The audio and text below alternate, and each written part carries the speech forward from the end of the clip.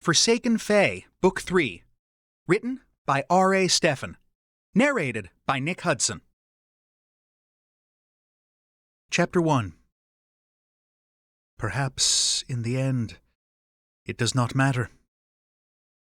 The quiet words, spoken against the side of Len's neck, broke the preternatural stillness inside the hollow tree trunk where he and Albigard were being held prisoner. Len's knees were screaming in protest after an hour or more spent awkwardly hunched around Albigard's trembling body. They'd been dumped here after their audience with the Fae Court had gone spectacularly wrong, culminating in Albigard lying to his father to prevent Len from being used as a hostage against him. Apparently, the Fae prohibition against intentionally misleading another was more than just some strange cultural code of conduct. When Oren had questioned him, Albigard insisted dismissively that Len was of no importance to him, and held no value beyond his potential utility in containing the wild hunt. The moment the lie had passed his lips, Albigard lost his magic, leaving him teetering on the verge of physical and emotional shock. He'd barely managed to hold himself together long enough for the guards to portal them back to this cell and restrain him against the wall with magical bonds. Len had managed to calm him down enough to pry out of him exactly what had happened. Since then, he'd been plastered to Albigard's side as tightly as he could manage, at a loss for what to do beyond holding him. A Fae who intentionally misleads another is no longer Fae, Albigard had told him ages ago when this mess had first started. Len had dismissed the words as some kind of stupid, old-fashioned proverb. And, hey, look where that had gotten him. Of course it matters, Len told him, refusing to move or let go, despite his imminent need for knee replacement surgery. I told you. We'll figure something out. The irony of spouting such blatant bull under the circumstances wasn't lost on him. For one thing, Len had absolutely no idea how to reverse the loss of a Fae's magic caused by lying. And for another, Albigard wasn't wrong. If he ended up being sacrificed to the hunt, whether or not he had magic when he died wouldn't make a whole lot of difference to the end result. Yet somehow saying, yeah, you're probably right about that, seemed like a dick move. Call it human cultural conditioning, but Len couldn't bring himself to do it. What did your dad mean when he said you were keeping pets again? He asked instead, because while that was probably a horrible choice of conversational gambit as well, it was still better than the alternative. Albigard sagged in Len's grip, as much as the invisible force pinning him to the wall allowed, anyway. Over the centuries, I have occasionally taken humans as vassals, for various reasons, he said. Yeah, Len replied. I'd kind of noticed. Fae held alarming amounts of power over human beings, simply by virtue of their magic. Human myths held repeated warnings against accepting gifts from the fair folk, and with good reason. As Len had learned firsthand, doing so gave the Fae in question a connection to your soul. Depending on their particular abilities, they could use that connection to track you or to draw power from you to bolster their own. Albigard already held such connections with both Zora Bright and Vonnie Morgan, the first a vampire who was currently deceased, and the second, a human with natural magic of her own. When Len had voluntarily accepted a gift from Albigard, it had been because that was the only way to power their escape from the wild hunt after they'd been cornered inside a dead pocket realm. To date, Albigard hadn't abused the bond, or given Len cause to regret the decision. Of course, that might have had something to do with the fact that Len was an untrained necromancer, and utilizing the animus that he attracted from the dying was physical agony for a Fae who normally depended on living things for power. But even so, I don't get the impression that collecting human vassals is all that unusual for your people, Len said. So that still doesn't really explain the pet remark. It is not unusual, no, Albigard agreed. However, I have generally resisted using those humans as mindless foot soldiers to increase my status and power on Earth. That part is, in fact, somewhat unusual. Len's stomach twisted as he took the words on board. He'd seen human military commanders grovel in front of unseelie operatives who secretly pulled the strings of power on Earth. He'd felt the pull of Fae influence on his own thoughts, even though his necromancy gave him a measure of resistance to Fae magic. "Oh," he said. "Right. So, apparently, Oren considered the fact that Albigard didn't make a habit of using controlled human slaves as literal or metaphorical cannon fodder to be a source of contempt. The level of hatred Len was coming to feel for Albigard's father probably should have alarmed him, since he wasn't normally a hateful kind of person.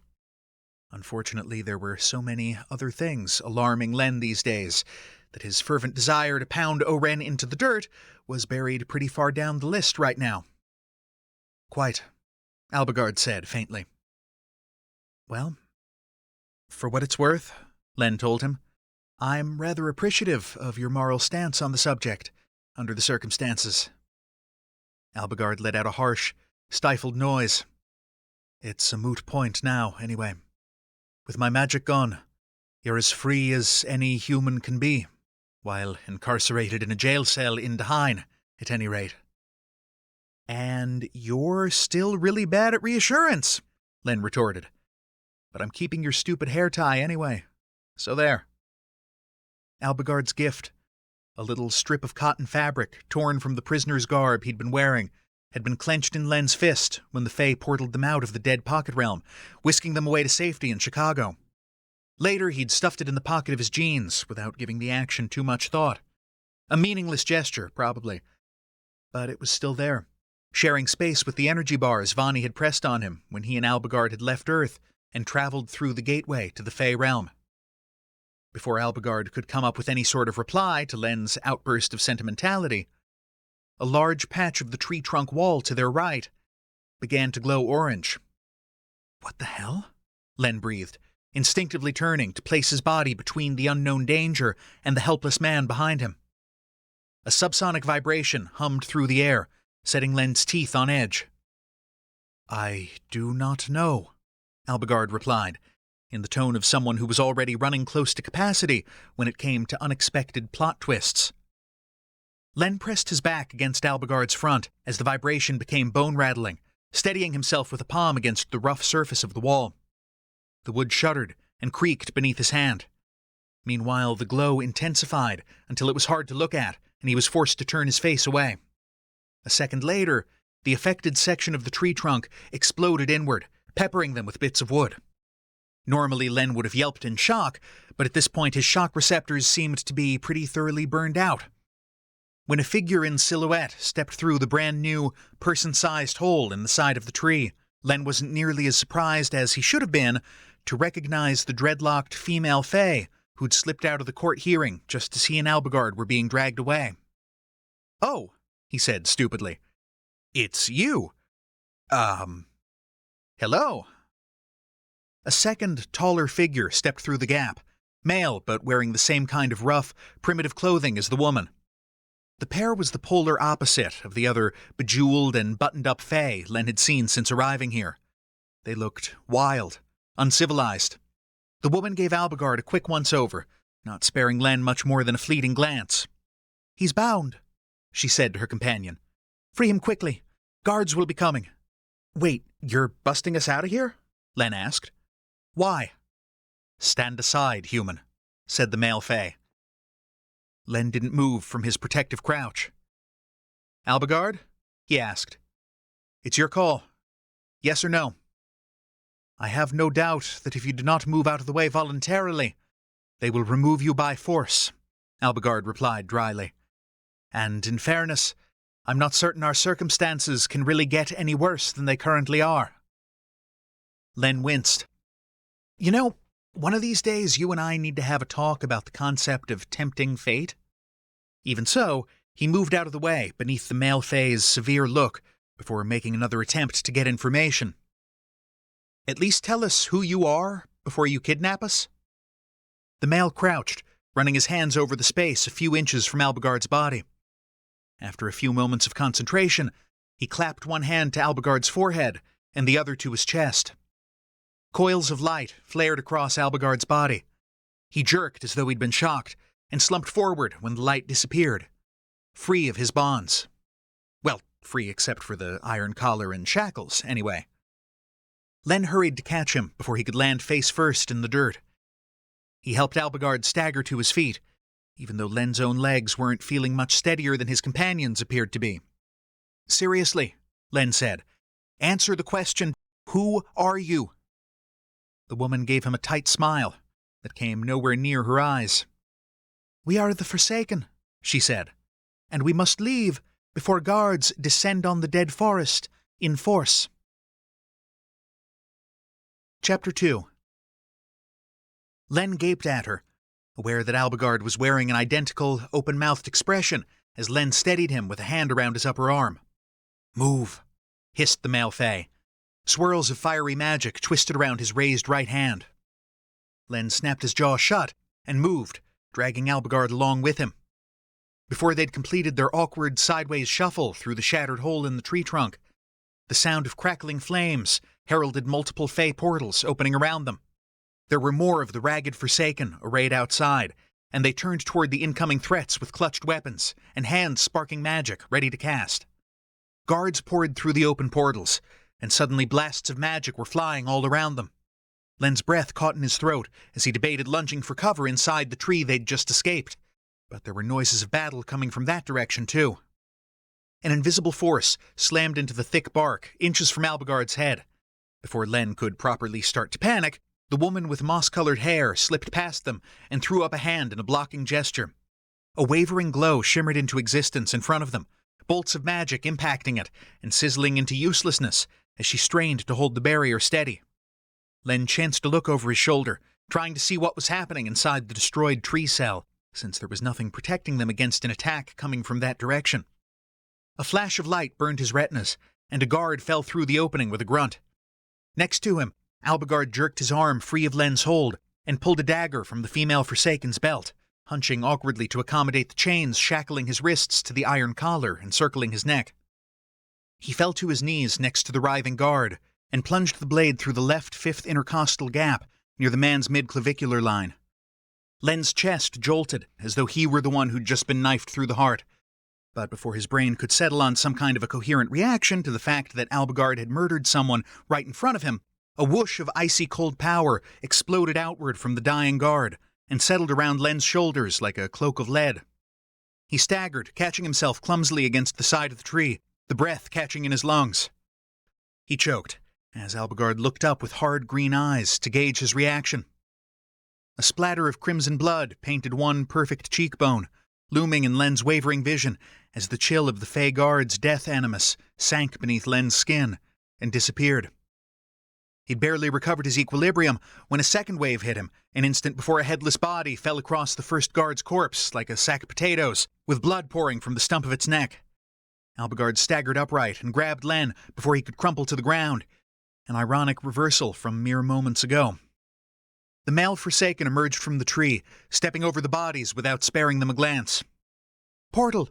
the female Forsaken snapped, bracing the magical barrier in front of them with both hands, as more attacks from the guards burst against it. The male Fae whistled sharply. In his peripheral vision, Len saw him make a curt gesture with one hand. A moment later, a portal flamed into existence, and he stepped through it. Albigard dragged Len through after him, the pair of them collapsing onto the vine-choked ground as soon as they reached the other side. The woman followed a moment later, still with her hands raised to hold the shield in place on the other side of the tunnel in reality. She let her arms fall to her sides as the portal snapped shut. Len lay in a tangle with Albigard and tried to breathe past the heavy block of ice crushing his chest. The seconds ticked by, and more portals opened in the overgrown clearing where they'd ended up. Wild Fae came through in ones and twos, some of them supporting injured comrades. "That's everyone," said the male Fae, who'd freed Albigard and presumably blown the head off a guard. "No sign of pursuit?" asked the female Fae, who'd held the shield for them. "Good. Let's get back to camp and figure our next steps." She cast another portal, and strong hands pulled Len and Albigard to their feet. After another moment of dizzying dislocation, Len found himself in a rocky landscape, overgrown with the ever-present massive flowering vines. The place seemed to be a narrow canyon between two cliff walls, with a fast-moving river tumbling along the middle. The shadowed entrances of caves, half hidden by vegetation, loomed on either side. And there were people here. Dozens of them, including children, all with the same ragged and unkempt look as their rescuers. Or were they kidnappers? At this point, Len was almost beyond caring. Thankfully, he was also starting to feel slightly less like he'd just inhaled an iceberg, though there was a definite buzz of energy surrounding him that was both similar to and different from the presence of his old, familiar specters. "This is your brain on dead Fae animus," a little voice in the back of his skull offered helpfully. He shook his head to dislodge it. Next to him, Albigard wasn't faring quite so well. He looked as though his burst of activity during the brief battle had drained whatever paltry reserves of strength he'd had left, and the Fae holding him by the arm might be the only thing keeping him upright. Len moved to take his other arm, somewhat reassured by the fact that the Forsaken who'd pulled him to his feet and dragged him through the portal let him go without a fuss. "We have injured," called the moss-haired woman, who seemed to be one of the leaders. Most of the activity in the camp had ceased upon their arrival, as all eyes focused on them. But at that prompting, several people hurried forward to assist with the wounded Forsaken, being supported by their comrades. When all of them had been led off toward the entrance to a cave, the man and woman who'd taken the lead during the battle turned to regard Albigard intently. "Are we your prisoners?" Albigard asked without preamble, his exhaustion clear in his voice. Len held his breath as he awaited the answer, since it was blatantly obvious that they were both outnumbered and outclassed by the group around them. If the Forsaken wished them ill, they were pretty much screwed. "That rather depends," said the woman. Her tone was pensive as she paced a circle around them, studying them with a direct green gaze. "On what?" Len pressed, when she didn't elaborate. "On whether your companion is willing to assist in rescuing Dhuinne from its imminent dissolution and destruction," she clarified. Len's gaze flew to Albigard as the sense of the words penetrated. "You're aware of the Wild Hunt's forays into the other realms, then?" Albigard said, sounding almost relieved. "And the state of the veil separating Dhuinne from the human world?" "Of course we are," snapped one of the male Forsaken who'd been supporting an injured comrade earlier. "Do you think we risked our lives to free you on a whim, Unseelie?" "That's enough, Ruvik," said the woman, before returning her attention to Albigard. "As my clansman says, we are indeed aware of the damage, probably in more detail than you are. However, that does not answer my question." Albigard's shoulders sagged. "The hunt is tracking me across realms. I am already resigned to my own death." Len's fingers tightened around his arm involuntarily. "But I have lacked any strategy that would give that death meaning by stopping the damage being done to Dhuinne and the other realms." The woman exchanged a long glance with her male counterpart and nodded. "A good answer. In which case you are our guests, rather than our prisoners." Len briefly considered feeling offended by the fact that his human opinion hadn't been consulted. Fortunately, or unfortunately, he didn't have the energy to spare for offense right now. "Great," he said, and gestured at Albigard's shackles. "In that case, can we please get this iron off him?" The male Fae gave the heavy chains an uncertain look. "We have a few blacksmithing tools." Len sighed. "If someone can find me a dagger with a narrow tip and a thin piece of metal like a pin or a length of wire, I'll pick the locks. Again. At least this time, no one would be blasting deadly magic at him while he worked, and Albigard was probably too wiped out right now to accidentally poke Len in the hip with his dick. "Doubtless you never foresaw this degree of demand for your lock-picking talent," Albigard murmured, though he still sounded utterly exhausted. "Nope," Len agreed, deadpan.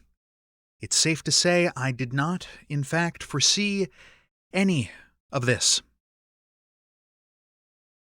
Chapter 3. Someone had already relieved Albigard of the dagger he'd taken from the female Fae during the fight, but within moments a teenage girl in a shapeless, thigh-length tunic approached and handed Len a small knife with a slender blade, along with a twisted bit of wire. Again, he was aware that he should probably be insulted by these people's complete dismissal of him as a threat, even while armed, But they could also blast his head off with magic if he tried to threaten them, so fair enough. "Go on, sit down before you fall down," Len said under his breath, nudging Albigard toward a conveniently flat rock that was only partly covered by vines. Albigard sat without comment, more proof, if any were needed, that he was running on fumes at this point in the proceedings. Len wanted to ask him about the dead guards. Specifically, he wanted to ask why their animus had hit him upside the head like a pair of frozen 2x4s. The most he'd ever felt before when someone died in his presence was a wispy breath of chill brushing his skin. He restrained himself, though, cognizant of the watchful audience of Forsaken surrounding them. "Hold still," he said instead, and set to work on the iron padlock securing the collar around Albigard's neck. It took 20 minutes or so to get all 3 of the locks picked, probably because Len's hands were shaking the whole time. Eventually, though, he removed the final shackle from Albigard's left wrist and tossed the chains aside. He'd expected some expression of relief as the iron fell away, but the Fae just continued to sit motionless on the rock, staring at nothing. The male Forsaken leader had been keeping a casual eye on Len's progress, but now that the job was done, he frowned. "Nesri?" he called in a foreboding tone, and the female leader turned to look at him. Then her attention moved to Albigard, and she frowned too. "Oh, I see. That's certainly a complication." With an unpleasant jolt, Len realized that in the absence of the iron shackles, the other Fae could now sense Albigard's lack of magic. The last hope he'd been holding out that Albigard had somehow been mistaken about what had happened to him drained away. Len rose cautiously, not sure what he thought he'd be able to do if the Forsaken suddenly turned on them, but feeling like he at least needed to be on his feet for whatever came next. "He sacrificed his magic to protect me," Len said, trying to put force behind the words as he met the woman's eyes. "You were there, in the courtroom. He was trying to keep me safe." For the first time, the moss-haired Fae seemed to look at him properly, rather than dismissing him as unimportant. Len imagined he could see calculations running behind her cool gaze. Then she turned her attention to Albigard again. "Well, Mab's tits! How are you even functioning right now, Unseelie?" she asked, only to shake her head briskly. Never mind. As I said before, this complicates matters, but perhaps it doesn't affect the ultimate goal so very much."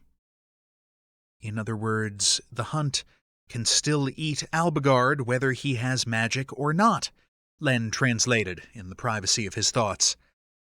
"Lovely." "Bring him inside," said the male leader, addressing Len directly. "He's not the first to show up here with his magic ripped out by the roots. We can at least help him rest easier." Len wavered for a moment, but the truth was if Albigard stayed where he was for much longer, he was going to end up passing out where he sat and tumbling straight off the rock he was perched on. There was some reassurance to be found in the fact that their rescuers didn't seem to be openly judgmental about Albigard's situation, and also that they'd apparently had some previous experience in dealing with it. He slung Albigard's arm across his shoulder and levered the Fae to his feet, only to hesitate. "Hang on. What if the hunt shows up while we're inside your cave?" he asked, suddenly unsure if this motley group had properly thought this plan through. "Your people could be in danger." "We can't control what the wild hunt decides to do," said the woman, Nesri. "Normally it would not be a concern, as it only attacks those it's been sent to execute. Whether that will still be the case is anyone's guess, now that it's had a taste of fresh blood in the other realms. Regardless, the sooner your companion recovers his strength, the sooner we'll be in a position to act." "Act? How?" Len wanted to ask. Albigard slumped against his side, and he swallowed the question in favor of tackling one step at a time. "If you say so. I think he's about to pass out on us, by the way. Where do you want him?" Nesri turned to the male leader. "Dhuinne, find him a sleeping place in the cave, and do what you can for him. Afterward, we need to have a meeting." Dhuinne nodded. "Agreed." He gestured for Len to follow, and led the way into one of the caves. Albigard's feet dragged, but he went where Len steered him. The natural cavern was much larger inside than Len would have guessed. It was lit by the flickering glow of several campfires, bounded by stone rings and spaced evenly around the area. The inescapable, out-of-control plant life had crept past the edges of the cave mouth to gain a foothold inside, though the vines showed definite evidence of having been recently hacked away. Dhuinne led them to a low pallet near the back. There were other similar pallets scattered around the cave, a few of them now occupied by Forsaken that Len recognized as having been among the injured from the earlier rescue operation. Poorly buried instincts made him itch to check on them and make sure they were getting competent medical care for their wounds in these primitive surroundings. Realistically, though, since they were Fae, Len gathered they'd heal up just fine without any help from him. More importantly, he was needed elsewhere. He helped Albigard onto the low pallet. The Fae curled onto his side in a fetal position, still in obvious agony after having his magic ripped from him. "Stand away," Dhuinne said, after giving Len an odd, sidelong look. Len stepped back with reluctance, folding his arms to keep from fidgeting, as the other man bent over Albigard, repeating the same odd procedure he'd done inside the tree cell before breaking Albigard's bonds. His hands hovered over the Fae's hunched body, sweeping over him in slow arcs without touching. The arcane process took considerably longer this time, but eventually Dhuinne placed one hand over Albigard's forehead and the other over his heart. Albigard arched and cried out, writhing as though trying to escape the contact. Len started to lunge forward, only to be brought up short by a slender hand holding him back with effortless, inhuman strength. "Wait," Nesri said.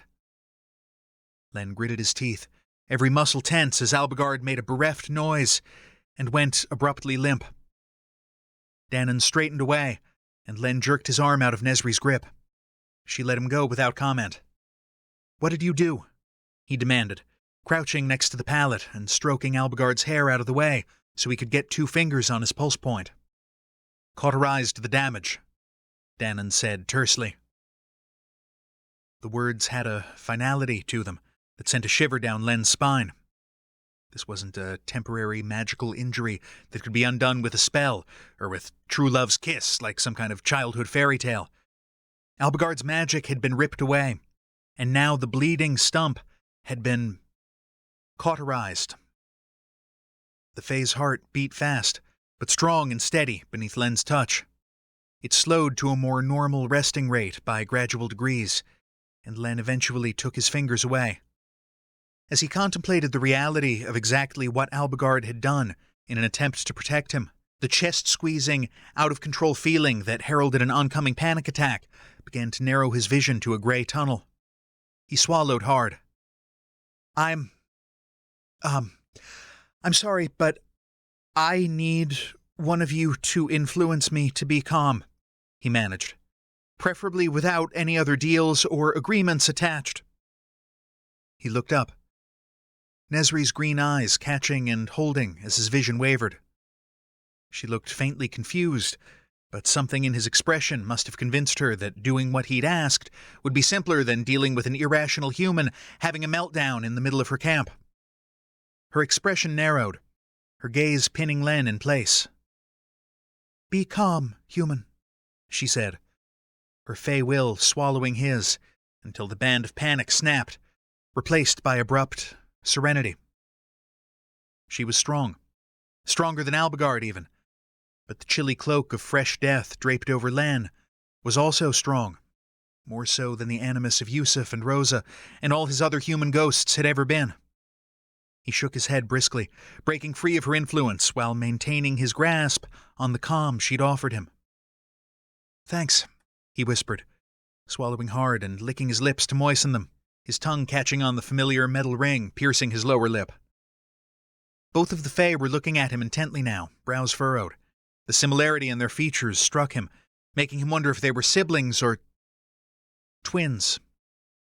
The realization struck him all at once.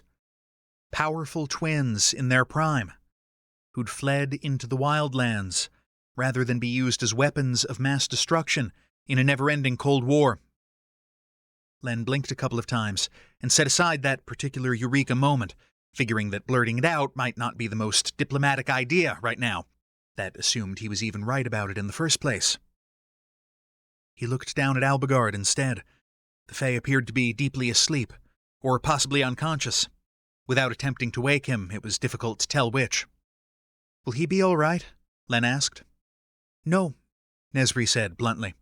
"But he will be better able to function after a few hours of rest." Len cursed himself silently for an idiot. Of course Albigard wasn't going to be all right. "I understand," he rasped. "You seem very protective of him," Nesri observed neutrally. Len glanced up at the pair of Fae flanking the pallet, but did not rise. Well, he doesn't really have anyone else left at this point. He drew a deep breath and plowed forward. "Look, I need to give you some information. It may be important for you to know, but before I do, I need your word that as long as we both agree to help against the hunt, you won't harm either of us because of what I'm about to tell you." Albigard stirred in his slumber, a wordless, unhappy murmur slipping past his lips. The two Forsaken shared another of those speaking looks, communicating without words. "As long as you agree to help us and do nothing to hurt anyone in the camp, no one here will harm you," Nesri said carefully. "As long as we do nothing to physically hurt anyone in the camp," Len insisted, painfully aware of the dangers inherent in bargaining with Fae. "Not hurt feelings or causing offense." Nesri raised a slanted eyebrow at him. "Agreed. You have our word as leaders on behalf of everyone here." "Okay." Len swallowed again. "First off, Albigard is my friend. We're close, even though he's Fae and I'm human." Ranz's ghost whispered across his memory. "That word you keep using, I don't think it means what you think it means." "How very odd," Nesri said. "Is it going to be an issue?" Len pressed. Dhuinne frowned. "Why would it be?" Some of the tension eased from Len's shoulders. "A number of Unseelie seem to think it's additional cause for contempt," he said. "That's all." Nesri shrugged. "A number of Unseelie are piss-addled idiots. Go on.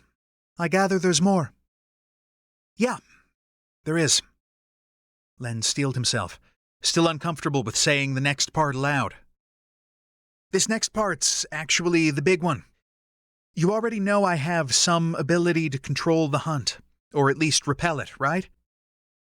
Well, that's because I'm a..." Albigard inhaled sharply, his eyes flying open. His hand darted out to grasp Len's wrist, the grip tight enough to be painful. "Don't," he hissed. "Necromancer," Len finished. Chapter 4. "Yes," Nesri said, still giving Len a rather odd look.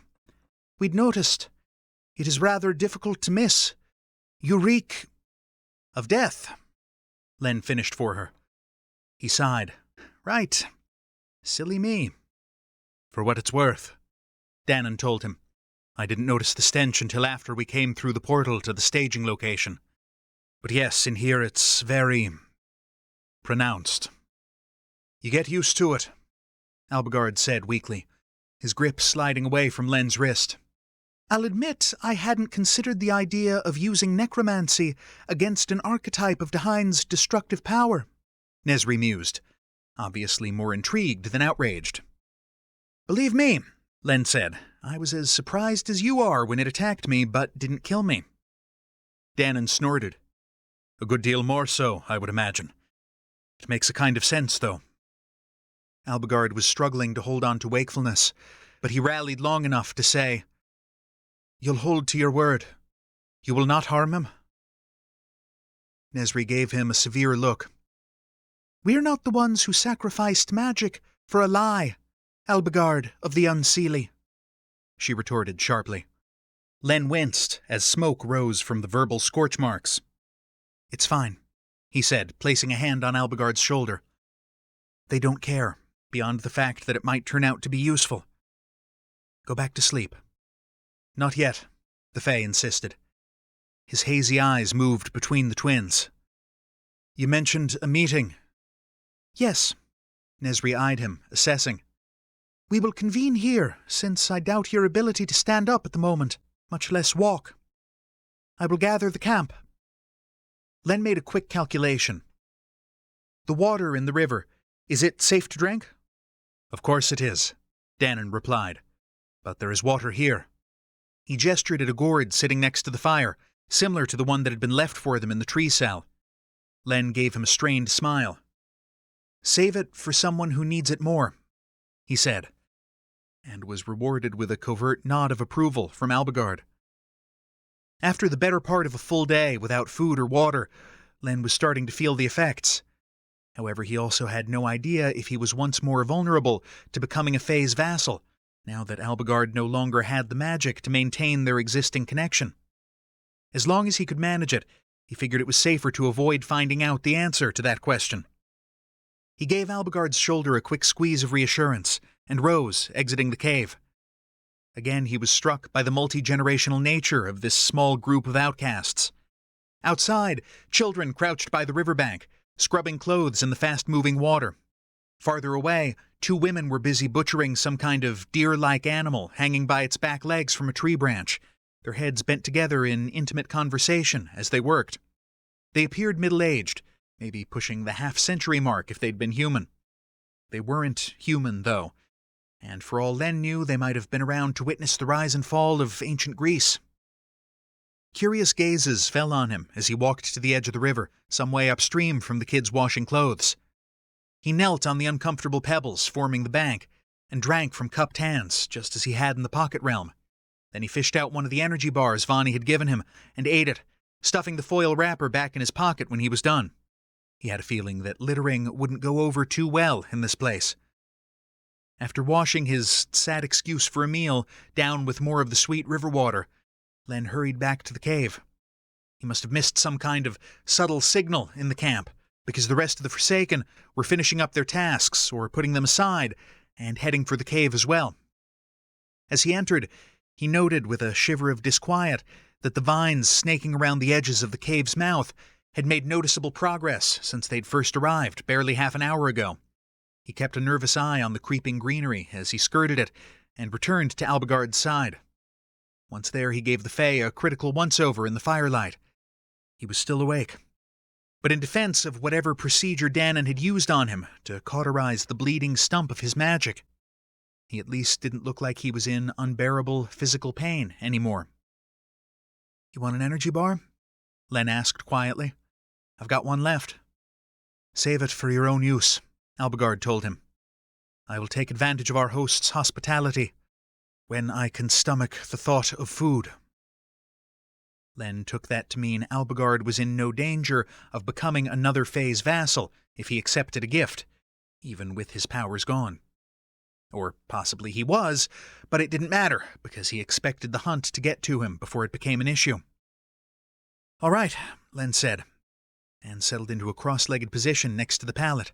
His hips and knees creaked in protest.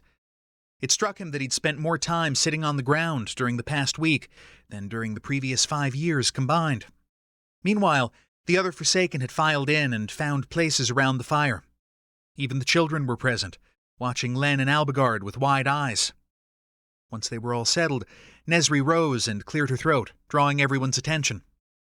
This human and this unseelie have agreed to help us in our attempts to heal Dhuinne, she said in a loud, clear voice. We will extend them our hospitality and protection in the meantime. A general murmur went through the small crowd. It sounded agreeable enough to Len's ear, and he relaxed a bit. Nesri's gaze fell on Albigard. We have maintained spies in the city for some time. The court is not unaware of the nature of the threat to our world, but they have chosen to do nothing in response to the oncoming catastrophe. Nothing constructive, at least. Arms crossed over his chest, Dhuinne was leaning against a jutting stalagmite, or stalactite, whichever one grew out of the floor, anyway, Len could never remember. That leaves us to deal with it, he said. The Forsaken have more of a connection with Mother Dhuinne than the Seelie or Unseelie ever had. We can see what's happening to our realm. See it, yes, Albigard said weakly. But do you have a plan to fix it?" "We do," Nesri replied.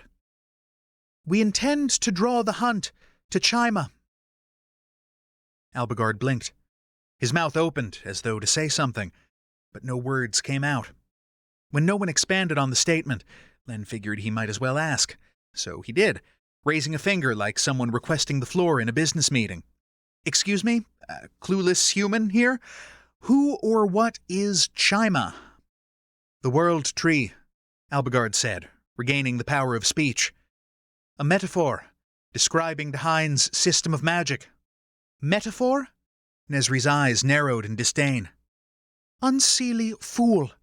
Chima is no story told to children to help them sleep at night. It is the beating heart of our realm." Seated on his borrowed cot, with his arms wrapped around his knees, Albigard still looked like a stiff breeze would blow him over. He didn't back down, though. "Indeed. Then pray tell me, where in the realm this beating heart might be found? Dhuinne is not so vast that it hasn't been thoroughly mapped, yet I cannot recall any maps showing a massive tree at the center, at least none that don't also have 'Here be dragons' inscribed around the edges." Len wasn't sure whether the return of Albigard's waspishness was something to feel relieved about or not. Judging by Nesri's expression, it was a good thing he'd extracted that promise about not hurting them just because they offended someone in the camp. She wasn't the only one looking scandalized either. It was Dhuinne who took up the defense. "The World Tree exists," he said. "It's protected, though. Only the She can penetrate Dhuinne's magic and approach it directly." That was enough to shut Albigard up. So Len gathered there must be something to Dhuinne's words. He remembered all the times the Catchi had brushed aside protective spells that were supposed to make something invisible. "I told you, youngling, your wards are nothing to me." "Okay," Len said slowly. "So we lure the wild hunt to this tree somehow. Then what happens exactly?" Nesri's sharp gaze fell on him. "The branches and leaves of Chima represent Dhuinne's life magic, the magic of the Seelie. The trunk represents neutral magic, the magic of the She. The roots are elemental magic, destructive magic, breaking down soil and water to feed everything above. Unseelie magic."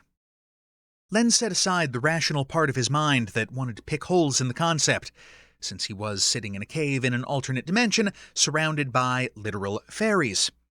Instead, he went with it, talking out the concept even as he let it sink into his brain. "So, right now the leaves and branches are growing out of control, while the roots are sick?" he hazarded. "Too much life magic, not enough elemental magic?" Nesri gave him an approving nod. "Exactly. Congratulations, human! You have grasped a concept that seems to be utterly beyond the mental capacity of Dhuinne's rulers." Something about the idea tickled the edges of Len's awareness, but when he tried to focus on it, it slipped away. "Again, though," he said, "if you lure the hunt to this magic tree, how does that help?" A white-haired woman with deep wrinkles carving her face spoke up. "The wild hunt and Chima's roots are both forces of destructive magic. If the hunt can be drawn into the caverns below the tree, it's possible it will become trapped by the roots and be reabsorbed into Dhuinne's heart, rebalancing what has become unbalanced." Len tried to wrap his brain around that. "You think the tree will suck up the hunt's destructive power like fertilizer and send it up to the leaves and branches to even out the life magic that's been growing out of control?" "Something like that," Nesri said, like a teacher congratulating a young child who'd very nearly succeeded in grasping an advanced concept. Len looked to Albigard. "Could that work?" Albigard opened his mouth and closed it again. A look of faint bewilderment slid across his pale, finely sculpted features. "If one accepts the underlying premise of the world tree's physical existence, it is not outside the bounds of possibility, he said, after a long pause. Again, something niggled at the back of Len's mind. Can I ask, did this imbalance in Dhuinne start before or after the hunt went feral? He was fairly sure he already knew the answer, but Dhuinne confirmed it. Before. But if the hunt is growing larger and stronger, its darkness may be enough to balance things out once it's been absorbed by Chima. Again, Len had the sense of something important hovering just out of his mental reach. He refocused on the here and now, figuring it would come to him eventually, if it was going to come to him at all. Right. And you're hoping to convince the hunt to come to this underground cavern by using Albigard as bait? Yes. Nesri finished for him, not sugarcoating it. And, as he has already acknowledged, it is very likely that he will die during the attempt. If people kept randomly dumping Albigard's approaching death at Len's feet enough times, would the idea eventually stop making his stomach twist and cramp? For his part, Albigard seemed utterly fatalistic when it came to the danger. Very well. In the absence of proof, I remain skeptical of the existence of Chima as a real place. However, if one makes that logical leap, the underlying theory has some merit, in which case the question becomes one of finding a she to act as a guide for us. The Kushi won't help, Dhuinne said with finality. They've spent too long as the court's lapdogs. We need the Catchy, Len said, thinking of the diminutive Fae who'd helped them so many times already. Yes, Nesri agreed. There is, however, a problem. When isn't there? Len thought. What problem is that? He asked, resigned.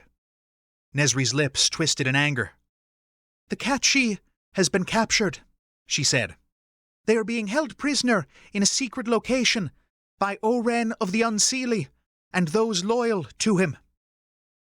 Albigard's eyes slid closed, his chin dipping to his chest, as the words hit home. Chapter 5. Len groaned. Please tell me you're joking.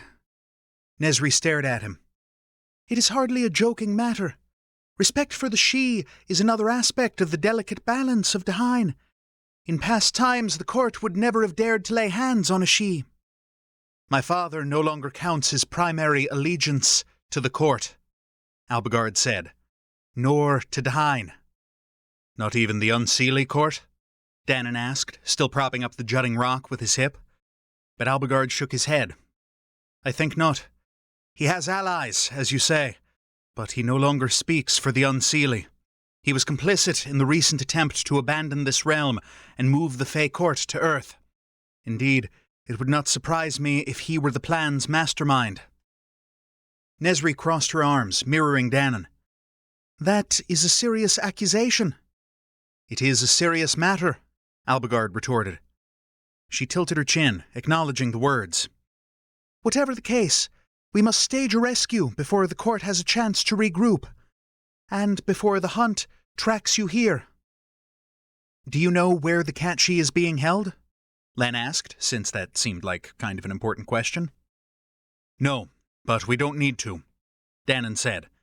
You've had contact with the she recently. Their etheric fingerprints are all over that one. He gestured at Albigard. They offered their power to bolster my own, so I could escape capture on Earth, Albigard said, sounding faintly ill.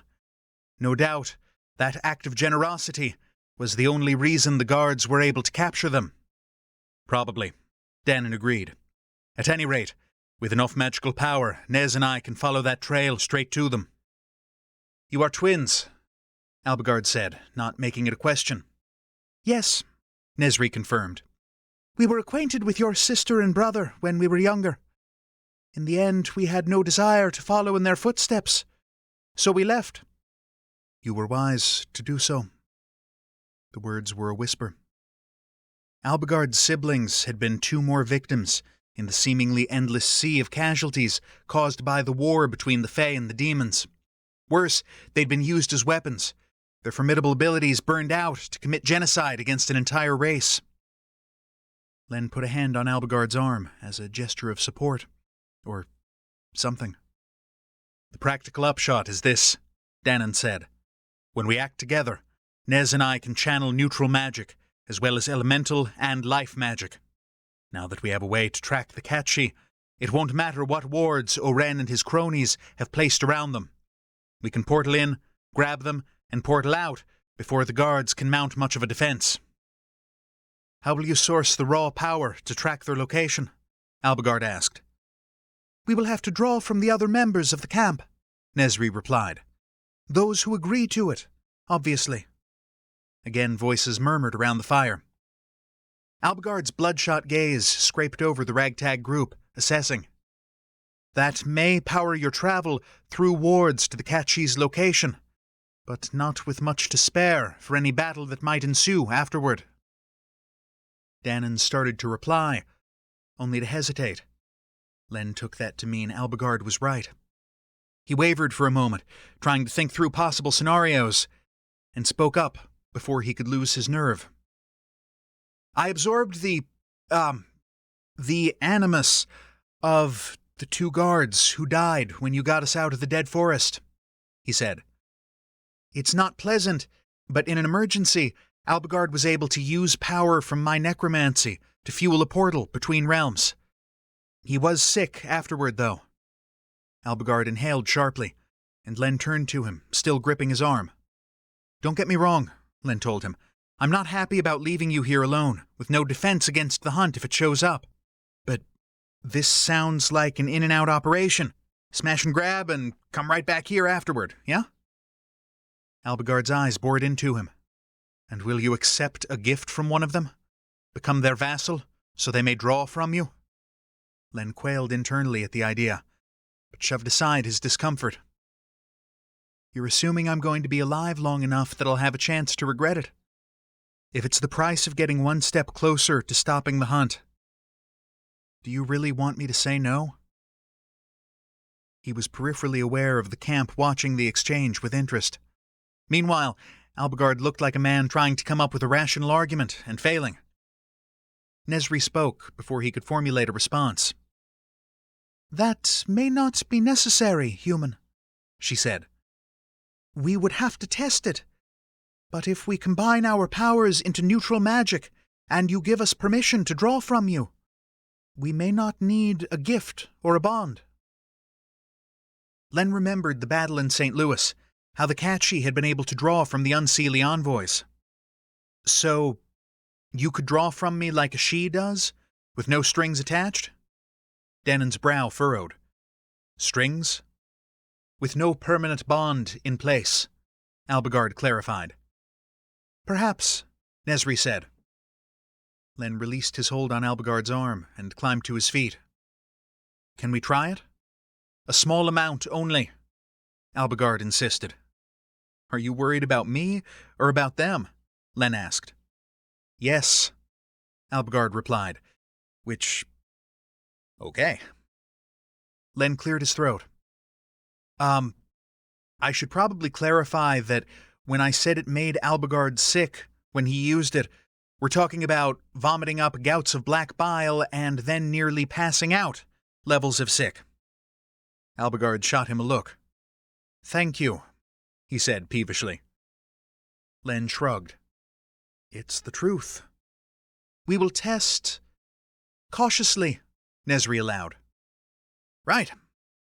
Len shook out his arms, not exactly sure what to expect. "I just need to give you permission to draw power from me?" Nesri and Dhuinne exchanged a look. "Permission for the purpose of..." Albigard interjected pointedly, still looking less than pleased by the whole thing. Abruptly, Len remembered that he was making a deal with Fae, even if they were, hippie Fae. That is, "I give you permission to draw power from me for the purpose of this test, and if the test works, for the purpose of finding the Catchy retrieving them and getting back here safely, after which I rescind that permission and would require it to be renegotiated if it became necessary again in the future. Jesus, it was like the most convoluted kink negotiation Len had ever conducted before a bondage scene, and then some. "We agree to your restrictions," Nesri replied. "We will test the concept now." He watched nervously as the twins locked eyes once more.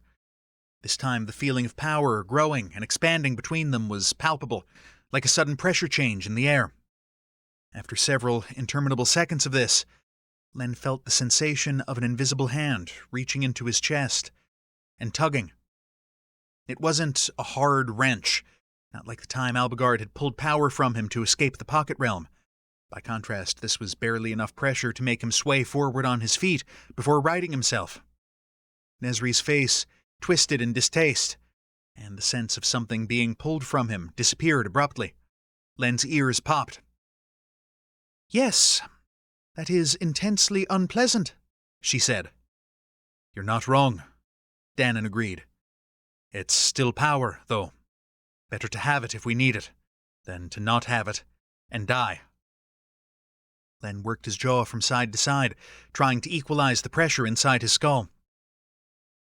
"I guess since the guards are already dead, they might as well be useful," he managed, still deeply uncomfortable with the idea of using the deceased as batteries. Albigard looked up at him. "I don't like this," he said, the straightforward declaration taking Len by surprise. He inhaled, choosing his words carefully. "Well, like I said, I'm not too thrilled about leaving you here defenseless either. But we can't move forward with the rest of the plan until we get the Catchy back. If my going along with them increases the odds of success, I think we need to do it." The Fae gave a small, resigned nod. "I won't argue the fact that it's the best path to success. I merely state that I do not like it." The mushy, emotional feeling flooding Len's chest wasn't super useful under the current circumstances, but even so, he couldn't seem to stem it. "We'll be quick. In and out, then right back here. Just try not to get your soul eaten before then, okay? It would hardly help matters if I allowed myself to be consumed before you return with the she," Albigard told him. Len nodded. "Damn straight." He returned his attention to the twins. "So, are we going right away, or what?" Dhuinne gestured to a couple of the camp members, who rose and headed deeper into the cave. "Waiting gains us nothing, and could cost us much if the hunt is close," Nesri said. The two Fae who'd left returned bearing weapons, swords and daggers in leather sheaths, a brutal-looking axe. The twins took the weapons and fastened them to their belts. "We will still need to draw from the camp to power a portal leading to the Catchy," Nesri told the assembled crowd. "If we are forced to use the necromancer's energy, it seems likely the effects will become debilitating shortly afterward. We'll hold his power in reserve to aid in our escape, should it become necessary." Dhuinne raised an eyebrow at Len. "Yes, quite so. Vomiting black bile, you said?" "Seriously," Len confirmed. "It was like some next-level exorcist shit. 0 out of 10, would not recommend to others." Albigard shot him another unamused look. "Enough talking. Let us depart," Nesri said, double-checking her weapons. "Dhuinne will lead the way. Necromancer, you will come through last. Stay behind me, and as soon as we free the Catchy and open an escape portal, use it. We will follow." Albigard's expression remained stoic but pale. He had the air of someone who really wanted to raise an objection, but was restraining himself from doing so. "Hey, don't worry, all right? We'll be back before you know it," Len told him, and hoped he wasn't lying. Dhuinne addressed the camp again. "Everyone who's willing to do so, please make your power available to us now." His eyes flicked to Len. "Guess I don't really have to say this, but there's no knowing what's likely to be on the other end of this portal. As long as the Catchy's there, Len said. "That's all that matters." The Forsaken warrior nodded. He closed his eyes, and Nesri did the same. They turned toward an empty part of the cave, and the sense of power growing in the air pushed at Len's eardrums again, far stronger this time. He squared his shoulders, meeting Albigard's green eyes for a final quick glance, as a swirling vortex formed in front of the twins. The center darkened, becoming murky. Half-seen images flitted across the space, shifting and changing like blowing sand. A forest, a river, a field of grass. A massive ruin, like an ancient church, left fall into decay as it was absorbed back into nature. The view narrowed, rushing toward the collapsed walls and tilted towers. Len had a stomach-swooping sense of the view plunging down, like cresting the top of a roller coaster. Abruptly, the vortex went black as pitch. "Be ready," Nesri said. And Len realized with a jolt that he wasn't ready. He wasn't ready for any of this. What the hell had he even been thinking? The edges of the vortex burst into flame, becoming a portal. "Now!" Dhuinne barked, and leapt through the burning oval. Nesri followed, hands raised, ready to cast magic in attack or defense. Len sucked in a sharp breath and lunged after her, emerging into blackness so complete the crackling orange glow of the portal didn't even make a dent in the murk. It snapped shut an instant after he was clear of it, and Len couldn't have seen his hand in front of his face if he'd used it to slap himself. He didn't dare move, didn't dare call out for fear of alerting guards, or worse. The place stank of mildew and rot. Before he could properly begin to panic, one of the Fae twins cast a glowing ball of light. It rose above their heads, but even magical light struggled to cut through the heavy blanket of darkness. A second sparkling ball joined the first, adding enough illumination to properly see their surroundings, which appeared to be an ancient, underground vault. The walls were rough-cut stone, slimy with age and damp. The floor was dirt. Or maybe it had once been stone as well, but it had long since been reclaimed by the creeping earth. Aside from sickly blooms of fungi clinging to the crumbling walls, the place was free of Dhuinne's rampaging plant life. Maybe that wasn't surprising, since it lacked even the barest hint of light. Nesri and Dhuinne stood ready for anything that might come their way, as they looked around the echoing space. Dhuinne froze and caught his breath. "There," he said, and started toward the far end of the vault, still cloaked in darkness to Len's human eyes. The glowing orbs floated in that direction as well, spreading their pool of light until it slid over a raised plinth like a pagan altar. The two Fae hurried forward, Len following a couple of steps behind, as he'd been told. When he got close enough to make sense of the dark lump of a shape lying on the plinth, he inhaled sharply, fear and anger slamming into him in a tangled mass. A battered black cat lay unmoving on its side, one ear tattered and chunks of fur missing from its body. Around its neck, a thin iron collar circled bare, blistered skin, a chain running from the restraint to a heavy bolt driven into the stone. Chapter 6. Len twitched, barely able to stop himself from lunging toward the unmoving cat. He burned with the need to check for a pulse, for breathing, any sign of life. Before he could decide whether to push past the twins and take his chances, a low growl rumbled around the stinking space, raising the hairs on the back of Len's neck.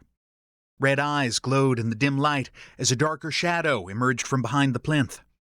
The outline was vaguely familiar, and it made Len's right hand itch for a canister of pepper spray. "Kushi!" Nesri said, voice tight. She and Dhuinne both dropped into fighting stances, leaving Len to wonder why one of the dog-like she was being used as a guard for the cat she. Shouldn't they be on the same side? "Are we sure the Kushi isn't a prisoner here too?" Len asked, backing up a few steps so he wasn't crowding Nesri in case they needed to fight. The hellhound sprang for Dhuinne, who darted sideways with a cry and slashed at it with his sword. "Okay, guess not," Len muttered, as his heart thundered in his throat. Nesri flung a blast of crackling magic at the beast, but it seemed to slide off the hound's matte black hide without doing damage. Len inched backward until his shoulders met the slimy, mold-covered wall as the fight exploded into the open space in front of the stone altar.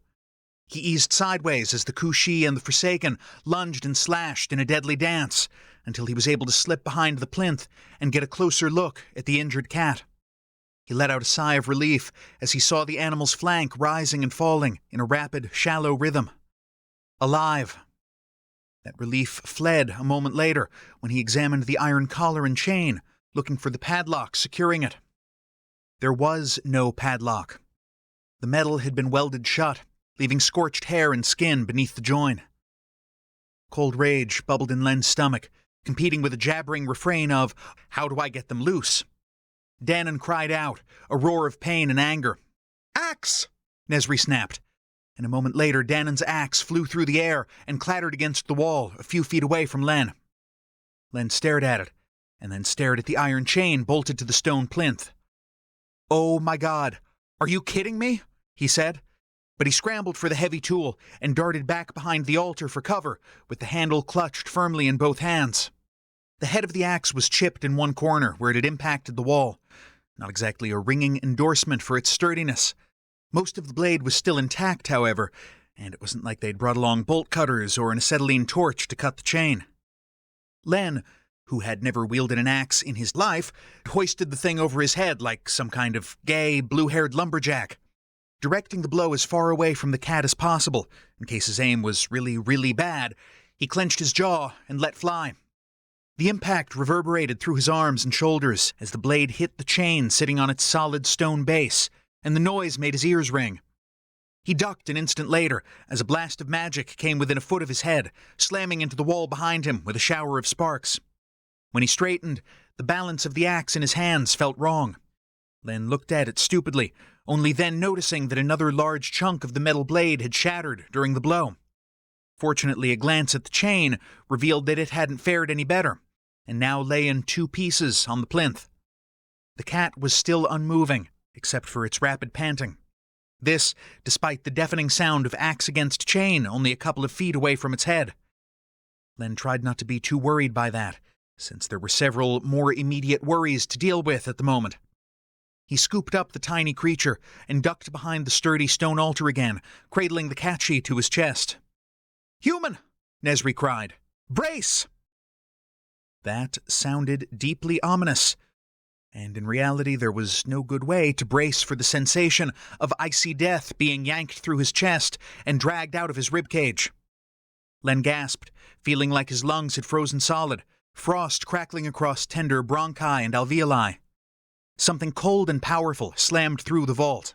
The Kushi yipped in pain, and 2 seconds later, a strong hand pulled Len unceremoniously to his feet. His arms tightened around the cat, desperate not to lose his grip on the small creature as his body fought for air. The vault had fallen into darkness again, the glowing orbs extinguished by the freezing blast of death magic. When an oval bound by icy blue flame hissed into existence in front of him, the sudden brightness of it hurt his eyes. He flinched, but the hand wrapped around his bicep tossed him through the portal without ceremony. Len fell to his knees in the cave, surrounded by Forsaken, who exclaimed in surprise and started toward him, alarmed by his appearance, or maybe alarmed by the injured cat's appearance.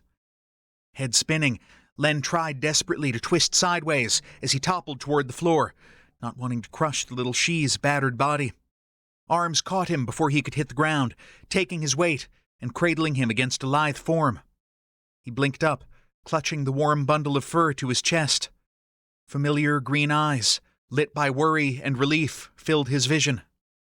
"You did it," Albigard breathed, even as 2 more figures tumbled out of the blue-ringed portal, crashing to the ground nearby.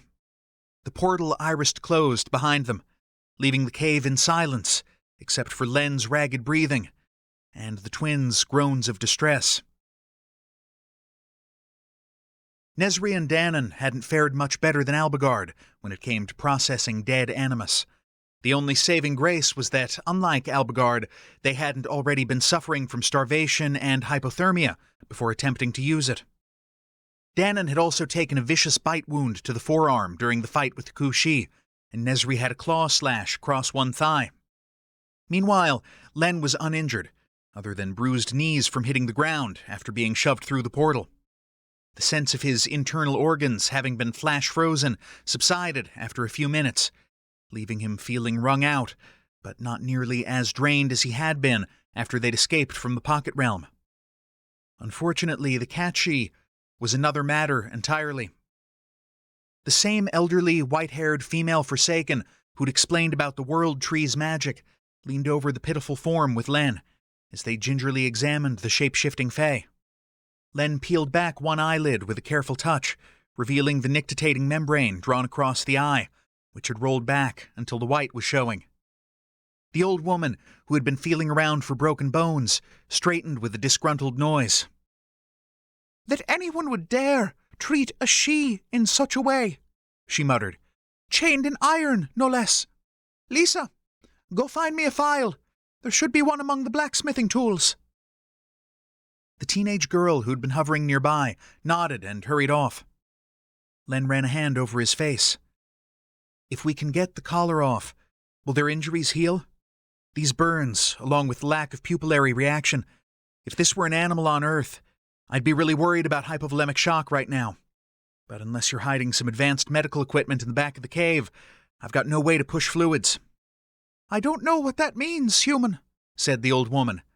"But as long as the she was not attacked magically as well as physically, they should recover with a few hours' rest. And once they do, I would not want to be the person who did this to them." For the dozenth time since he'd first met a Fae, Len forcibly readjusted his worldview to, this is fine. These horrific injuries just need a nice afternoon nap to heal. He should know better by now, he supposed, even if the reality went against a lifetime of earthbound medical knowledge. Lisa returned with a rough metal file and started patiently sawing away at the collar under the white-haired woman's supervision. Len waited and watched until the iron circlet had been safely removed and the cat arranged comfortably in a nest of blankets near one of the fires. Albigard had returned to his borrowed pallet earlier, since he had little to offer the catchy in the absence of his magic. He looked up as Len approached. "How are they?" "Burned," Len said, lowering himself to sit next to the Fae. "Battered. Unconscious. Not collared with iron anymore, at least." "What about the twins?" "Resting," Albigard told him. He nodded. "You should take a page out of their book. We're not going anywhere until the catchy has recovered, and you still look like hell." Albigard raised an eyebrow. "Do try not to be deliberately insulting." It wasn't so much the observation that he looked terrible, Len knew, as the invocation of the demon realm that had offended him. "For humans, it's only a saying," he reminded the Fae patiently. "Okay, fine. You still look like shit. Is that better?" "Arguably," Albigard replied. "What about you? Are you well?" Len tried to decide how to frame his answer. "I guess so. Honestly, I'm not sure what measuring stick I'm supposed to use under these circumstances.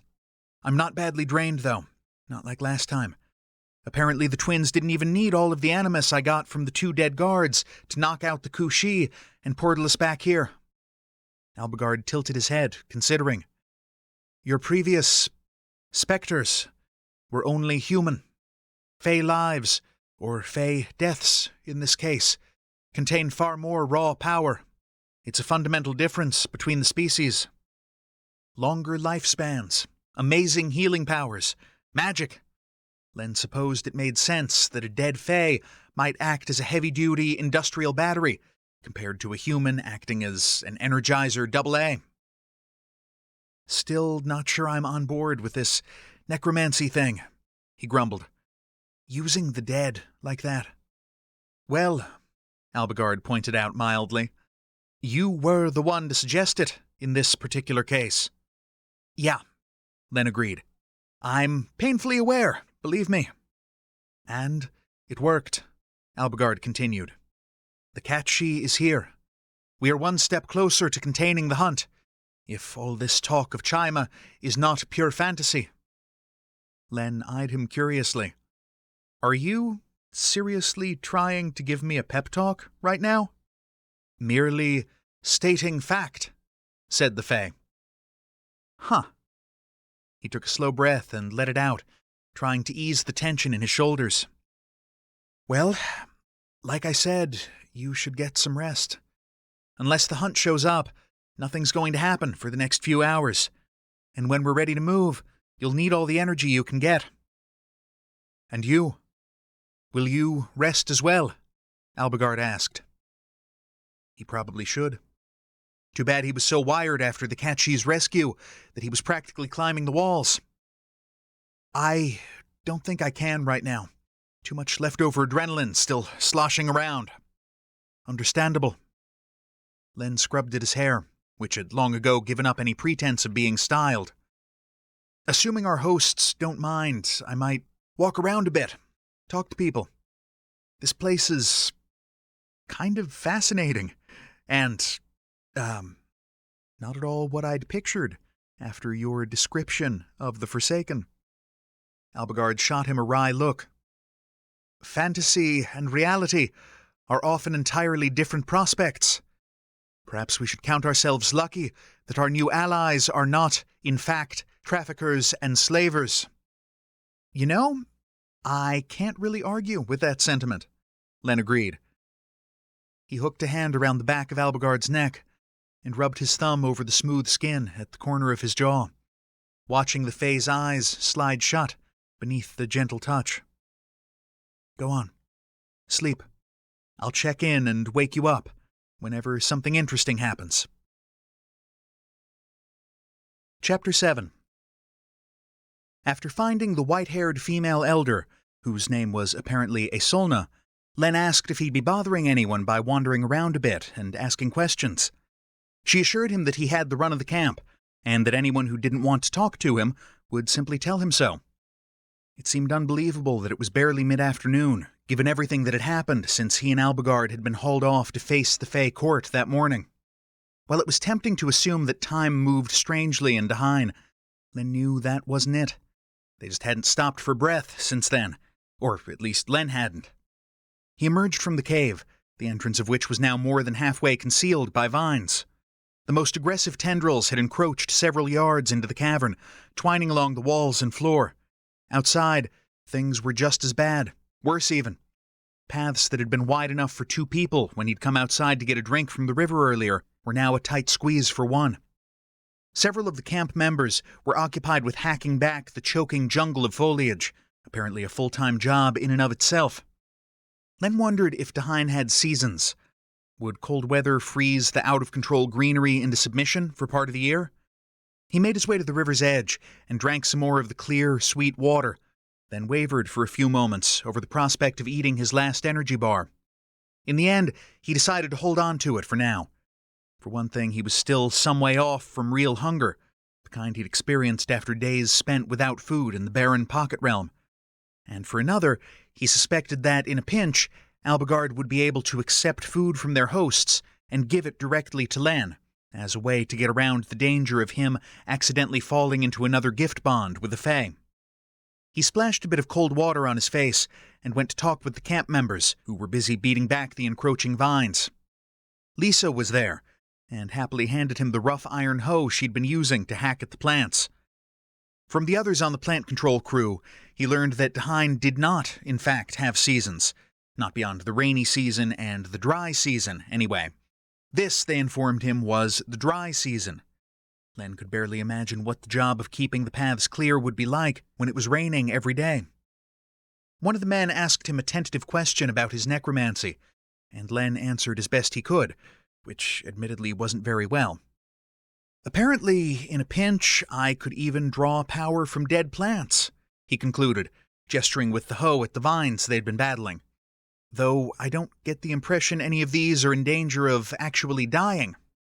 Indeed, many of the dismembered plants were already sending out tentative new shoots into the pathway. As an experiment, they dug up one of the vines by the roots, and Lisa set it on fire with a gesture of one hand and an expression of deep concentration. Len closed his eyes, and he thought he felt a hint of a cool, ineffable breeze caress his face. "Did it work?" Lisa asked, bright-eyed and curious. Len opened his eyes again. "I think so. I felt something, but it was faint. Still, I'd much rather get energy from dying plants than from dying animals or people." The man who'd asked about Len's powers tilted his head, considering. "You a vegetarian, then?" "Well, no," Len said. The male Fae shrugged. "Then you're already getting energy from dying animals. And if you're going to hunt or butcher an animal anyway, isn't it best to use everything you can? It's just wasteful otherwise, if you ask me." Len blinked, not able to come up with a decent argument against that. At least not beyond, "You're probably right, but it still creeps me the hell out." "I guess there's something to that. Yeah," he acknowledged. They finished clearing the path, and Lisa dragged Len away for a proper tour of the area of the river basin that the Forsaken had claimed as their own. She rattled off details about the way the protective wards were set up, obviously fascinated by magic and the theory behind it. Most of it meant very little to Len with his prosaic human background, but he could still appreciate her enthusiasm for the subject. She showed him the smithy where they made their crude iron tools, and the cave where they stored preserved food. They stopped and chatted with other people along the way, most of whom were happy to take a break from their work for a few minutes. Len wanted to ask them why they'd joined the Forsaken camp, whether they were criminals or political dissenters or conscientious objectors or what. It seemed rude, though, so he didn't. As they were heading up a steep trail toward what Lisa insisted was the highlight of the tour, she turned to look at him. "Your friend seems really sad," she said out of the blue. Len nearly tripped over a rock, taken by surprise at the observation. He cleared his throat. Yeah, he's completely miserable. His father hates him, he's lost his magic, 2 of his closest friends are dead, and he's probably going to die trying to help capture the wild hunt. Honestly, I'm surprised he's coping as well as he is." It was a lot to dump on a teenager, but she and the other children had been present during the strategy meeting, right along with the rest of the group. Len got the impression that they didn't coddle their kids here. She pondered that for a few moments, making her way slowly up the path. "I think it's good that he's got you, so at least he's not all alone," she said eventually. And then, "Is it strange, being a human?" That startled a snort from him. "Strange? Why do you ask? Is it strange being a Fae?" She shot him a sheepish smile. "Sorry, I guess that was a stupid question, huh?" "No," Len said. "Not really. I'm kind of a strange human, to be honest, even back home. And being a human in Dhuinne is definitely weird." Her smile broadened. "How do you get your hair that color? I've never seen blue before, only green and brown from plant dyes. It's pretty." "It's just a different kind of dye," he told her. "You can get all sorts of different colors on Earth. Afraid I don't know what's in it, though." At that, she gave him an exaggerated frown. "You put dye on your head without knowing what's in it?" He chuckled in spite of himself. "Well, in my defense, someone else is supposed to test it first to make sure it's safe." She weighed that. "And I guess since you're here trying to lure the wild hunt into a trap, it's pretty far down the list of things that are likely to kill you," she suggested.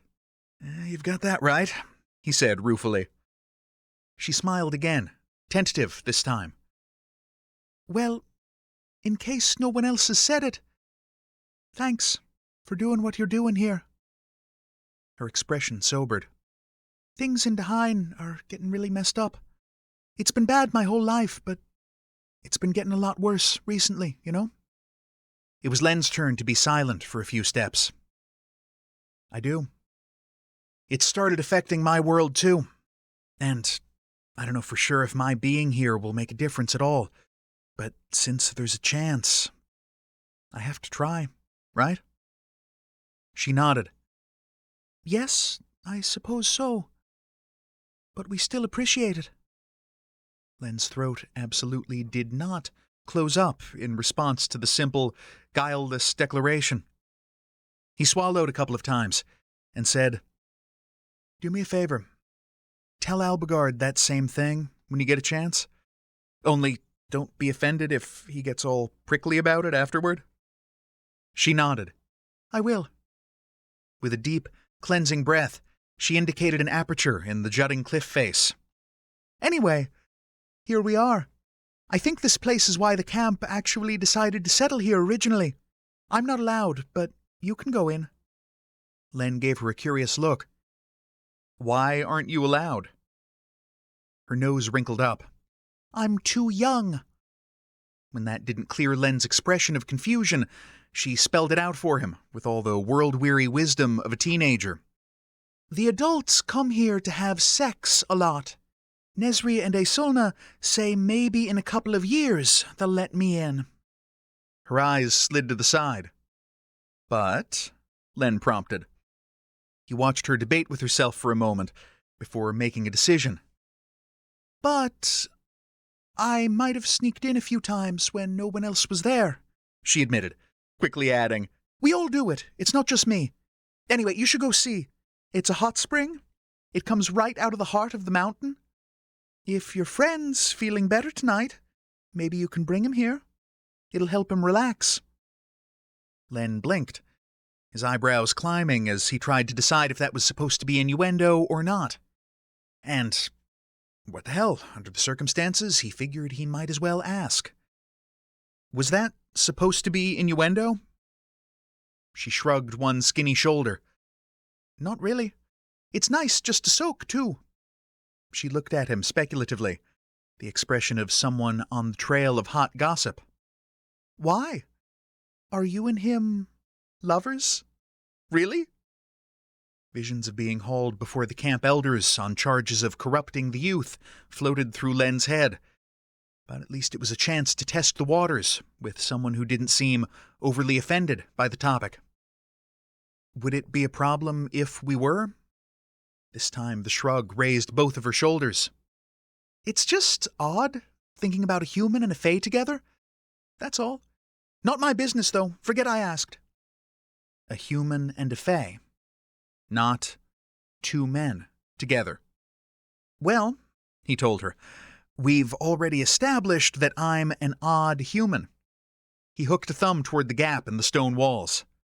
"It sounds really nice. I'll go check it out. Thanks for giving me the tour. And for being the nicest fae I've met to date." She chuckled. "What, even nicer than your friend?"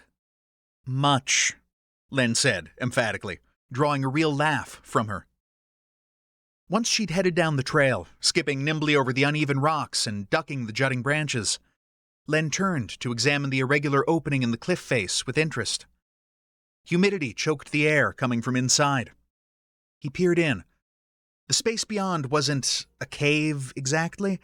Light filtered down through gaps in the stone arches and columns that enclosed the rocky, steaming pools of cloudy water. Less of an attempt had been made here to beat back the ever-present tropical vines, and the heavy scent of flowers perfumed the air. The topography of the rugged mountainside diverted the water from the hot spring into several pools of varying sizes, those higher up spilling over to fill those further down the slope. A handful of fae lounged in the pools, alone or in pairs. Some of them looked up as he passed through the entrance. Hi. Am I intruding?" he asked cautiously. Two of the women had been pressed together intimately when he entered, nuzzling each other's faces. They turned, and Len recognized the pair that had been butchering the deer earlier. "Come in as you like," said the one who'd been straddling her companion's lap in the water. "Or don't. It's nothing to us, human." The words were brusque, but not delivered in anger. The speaker returned to her exploration of her companion's lips without waiting for an answer. With that indifferent offer of permission extended, Len walked farther into the fantastical space, picking his way along a path that seemed to have been smoothed by fae hands, with the rough rocks carved into steps leading to the higher pools. He looked around with something like awe, taking in the play of light and shadow through the steam, the green and blue and violet of the flowering vines. It was, in a word, magical. The fairy realm, laid bare beneath the eyes of a human. He made his way to a vantage point with a flat rock that hadn't been completely choked by plant life, and sat, taking it all in. Thick moss clung to the stone, cushioning it, the same blue-green as the stuff that had been growing on the floor of the court building like a carpet. True to the female Fae's word, none of the others seemed to pay his presence here much mind. Len stayed and listened to the burble and splash of water against stone, letting the serene surroundings leach some of his cares away, at least for a time. Other members of the camp came and went, as the angle of the light filtering into the grotto tilted into deepening shadow. Some of the bathers chatted in low voices, and at one point the sound of female pleasure crested and ebbed. He let it all wash over him, watching in wonder as little glowing lights flickered into existence one by one in the deepening dark, like fireflies hovering among the green leaves, but bright enough to illuminate the area as the sun went down. The pools themselves also seemed to emit a soft glow, as though lit from within. Reluctantly, Len rose and picked his way down the path. Though he would have liked to stay longer, he was unwilling to risk the trail leading down the mountain in full darkness. It was also past time to check on things back at the cave. He was most of the way down when a familiar figure jogged toward him. Lisa slowed when she recognized him. Her grin was a slash of white teeth in the deepening dusk. "The Catchy is awake! You should go back to the cave! There's going to be another meeting!" she exclaimed breathlessly, pushing past him to continue up the trail, presumably to inform the bathers of the same thing. Chapter 8. Len resisted the urge to hurry, not willing to risk a fall and a broken leg on the rocky path. When he finally reached the cave, it was to find most of the camp already assembled. He skirted the edges of the group, looking for Albigard. It was a testament to how badly Albigard had needed rest that he was still sprawled on his pallet, fast asleep, and oblivious to the murmurs of excitement building around him. Len crouched and placed a hand on the Fae's shoulder. For an instant he flashed back to the moment in the pocket realm where Albigard had awakened explosively, hurling magic before he was even properly aware of his surroundings. Hard on the heels of that came the realization that Albigard wouldn't be hurling magic at Len or anyone else. Not ever again. The Fae blinked awake, disoriented for a moment before his gaze sharpened. "The Catchy?" he asked hoarsely. "Conscious, apparently," Len told him. "The camp is gathering." Albigard rolled into a sitting position, looking markedly stronger than he had earlier. Len rose, scanning the crowd by firelight, until his eyes landed on a familiar, pixie-like figure seated on a pile of blankets. The Catchy, now in humanoid form, was deep in conversation with Isolna, sipping steaming liquid from a cup. Nesri approached Albigard's pallet. Her skin was still pale after her adventure with necromancy earlier, and the dark circles under her eyes looked like bruises. "You're both here. Good. We must discuss our plan with the Catchy, now that they appear to be somewhat recovered." The female twin's voice betrayed nothing of whatever weakness still plagued her. Dhuinne, meanwhile, was making his way toward the Sidhe, looking every bit as pasty-faced as his sister. Len met Albigard's eyes and extended a hand to him, hoisting the Fae to his feet when he accepted it. They followed Nesri toward the little group, where someone handed Albigard a cup of whatever steaming stuff the Sidhe was drinking. He accepted it with a nod of thanks and sipped. The Catchy looked up as Len and Albigard arrived, a combination of relief and disquiet lighting their expressive eyes. "You're safe. Good." Scabs and bruising darkened one side of the Sidhe's face, and livid red marks ringed their neck. The cartilage of one delicately pointed ear was torn. The injuries appeared several days old, however, already half-healed. Len knew that in another day or two, no physical evidence of the abuse would remain.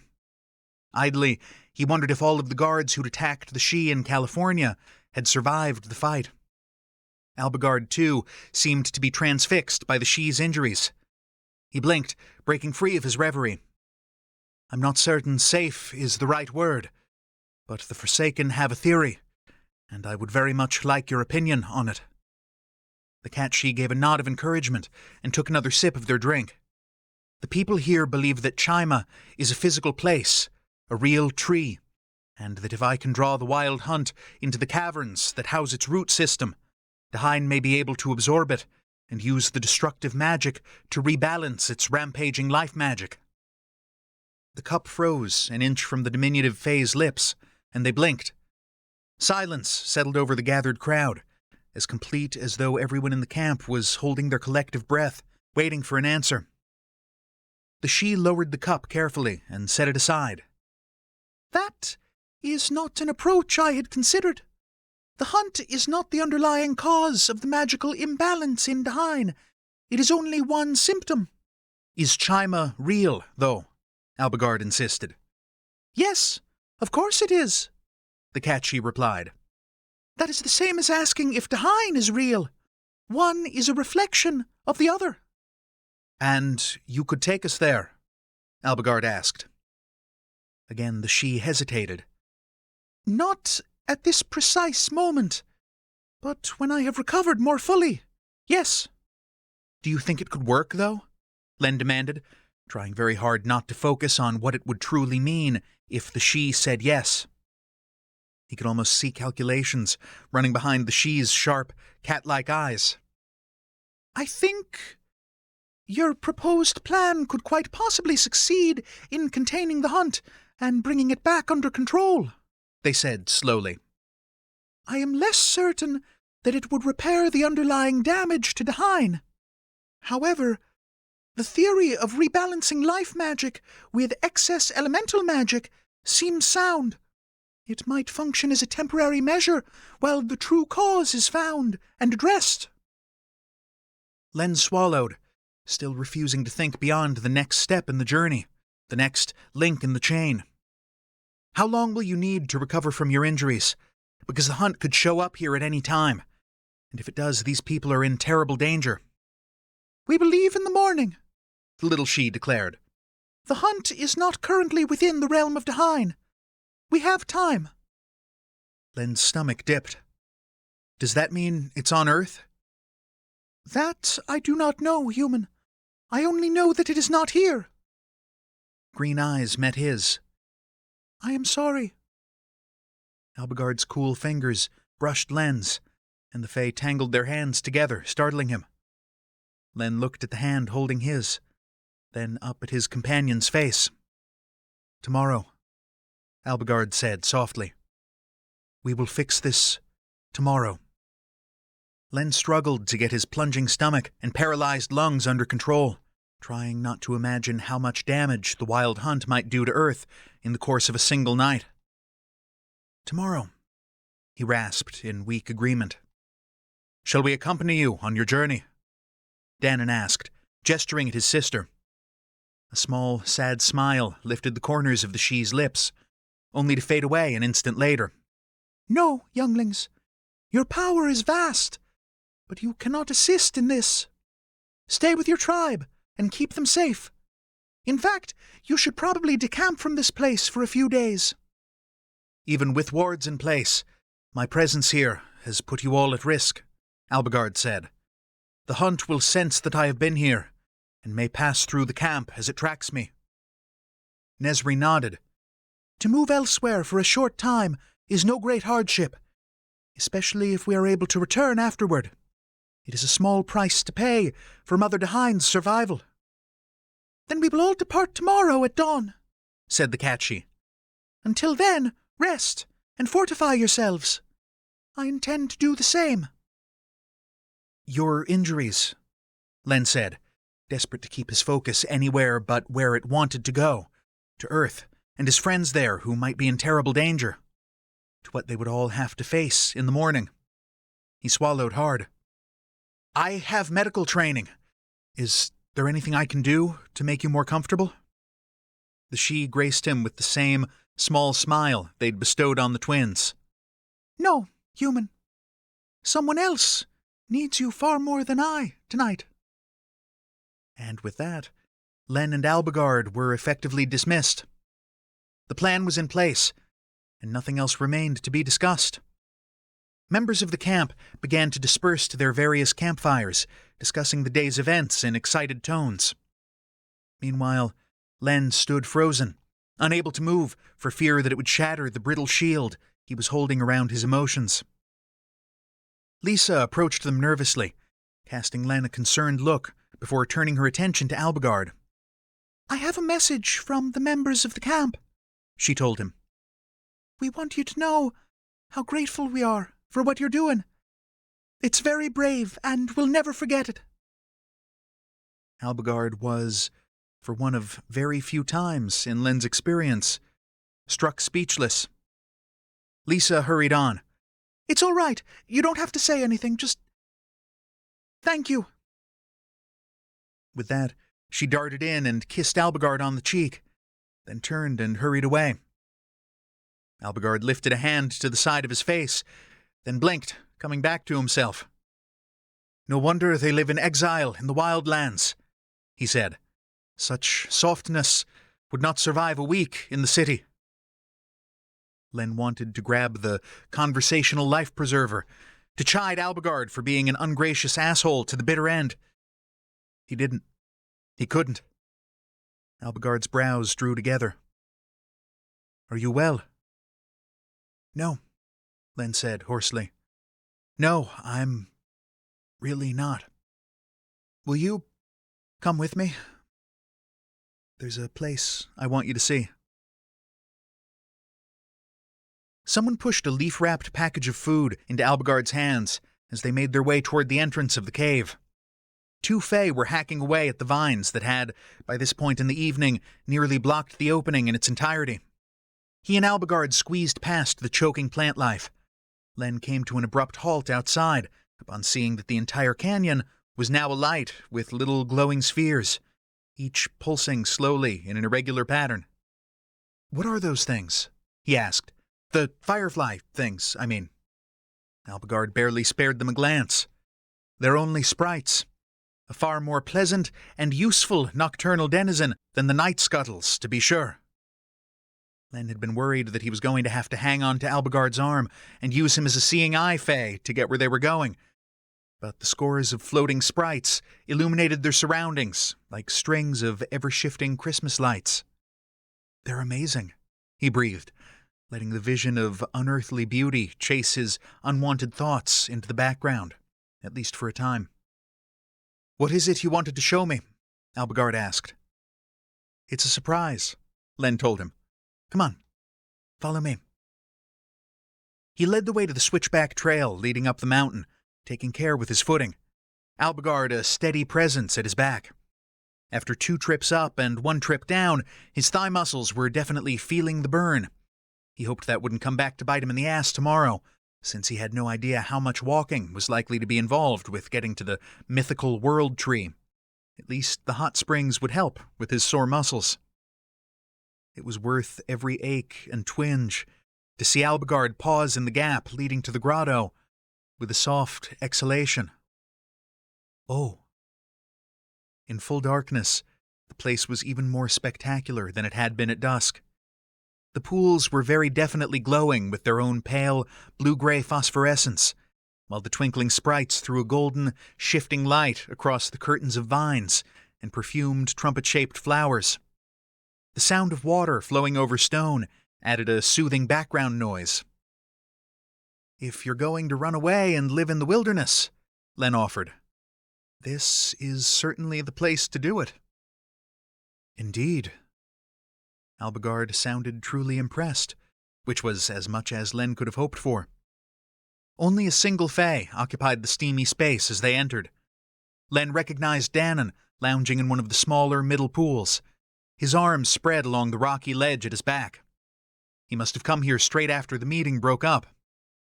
Found this place already, did you? He greeted. Lisa showed it to me while she was giving me the grand tour today, Len said. She seems like a really good kid. She is, Dhuinne agreed.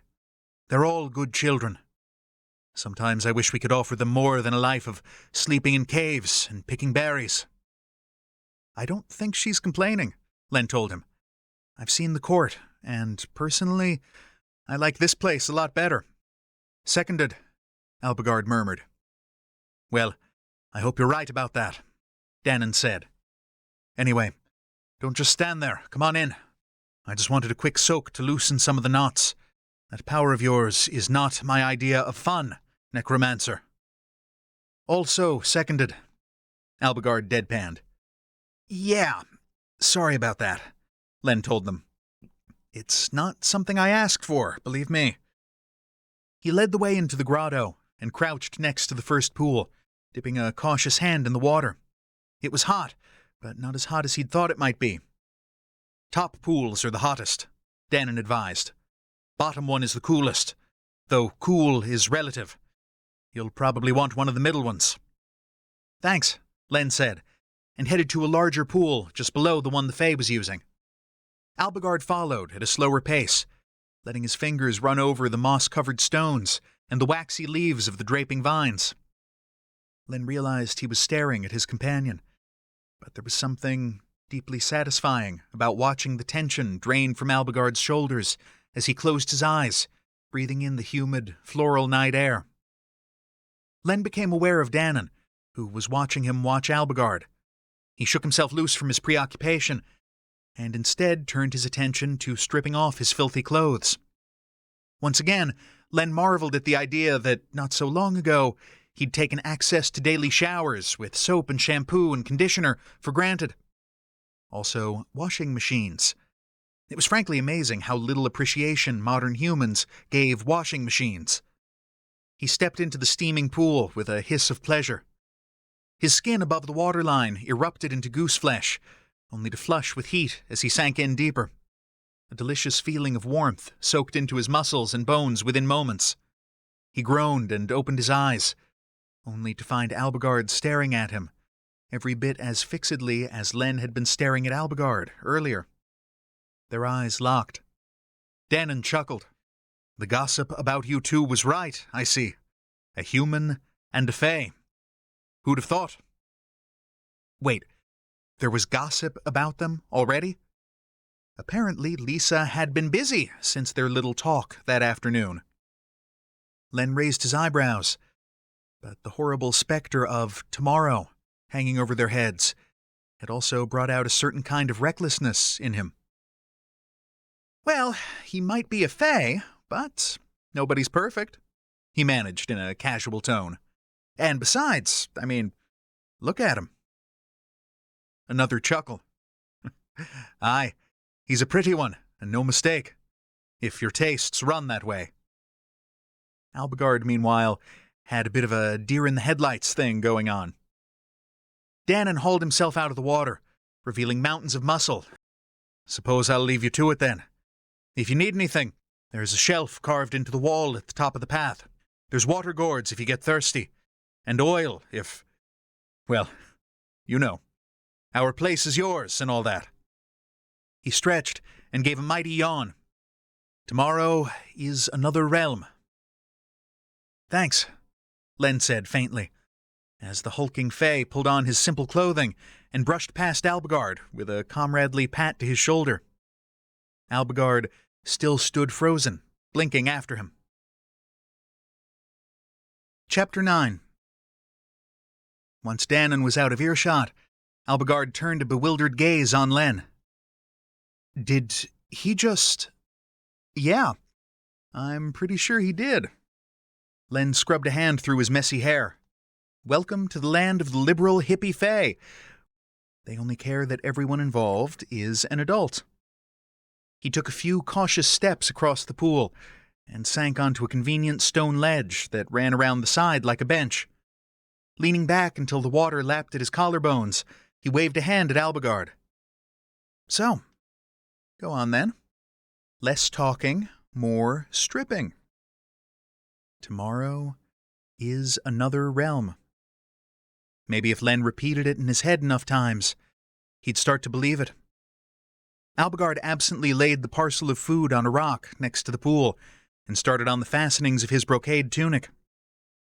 He appeared deep in thought as his fingers slid the silk laces through one set of grommets after another. Len, still in serious need of distraction, settled in to watch the show. It was clear Albigard's mind wasn't on what he was doing, but he slid out of his tunic and linen undershirt, pulled off his tall boots, and peeled himself out of his tight leather trousers efficiently enough. The shifting shadows cast by the sprites kept Len from looking his fill as much as he might have liked, and then Albigard was stepping into the pool with him. He settled in, mirroring Len's position on the other side, and let his head fall back to rest on the ledge. Len stared at the exposed line of a long, pale throat. Tomorrow is another realm. He repeated the silent mantra a bit desperately. After a few moments, Albigard lifted his head, an intent expression lining his face. "How are you?" Right, because Len had already admitted to not being okay. He closed his eyes, trying to put all the unraveling parts of himself back where they belonged for a few more hours. "That depends," he said, "on whether I can keep my brain firmly focused on tonight, or whether it gets away from me and starts wandering toward tomorrow." He heard Albigard take a breath and hold it, as though he was working up to something. "Is that a request for a few hours of escape into a different role? One where you have more control of events?" Len opened his eyes abruptly. "Would you like it to be?" he asked in a cautious tone, but Albigard's intent look didn't waver. "The question is, would you like it to be?" Len held out for maybe 5 seconds before he broke. "Yes. Oh God, yes, please." He swallowed and made himself run through practical considerations. Other people from the camp might show up, though. Would it bother you? For his part, Albigard did appear to give the matter serious consideration. "I'm not entirely certain. It isn't something that's really come up before." Len nodded, appreciating the honesty. "I can keep half an eye on the entrance, tell you if someone else shows up, and the safe words, red or yellow, would still apply." Albigard mulled that for a few moments. "That should be sufficient." In a rare burst of humor, he added, "After all, it seems like a squandered opportunity to actually be among the Forsaken and not take advantage of the opportunity." Len welcomed the little bubble of amusement that shuddered free of his chest. Not only inside the Forsaken camp, but naked, no less. How scandalous. Just so. Perhaps unsurprisingly, Albigard seemed at a bit of a loss as to what to do, now that he'd taken the initiative and started them down this road. Len felt some of the tension in his neck begin to unknot, and it wasn't just due to the pool's soothing heat. "Go get us some water from the shelf Dannon told us about," Len ordered. "Bring it to me, along with the food they gave you, and the energy bar that's in my jeans pocket." Albigard levered himself out of the pool without complaint to do as he was asked, water sluicing along lean planes of muscle. Len watched him the whole way as he climbed higher along the path and examined the contents of the recessed storage area near the top. Tomorrow is another realm.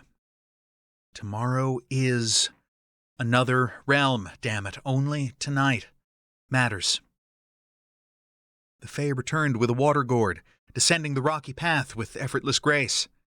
He crouched to retrieve the other items Len had requested. Re-entering the pool, he carried everything to Len's side, where he arranged a little pile of food and drink on the edge beside him, within easy reach.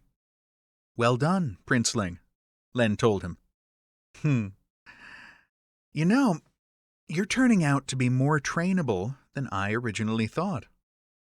He reached for the energy bar and peeled open the wrapper, using it to gesture to the water in front of him.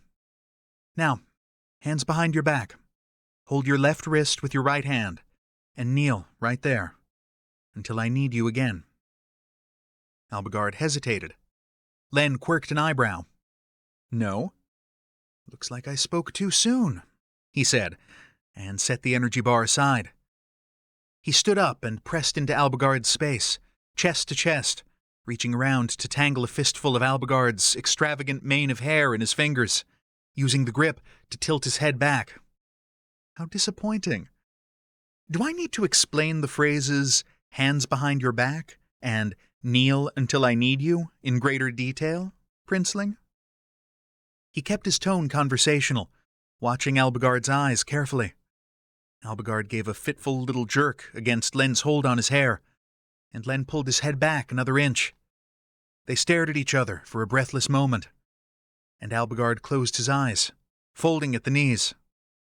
Len kept his grip as Albigard went down, relishing the Fae's sharp gasp of surprise when the water sloshed around his chin, deeper than he'd bargained for. Len steadied him, stepping behind him and releasing his hold in favor of running his hands down Albigard's arms and guiding them behind his back. When he let go, Albigard kept them where Len had put them. Much better. Len left him there, balanced on his knees, with his head tilted back to keep his face out of the water, and returned to his seat. He picked up his energy bar and ate it slowly, listening to the hitch of his companion's uneven breathing. When he was done, he set the empty wrapper aside and reached for the container of water. Since this is communal, can I drink it safely? It wouldn't be considered a gift? No, it would not be considered a gift, Albigard said, sounding a bit strained. Great. Len uncorked it and raised it to his lips, slaking his thirst. When he was done, he closed it and set it aside. He rose, walking in a tight circle around Albigard, who jerked his chin higher to avoid the little waves the movement caused. Stopping at the Fae's back, he looped a hand loosely around Albigard's throat and used it to tug him backward to lean against Len's body. Albigard tensed and gasped at the loss of balance, only to relax against the support a few heartbeats later. The back of his head rested against Len's stomach. I've been thinking about what I should do with you now that you're a prisoner here, Princeling, Len said. It occurred to me that I could just keep you here in the baths permanently, chain you to the wall with an ankle shackle, and make you a part of the scenery. What do you think? Albigard didn't answer, but he didn't need to. The way his pulse picked up beneath Len's fingers answered for him. I think you'd secretly love that, wouldn't you? Len went on, stroking upward to slide wet fingertips over Albigard's parted lips. No responsibilities beyond pleasuring anyone who wants to use your body? No control over what they do to you? You could just lounge around all day in this beautiful place. People would bring you food to eat and wine to drink, keep you bathed and pampered. The breath caressing Len's fingertips was ragged. As you say, I am your prisoner, Albigard managed. If you choose to degrade me in such a way, it's not as though I can stop you. That's right, Len agreed easily. I imagine you'd be in high demand, too. I picture members of the camp lining up to use you, over and over. A rough tremor shuddered through the body pressed against his. Len lowered himself in the water. He wrapped his arm around Albigard's chest and dragged him upright so they were both standing. The maneuver maybe wasn't as graceful as he'd pictured, but at least neither of them ended up slipping and getting unceremoniously dunked. Sit on the bench. Len turned Albigard in his arms and walked him backward, pushing him to sit on the spot Len had recently vacated. Len guided the Fae's hands up and out of the water, placing them on a convenient shelf of rock jutting out from the wall about a foot above his head. Your wrists are magically bound to this rock now, he told his captive. Don't try to struggle. You won't be able to get free.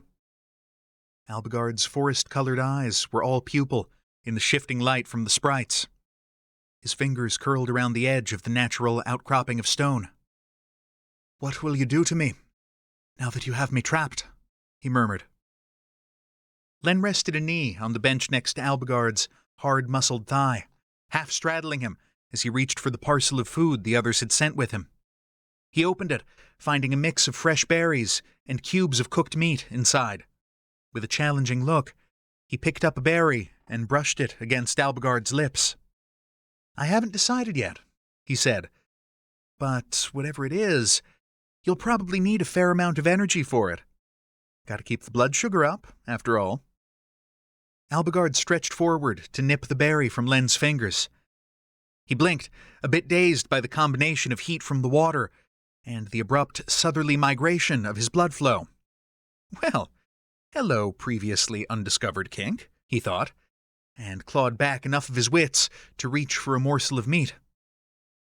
He fed Albigard the entire contents of the leaf-wrapped package as the Fae bastard started licking the juice from his fingers, pulling them between his lips to lave at the tips with every new offering.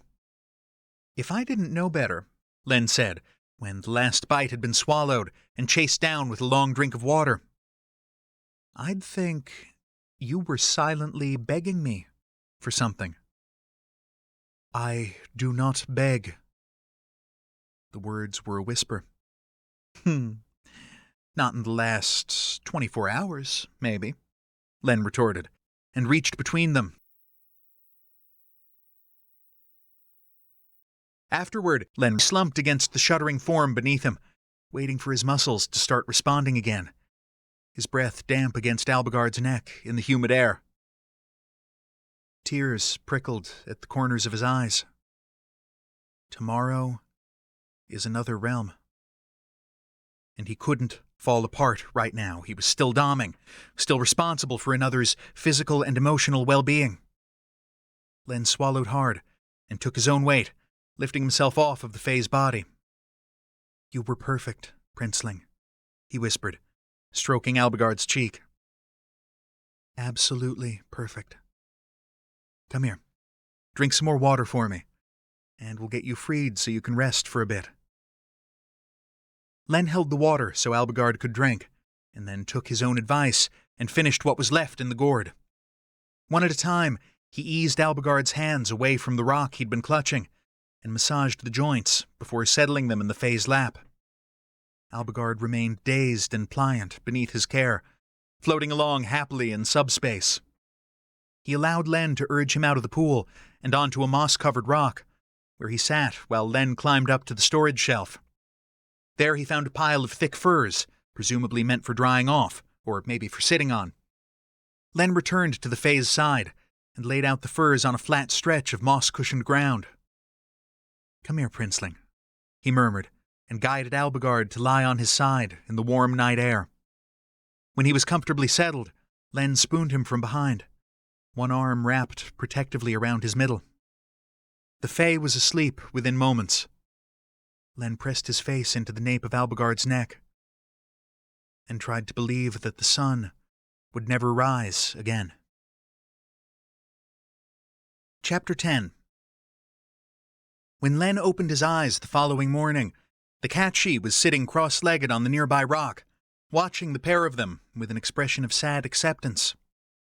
The marks on their face and throat had faded to pink, except for one particularly bad bruise that was still mottled yellow and green. Len carefully untangled himself from Albigard, who slept on oblivious. "What happened to his magic?" the she asked quietly. "I sensed its absence yesterday." A lump rose in Len's throat, and he had to force the words out. "He lied, to protect me from his father." The cat-she nodded. "I see." "That's it?" Len demanded, bitterness clawing its way up from his stomach. No words of profound she wisdom? No moral judgments? "No," said the little Fae. "It will not affect the outcome of what we must do today. In the end, it does not matter." Len's temper boiled over, and he directed it at the only convenient target. "Yes, it matters," he snapped, barely remembering to keep his voice down. "It matters that he's getting punished for trying to keep someone else safe. It matters that we're using him as bait for this thing." He leaned forward, tangling his fingers in his fringe of blue hair. Only then did he become aware of how badly his hands were shaking. "Of course you are right, human," the she said in a soothing tone. The words sounded genuine. "Forgive me. I spoke thoughtlessly." Len tried to breathe against the hitch in his chest. "I don't think I can do this." His voice broke on the words. A warm hand closed on his forearm. "You must," Albigard said, a sleepy, early morning rasp. "We must. Both our worlds hang in the balance." "I know," Len said miserably, not uncurling. "I know that." Everyone on Earth was depending on them to walk into the lion's den, where Albigard would sacrifice himself to the one thing he feared most. Len might or might not survive that endgame.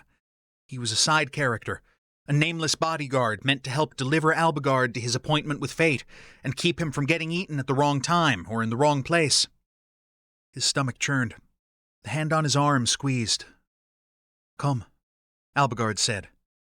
"The sooner we leave, the better." "You should eat something first," Len said reflexively, since caretaking other people had always been one of his coping mechanisms. "So should you," Albigard retorted. But honestly, dumping food on his roiling stomach was the very last thing on Len's mind at the moment. "Let us depart now," said the Catchy. "I have acquired weapons for the journey. Your Unseelie may hunt breakfast for us as we travel, human.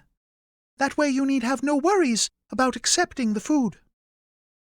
Len straightened with reluctance, scrubbing his hands over his face, pulling at his metal piercings with ruthless disregard, just to feel something that wasn't sick dread. "I would enjoy that," Albigard said. "My most recent opportunity for hunting lacked much in the way of challenge." With a sharp pang, Len remembered the 15-minute opossum expedition in suburban Chicago.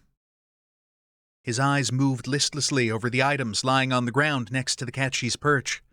A bow and a quiver of arrows, 2 leather belts with knife sheaths.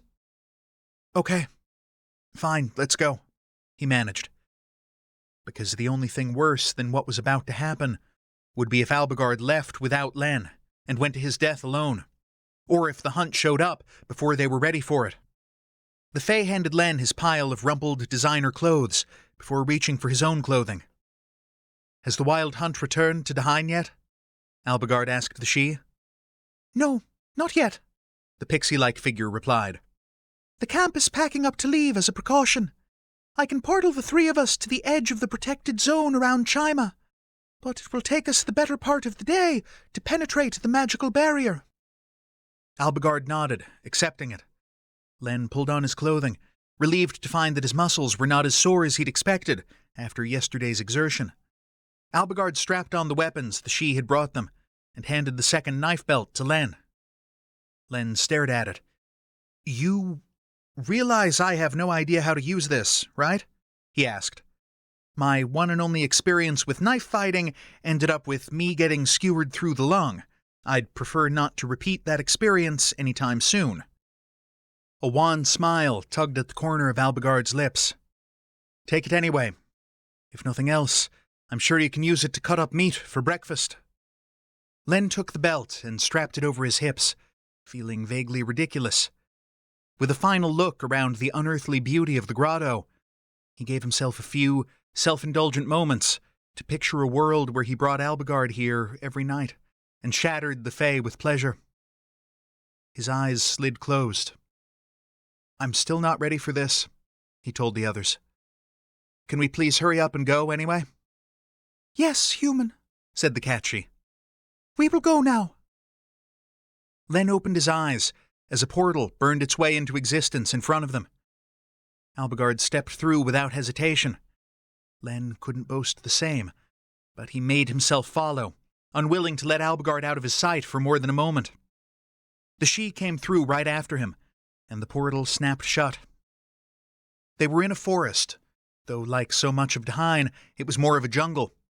Another good use for a knife, Albigard observed dryly, taking in the tangle of overgrown paths around them. Yes, agreed the Catchy.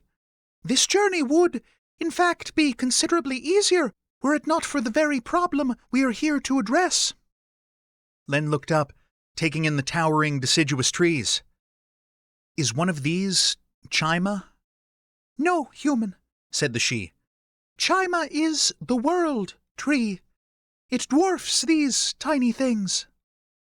Len said. Okay. So how do we get there, exactly? The tree exists inside a fold in space, I suppose you might say. The Catchy turned in a slow circle, examining their surroundings. We must complete a full circuit around the circumference of the protected area. Once I have charted its boundaries, I will be able to see inside. Len looked at Albigard. Does that make sense to you, I hope? It does. Think of it like the recursive boundary layer that surrounded the pocket realm, Albigard said. You charted one edge of it. If you had followed it all the way around, you would have understood the shape of the interior. This situation is, I gather, somewhat the reverse. Len thought about that. Right. If I ignore everything I thought I knew about how reality works, I guess that makes sense. Albigard shrugged.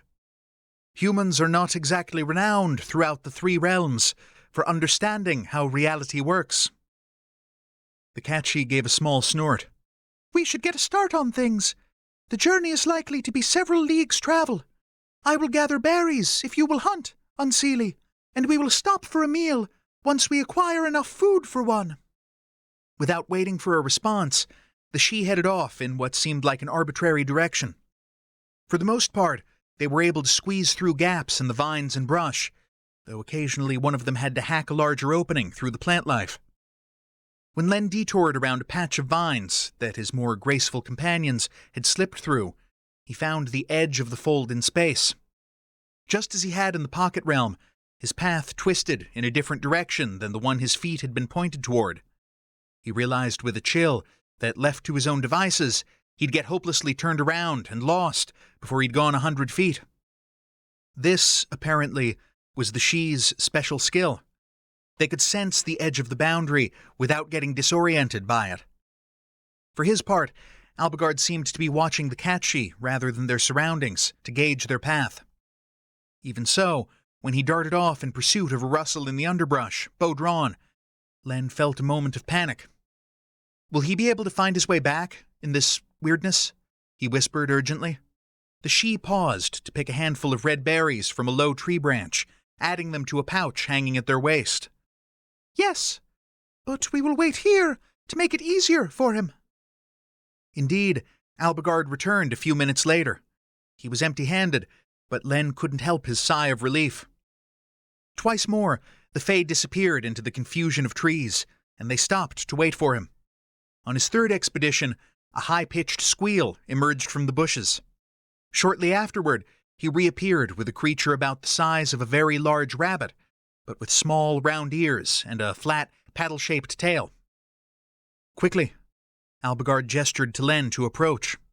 He did, and saw with an unpleasantly queasy sensation that the mystery animal was still alive, its chest rising and falling in rapid panting despite the arrow lodged in its flank.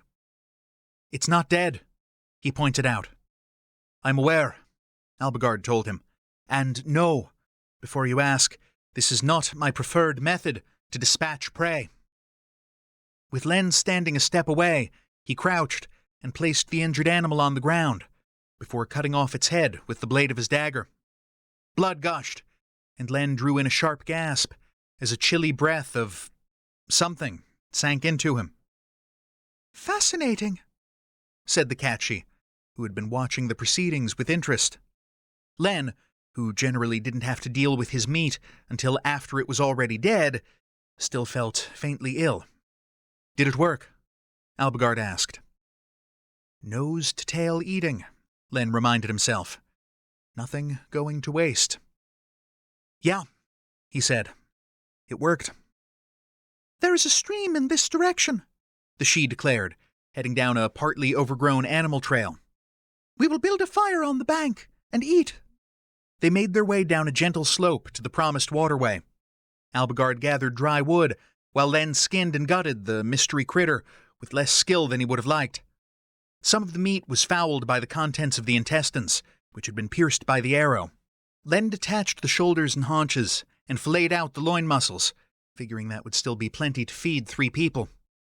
The She efficiently stripped the bark from a couple of green branches with forked ends, and had Len thread the meat onto a third stick with a sharpened point. Albigard came back with wood for a fire, and cleared the vines from a section of the pebbled bank. The She started the fire with magic, and soon had it blazing merrily away, the forked sticks stuck in the ground on either side to act as support for the spitted meat. Len babysat their meal, turning it every couple of minutes to roast it evenly. While he was cooking the meat, Albigard brought him a waxy, tubular leaf filled with water from the stream, and Len ended up spilling half of it down his chin because drinking from a leaf wasn't nearly as easy as it sounded. When the meat was cooked, they ate. There was no seasoning, nothing except the char from the fire. It was still amazing, and Len once more felt the tingle of disquiet over how unnaturally good everything tasted in this realm. The water was sweet. The berries were tangy. The mystery critter was more succulent than the best prime rib Len had ever eaten. To distract himself, he turned to the catchy and raised a subject that had been bothering him. "There was a Kushi guarding you when we got you out of that vault where Oren was keeping you." "Was there?" asked the she. "Yeah," Len confirmed. "Shouldn't the Kushi be on your side? Why would they help Oren?" The diminutive Fae gave a mirthless smile. "Unfortunately, the Kushi tend to go where they are led. It's something of a characteristic of theirs." "If Oren told them that it was necessary to keep the catchy safely out of the way until they'd used me to bring the hunt to heel in Dhuinne," Albigard added, "I'm sure they would have done so without question." From what he'd seen of the dog-like Fae, Len supposed it made sense. "Are Oren and the court likely to realize that we've come here?" Len wondered. "To Chima, I mean?" "Unlikely," said the catchy. "They still seem to be laboring under the misapprehension that luring the hunt back to Dhuinne and allowing it to consume its prey will be sufficient to bring it back under their control. Fools." "What do you think is really causing this imbalance in Dhuinne?" Len asked. "If it's not the hunt, I mean." The catchy looked pensive. "If I knew that, human, we would not be in this situation in the first place." "It all started soon after the war ended," Albigard put in.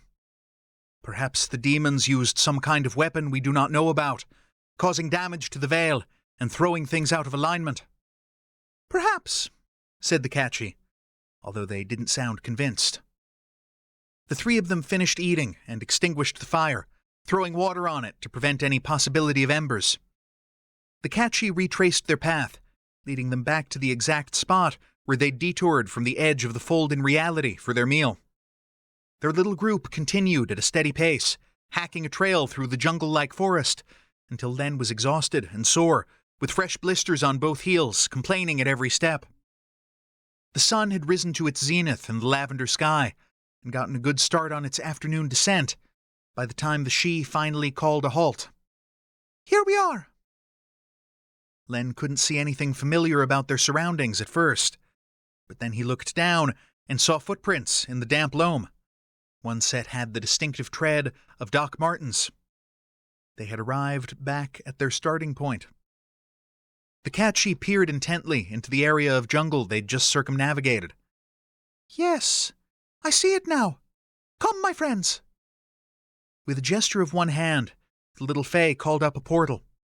Rather than murky darkness, a luminous golden glow emanated from the center. Albigard straightened his spine and stepped through, his chin held high. Len swallowed against the hollow ache in his stomach and followed. On the other side, he was confronted with a tree so massive that it took up the entire sky. Chapter 11. The catchy followed them through and closed the portal. Len tried to take everything in, but it didn't work. This appeared to be another one of those things human brains simply weren't designed to process. They were still quite a distance from the tree, or at least he thought they were. It was so big that it messed with his perception of scale. The impression that it took up all the available space was further reinforced by the nebulous nature of the rest of their surroundings. Everything was misty, illuminated by the diffuse golden glow he'd seen through the portal. There was no sign of the choking jungle forest they'd just left. If pressed, Len would have said the world tree was set in an endless, rolling grassland, but any attempt to look at the actual grass just sort of slid away, not sticking in his awareness. One thing was clear enough, though. The tree was damaged. The trunk tilted at a slight angle, and not the dramatic sort of natural angle that some trees took on in response to being shaped by the wind. This was a straight tree whose root system was beginning to give way. From their slightly elevated vantage point on a hill, they could see where the ground around one side of the tree had heaved upward, exposing torn roots. "Oh, no," said the Catchy, looking at the massive damaged monument with genuine distress. "No, this is very bad." Len's insides twisted when he tried to picture what might happen if the tree ever fell. Would it take all of Dhuinne with it? Would it take everything with it? His breath caught. Beside him, Albigard appeared dazed. For lack of any better ideas, Len reached out and tangled their fingers together, as Albigard had done when Len learned that the hunt might well be rampaging through populated areas back on Earth. "We'll fix it," he told the Fae a bit desperately. "We're going to fix it, okay? It's going to be all right." Albigard blinked free of his reverie and swallowed. His lips parted, but no words emerged. "We must not tarry," the Catchy said. "The hunt returned to Dhuinne while we were traveling. I can sense its approach." Len jerked his head around. "What?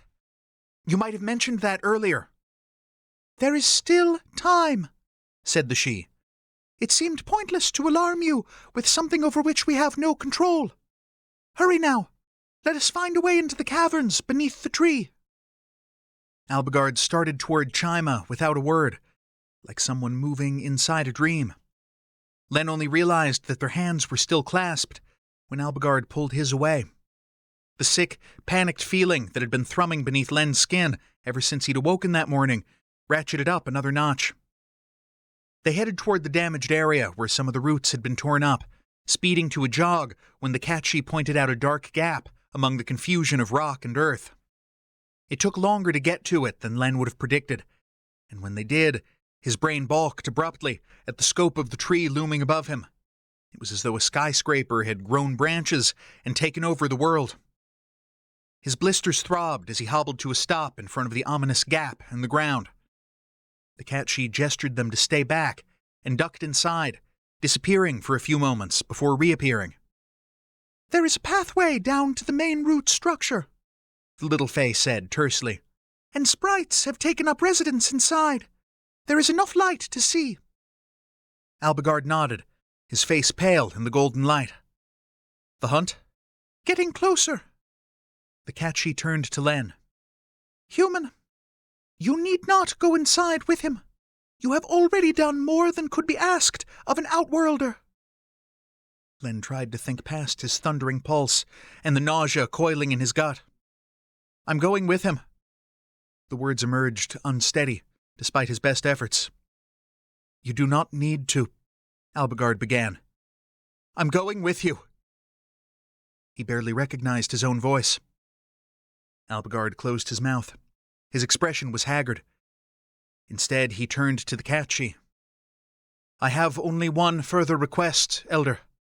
I don't claim to understand the nature of your connection with the demon Nigellus, but if the hunt is successfully contained, and it is possible to allow him passage to Dhuinne under flag of truce, please try to arrange it. He believes it may still be possible to retrieve the souls of Ransley Thorpe and Zora Bright from the void, using the hunt as a conduit. If it is, I beg you to assist him in doing so." The Catchy's expression grew achingly sad. "If it is within my power, I will try to make it so, Alanov. But if the hunt is truly absorbed back into Mother Dhuinne, it may not be possible."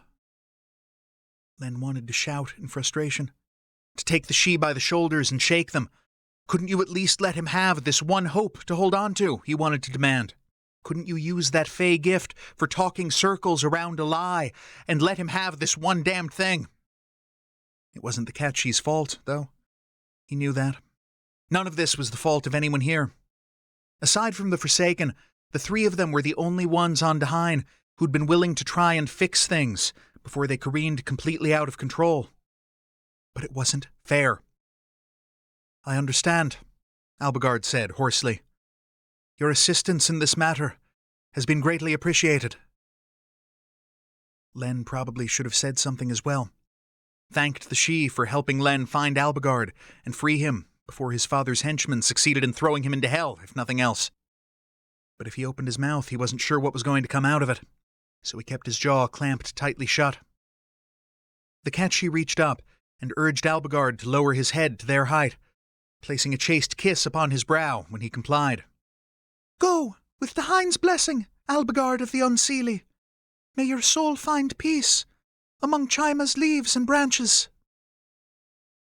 The air rasped in Len's throat, hot and painful, as he held back the awful, burgeoning knot of grief and rage that wanted to break free.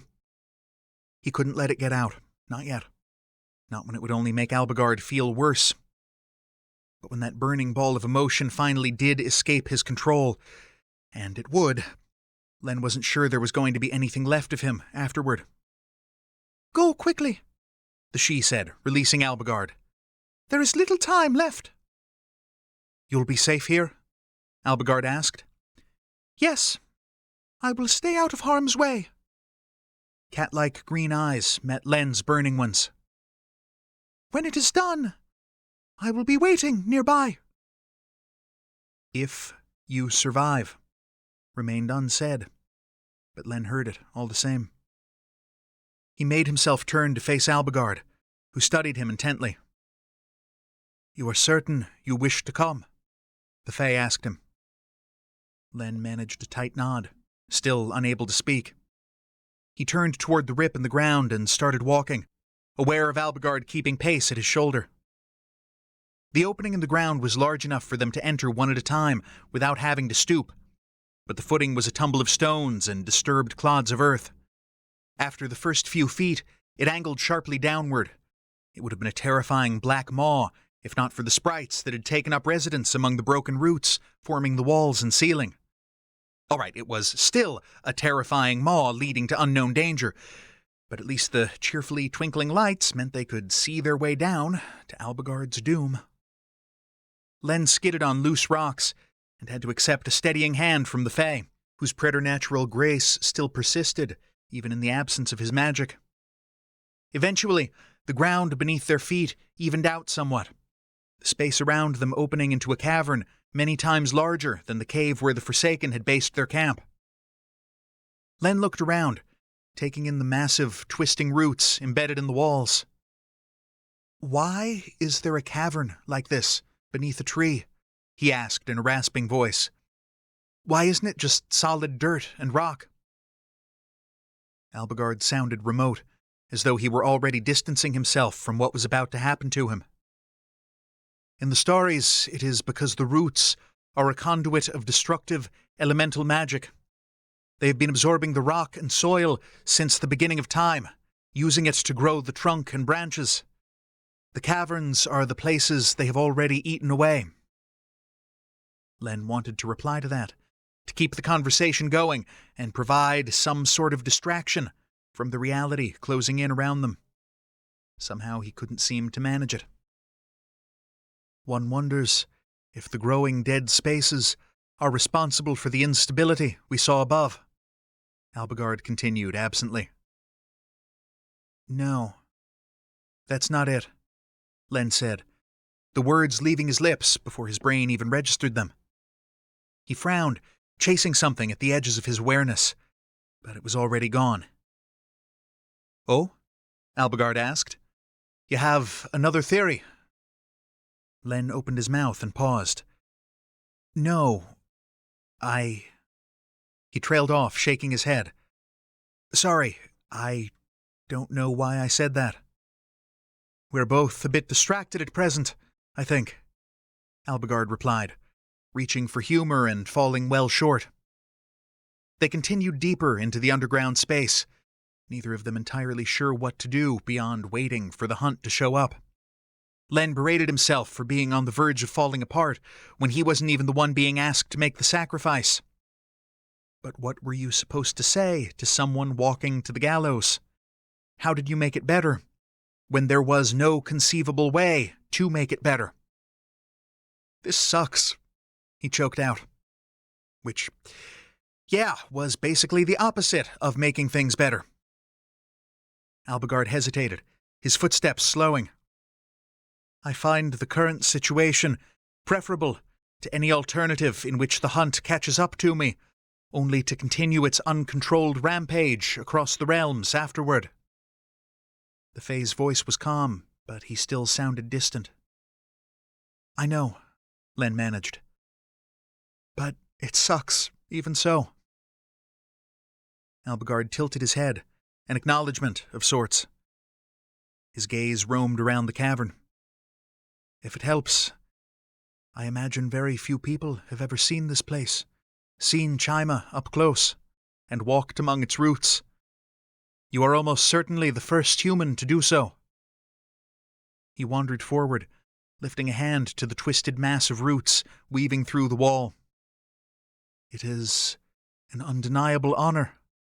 I only wish I was still in a position to sense its magic directly. A tendril of root snaked out and wrapped around his wrist. Len's eyes widened, and Albigard inhaled sharply in surprise. He tugged against the unexpected restraint, which held fast.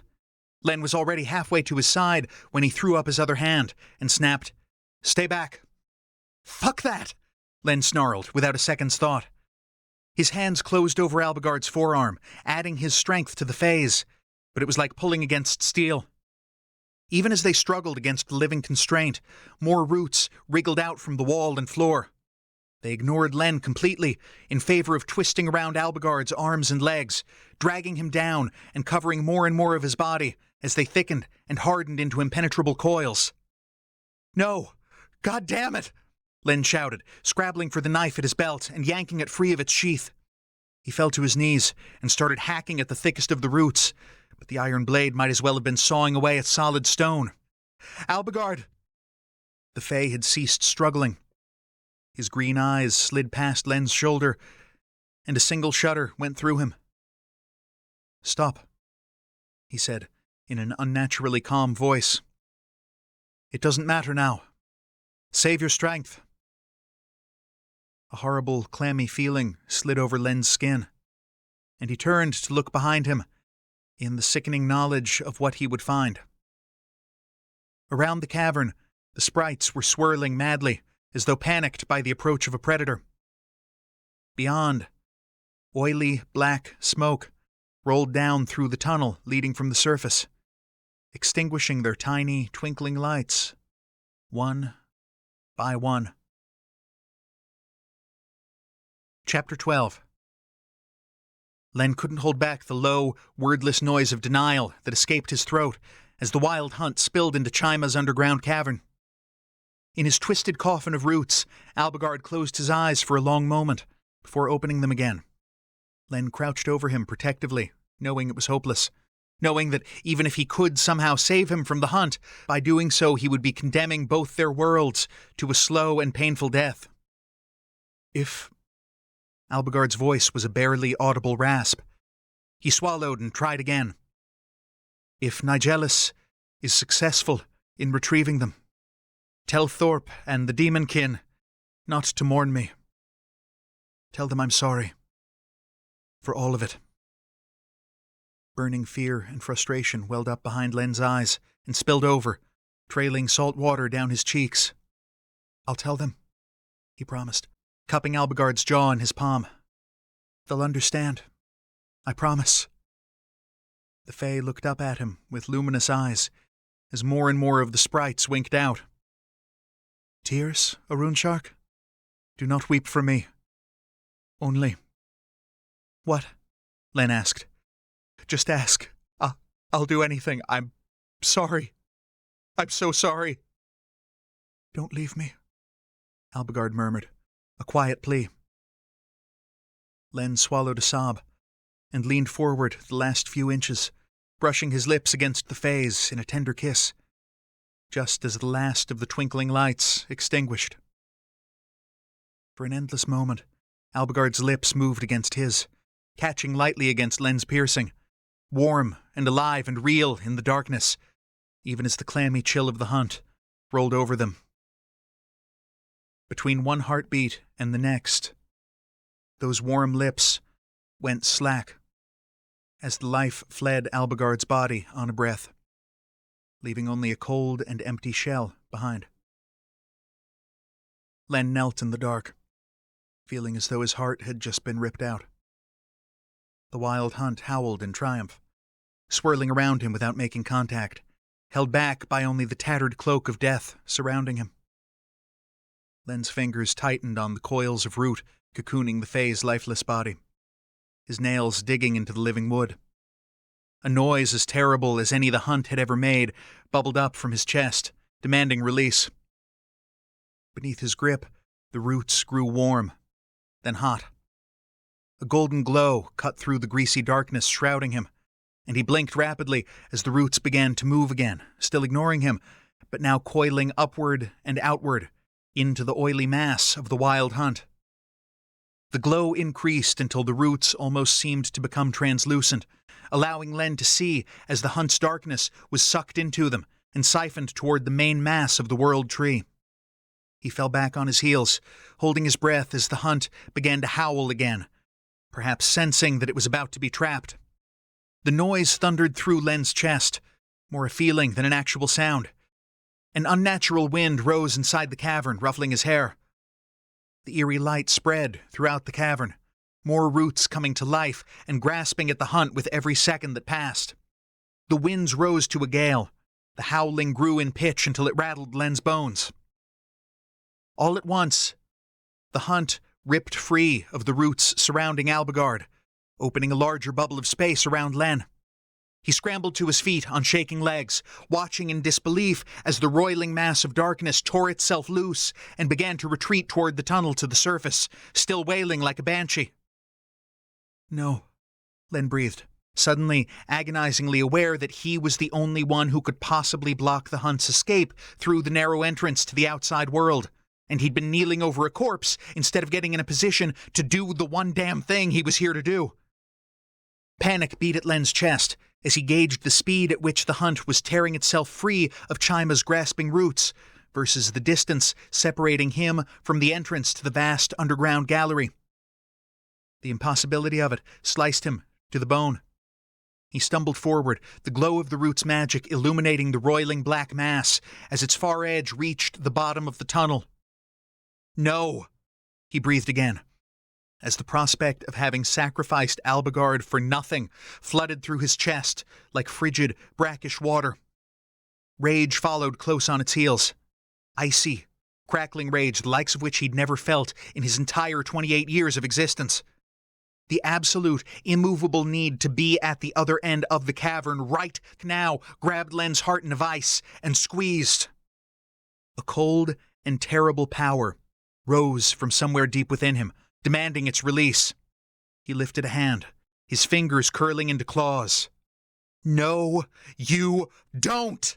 he shouted, the volume of the words rising until it was a roar, a denial that would twist reality itself before admitting defeat to this horrible, sickening thing.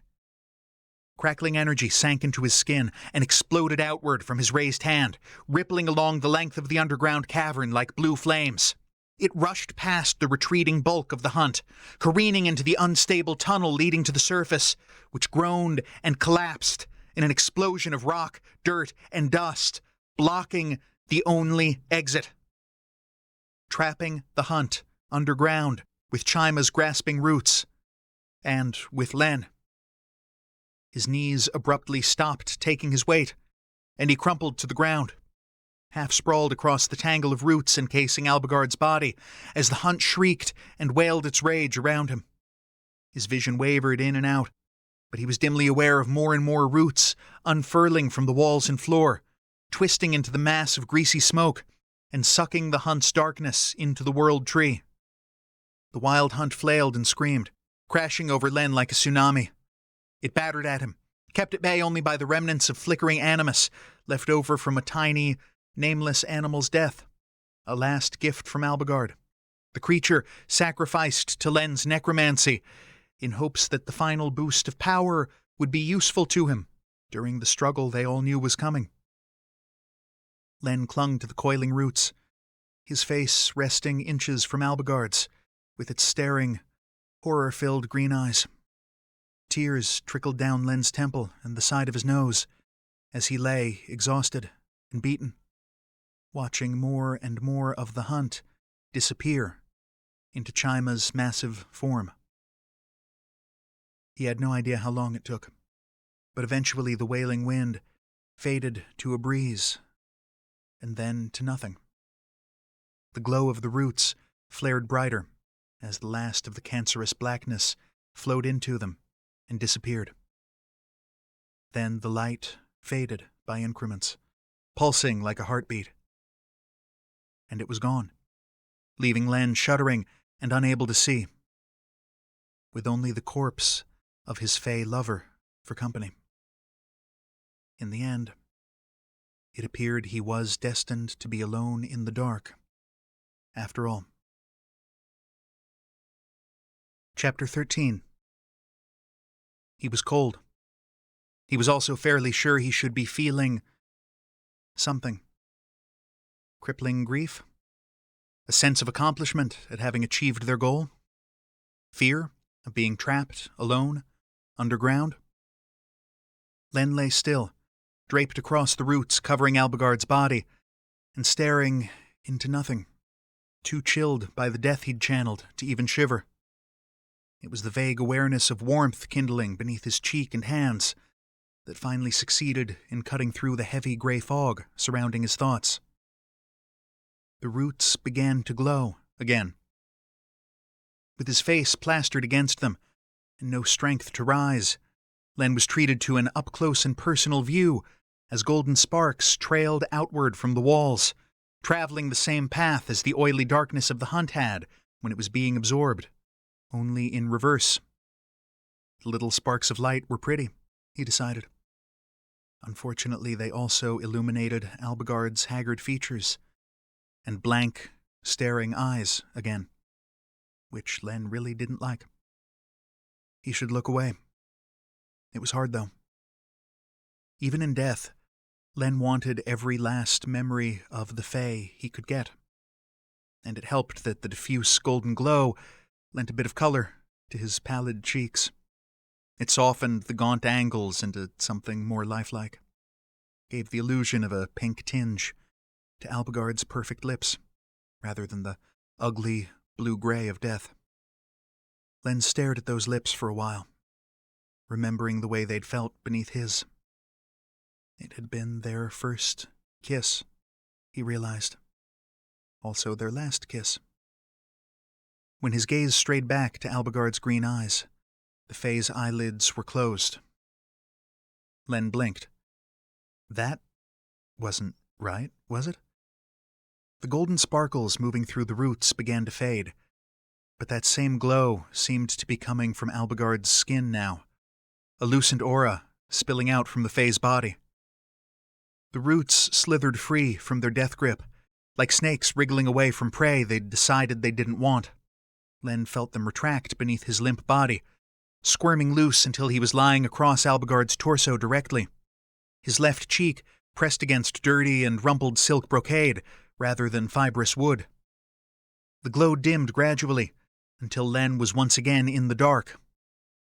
He wanted to pretend that it was still last night, when he'd lain sated and tangled with Albigard on a pile of furs by the hot springs, because that fantasy was so much better than this reality.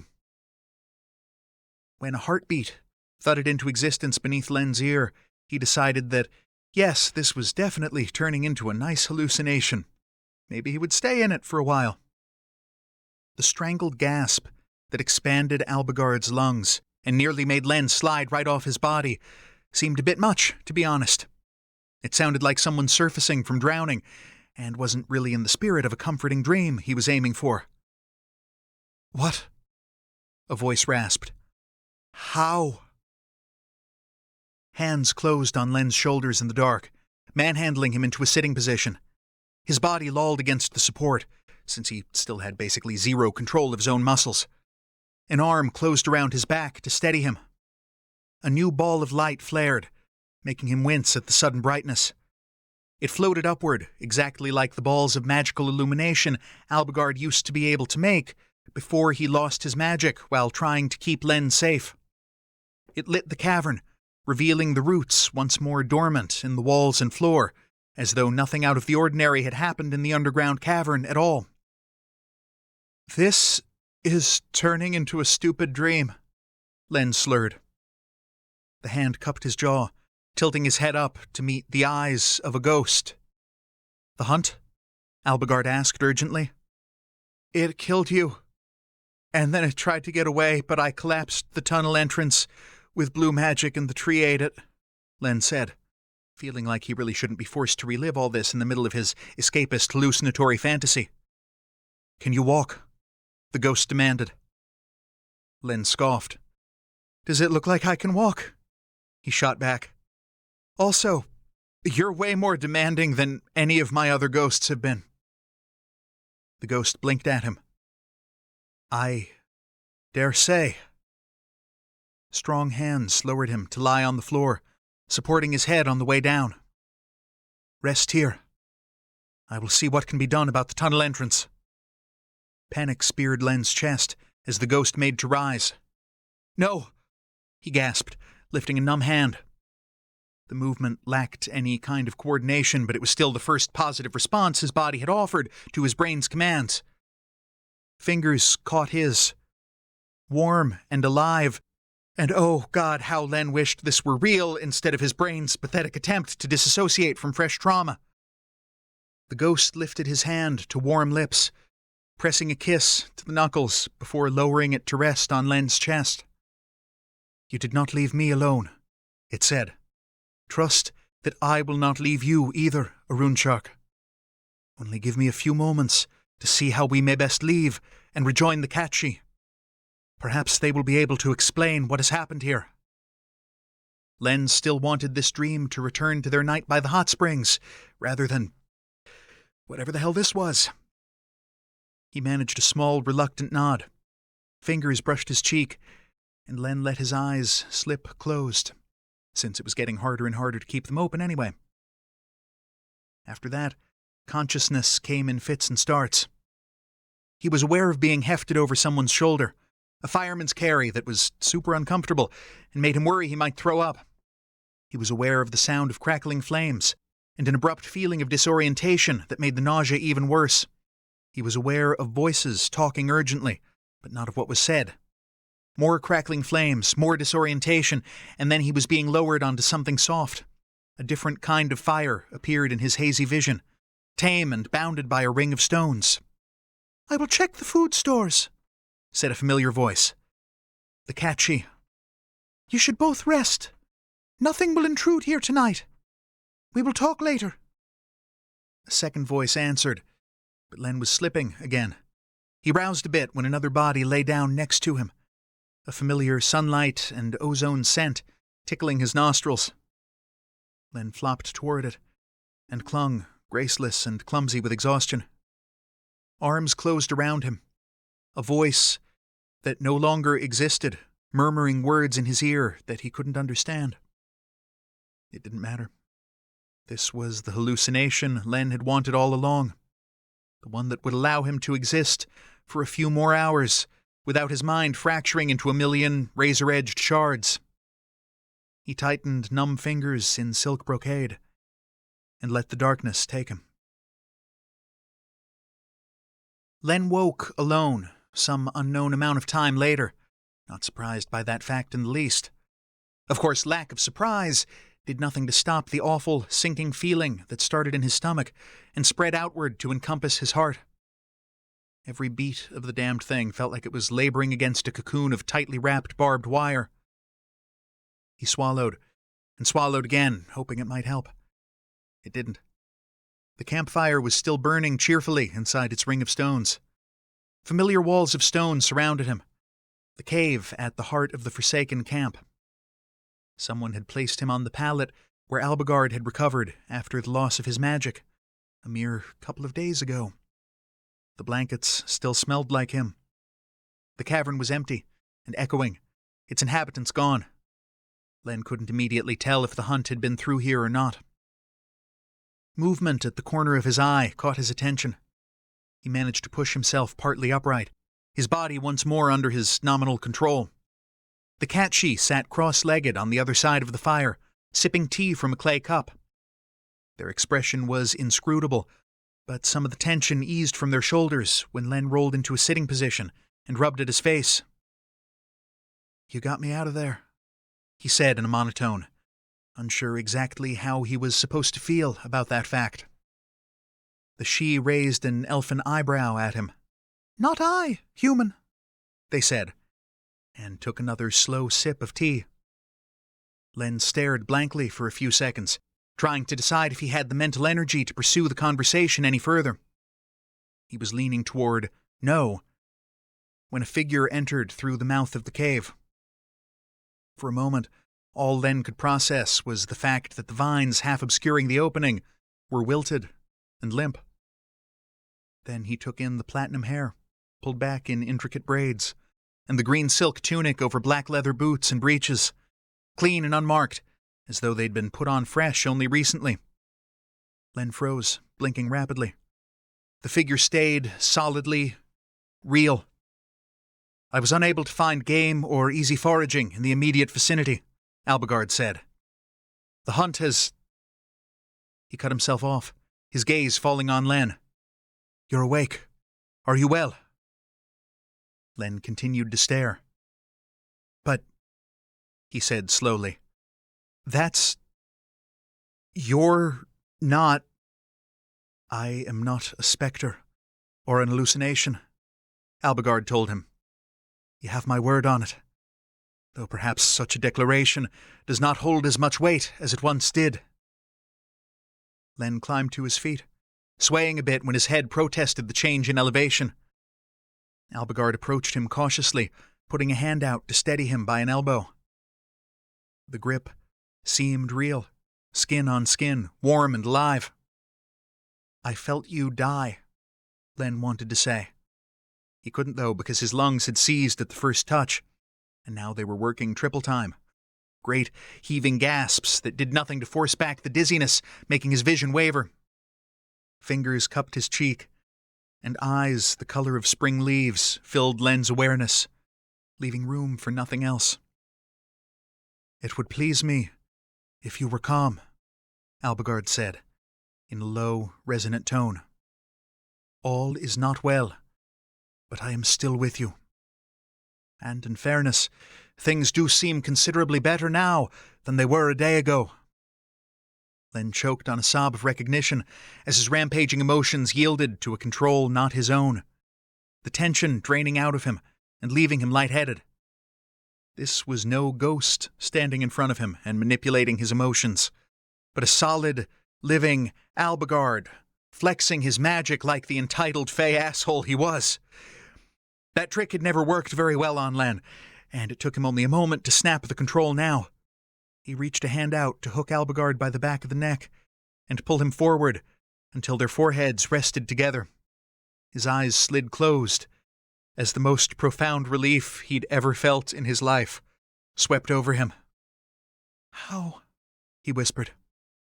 Albigard swallowed, his throat clicking. He made no move to pull away, speaking into their shared air. "You would appear to have more insight into that question than I. My last memory is of asking you not to leave me, and your lips on mine." He took a deep, shuddering breath. "Then I woke up in the dark to find you collapsed across me, barely conscious. The tunnel leading into the underground cavern was blocked by debris and crackling with necromantic power. But my magic was back. I was able to call up a portal leading to the surface and carry you through it. The catchee was waiting and brought us back here via a second portal." "I thought I was hallucinating," Len said hoarsely. Albigard eased back, his brow furrowing in concern. "So I gathered." "Tell us everything you can remember, human," the catchee ordered. They still held the cup of steaming tea and had not risen during Len's brief breakdown, but their green eyes were intent now, demanding answers. Len sank down to sit on the pallet, feeling unaccountably relieved when Albigard joined him, perching primly on the edge of the bedding, shoulder to shoulder. He took a deep breath trying to gather his thoughts into some kind of coherent narrative. When we first went into the tunnel, a lot of the roots seemed to be damaged, he began. But others were only dormant, I guess. Albigard touched one of them, and it whipped out and caught him by the wrist. He recounted the way the roots had trapped the Fae and used him to lure the wild hunt within reach. The way the hunt had nearly escaped, and Len had collapsed the tunnel to trap it, without truly understanding how he'd done it. He described watching as the hunt's darkness was pulled through the roots and siphoned into the body of the tree. Then the reverse. Something bright and golden traveling from inside the tree and into Albigard's body. He tried to put his confused flashes of consciousness into words. Albigard's heart bursting back into life beneath his ear, the gasp of breath as he'd regained awareness. As Len finished speaking, something that had been circling at the edges of his thoughts for days now finally coalesced into solidity. He poked at it, trying to turn it around and see all the angles, wondering if it could really be that simple. Because if so, the Fae Court had a hell of a lot to answer for. The cat-she gave Albigard a contemplative look. "Well then, Albigard of the Unseelie, it appears that Mother Dhuinne has more use for you in the realm of the living than the dead." At Len's side, Albigard appeared faintly dazed by both the retelling and the she's declaration. "You believe my soul and my magic were returned to my body by the world tree with conscious intent?" he asked cautiously. The cat-she shrugged. "You both seem to agree that the hunt killed you, and there is little question that Chima absorbed the hunt immediately afterward. I see no other explanation." Albigard thought Nigelis might be able to use the hunt as a conduit to reach Rand's and Zora's souls, Len reminded the she, trying to follow the logic to its conclusion. Maybe Chima did something similar? Or Dhuinne did, I guess, because they seem to be the same thing? "Your reasoning is sound," said the she. "The next step will be to see what sort of effect the hunt's absorption has had on Dhuinne's magical imbalance. One assumes it can only be a positive development, but it still does not address the underlying cause. That part remains a mystery." Len took a deep, steadying breath and spoke. "No, it doesn't. After seeing what I saw in that cavern, I think I know exactly what's causing the problem." Chapter 14. Two sets of matching green eyes fell on Len with the weight of utter disbelief.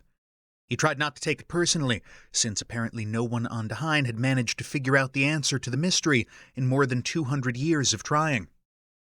"It's the Unseelie," he said. "The roots of Chima are sick, and the roots are elemental magic, Unseelie magic. But you've been sending the Unseelie to Earth for hundreds of years, sending them as changelings ever since you won the war against the demons." The cat-she's lips parted. Albigard looked blank with shock. "Don't you see?" Len asked. "At this point, there's probably more Unseelie magic on Earth than there is on Dhuinne, and the hunt is basically Unseelie magic on steroids, right? It must have been attracted to Earth for ages now, like to like. So when the court told it to hunt Albigard, and Albigard was on Earth, of course it broke through the veil to go after him." His audience of two continued to stare at him, with matching gobsmacked expressions. He cleared his throat, starting to feel more than a little self-conscious under the scrutiny. "I think I first realized it properly when Chima's roots went for Albigard, like a cat going after a mouse, but they ignored me completely," he said. "I was too out of it at the time to really put it together, but it was as though they were ravenous for Unseelie energy, Albigards, the wild hunts. Maybe they couldn't suck anything out of Albigard because his magic was already gone, but they still sensed what he was. The roots are growing too weak to support the tree. That's why it's tilting. If it goes on for too long, it'll fall, And I'm guessing that would be bad, with a capital B. The Catchy was still gaping at him. When he stopped speaking, the little Fae closed their mouth very deliberately and locked eyes with Albigard. I will never question the perspicacity or intelligence of humans again, they said. I may, Albigard replied. But when I do, you are welcome to remind me of this moment. So, I'm right? Len pressed. Because, to be fair, I'm pulling this theory straight out of my ass, but it's the only thing I can see that fits all the facts. As you say, human, the Catchy agreed. I cannot refute the logic. Albigard still looked decidedly dazed. Mab's Green Garden.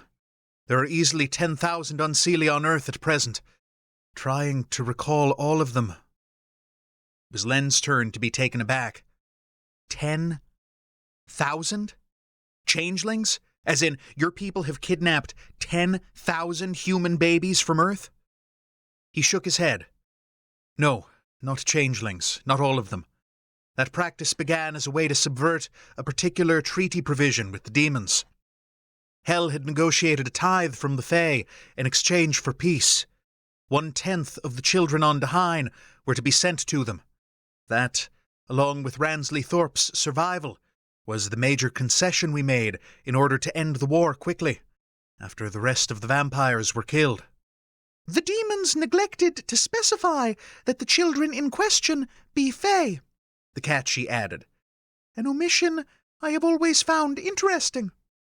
Of course, the court immediately sidestepped the provision by bringing human infants to Dhuinne and sending them to hell in place of our own children. Albigard took up the thread again.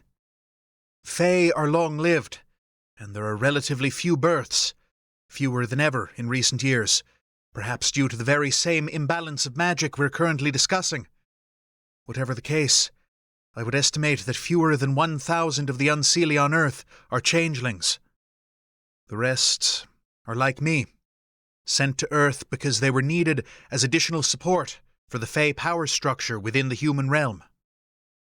Len knew he was still reeling from the previous day's events. He didn't really have the excess brain power to devote to details, so he focused on the bottom line. It doesn't matter.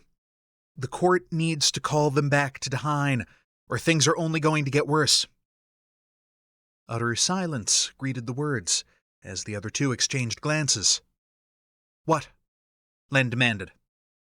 Let us say that there is likely to be considerable resistance to that conclusion, the Catchy replied. Len stared at them. So, what are you saying? The court is just gonna shrug and play the fiddle while Rome burns? The She frowned. I do not understand the reference. Albigard sighed. The court would consider abdicating control of the earth to be essentially the same as capitulating to the demons. There is also some question as to whether human institutions could survive the sudden removal of their hidden power structure. And if the world tree falls while the Fae are dicking around? Len asked pointedly. There is a faction among the ruling class that was ready to abandon Dhuinne altogether and move the seat of power to Earth, Albigard reminded him. Which part of the last few weeks suggests that the devastation is going to be confined to a single realm? Len demanded in exasperation. An excellent question, the Catchy said grimly. One which I would very much like to place before the court for consideration. Yes, Albigard agreed. Except for one small matter. In case you've forgotten, the leader of the Unseelie court has already shown a willingness to sentence me to death, and to collar you with iron. A look of stubbornness crossed the Catchy's elfin features. So he did. Yet, here we both stand. Len thought about the twins, Nesri and Dannon. You know, you've got access to a... He almost said a weapon, but caught himself in time. To allies that you're not using. A furrow formed between Albigard's brows. The Forsaken? I'm not certain they will have much interest in confronting the same government that forced them into exile in the first place. But Len didn't back down. What makes you so sure? They already have spies in the city, and they've risked themselves to help us trap the hunt. Perhaps, said the Catchy, in a tone of speculation. Can we find them and ask? Len replied. It might be several days until they come back here. It's not an unreasonable course of action, I suppose, Albigard allowed. For one thing, we will need food, and the area around the camp has been severely impacted by the hunt's passage. Len hadn't been outside the cave yet. His heart sank at the idea that they might have caused the camp's destruction. Did it kill everything? But Albigard shook his head. The damage isn't comparable to the damage you saw on Earth, or in the Pocket Realm. Many plants and animals were killed, it is true. Others were weakened. But this is Dhuinne. Life will recover quickly. That was both a relief and an unwelcome reminder of what might have happened back on Earth in Len's absence. At the moment, however, there wasn't much he could do about Earth. It was safe from additional attacks now that the wild hunt had been absorbed into the World Tree. But he had no way to find out what damage had already been done. The Catchy tilted their head at Albigard. There is a faint connection through you, leading to the twins. He nodded. They were able to track you by following the thread you left when you gifted me your magic in California. No doubt you are feeling that same connection from the other end. That would explain it, yes. The She stood up and dusted off their buckskin breeches. It should not be difficult to trace them. Still seated next to Len on the edge of the pallet, Albigard turned and gave him an assessing look. Are you recovered enough to travel? In truth, Len felt like he could sleep for a solid week, but it was pretty clear they weren't done yet. Take me someplace with food, and I'll manage, he said. Just don't expect me to battle any more deadly Fae archetypes for a bit, okay? Don't even think such a thing, Albigard replied, looking appalled. What was that you mentioned earlier about tempting fate? Len hid the stupid, sappy grin that wanted to escape in response to the jab, because Albigard was alive. Somehow, against all good sense, the Fae was still here. And just for this one moment, Len could ignore all the other calamities hanging over their heads on the strength of that one impossible, amazing fact. As the Catchy had promised, finding the temporary Forsaken camp wasn't difficult.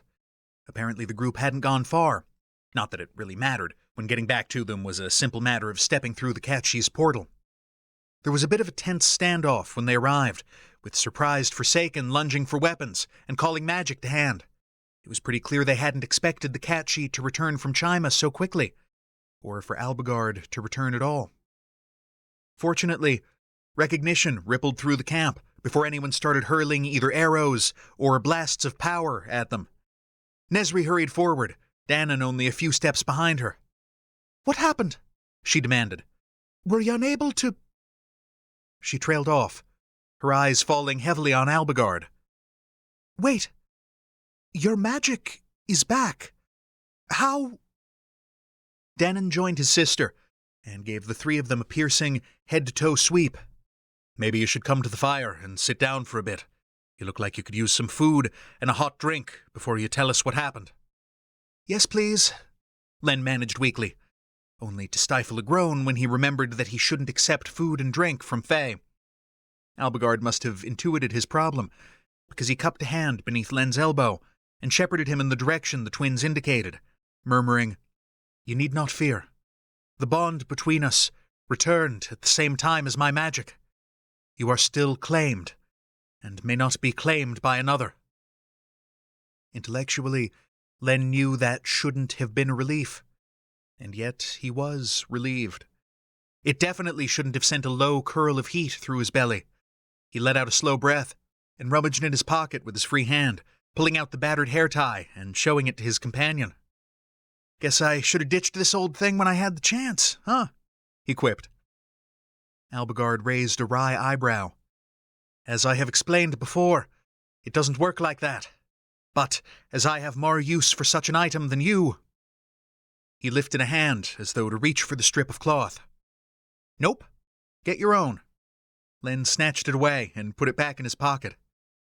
Taking gifts back is tacky.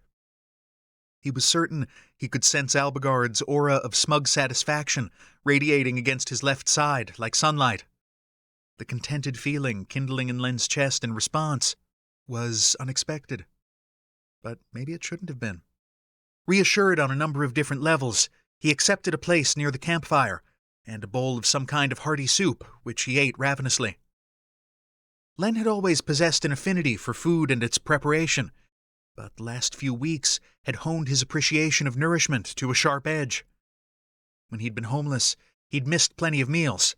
He'd gone hungry sometimes, but he'd never thought about real starvation, about having no access to food for days or weeks on end, and knowing that the lack of it might well end up causing his death. Since the Pocket Realm, every meal had tasted like life, like the promise of another day.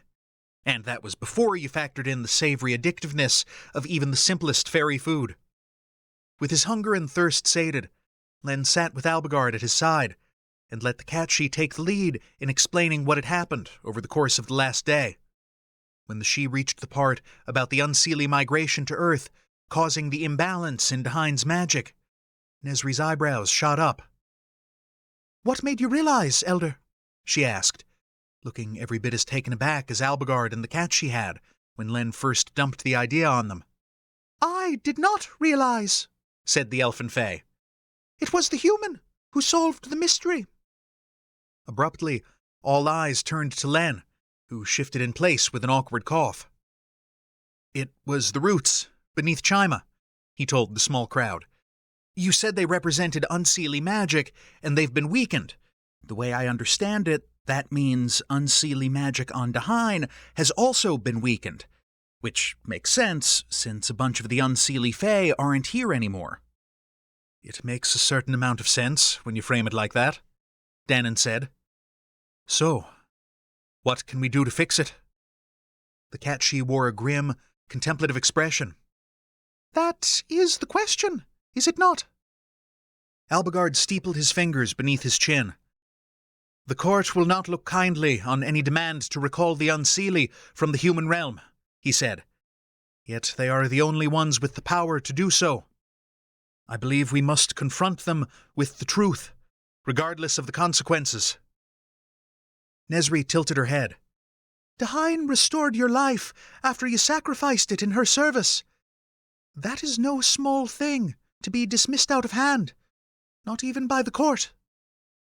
The old woman, Aesolna, had been watching the proceedings closely. "Perhaps, but do not forget, members of the court also laid hands on a she. The old ways are crumbling. Still, there must be some in the city who will see sense." "If we all go together, we might get their attention," Dhuinne said. Then he shrugged. "Or they might attack us on sight. Hard to say which." "With the hunt neutralized, we have time now, at least," the Catchy declared. "First, we will rest. The unseelie and his human were both hard used in the caverns beneath Chima. They need time to recover. Decisions about our approach to the court can wait until tomorrow, at the earliest." Nesri nodded. "If the hunt is no longer a danger, we could return to the camp today, though it would require some organization. This place isn't nearly as well defended." "It might be best to wait a few days until the area recovers," said the Catchy. "The devastation was extensive, and food in the valley is scarce. Did you bring your stores with you?" "We did," said Aesolna. "We'll be fine here for a bit." After a bit more discussion, the meeting broke up into smaller groups. Many people left to resume whatever tasks they'd been doing when Len, Albigard, and the Catchy had portaled in.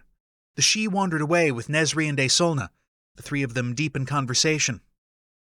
Dhuinne gave Len and Albigard an assessing glance. "Get some rest," he ordered gruffly, and tossed a pile of blankets and furs at their feet before leaving as well. Len let out a sigh, like a deflating balloon, in response to the idea that they might finally have a day to just be.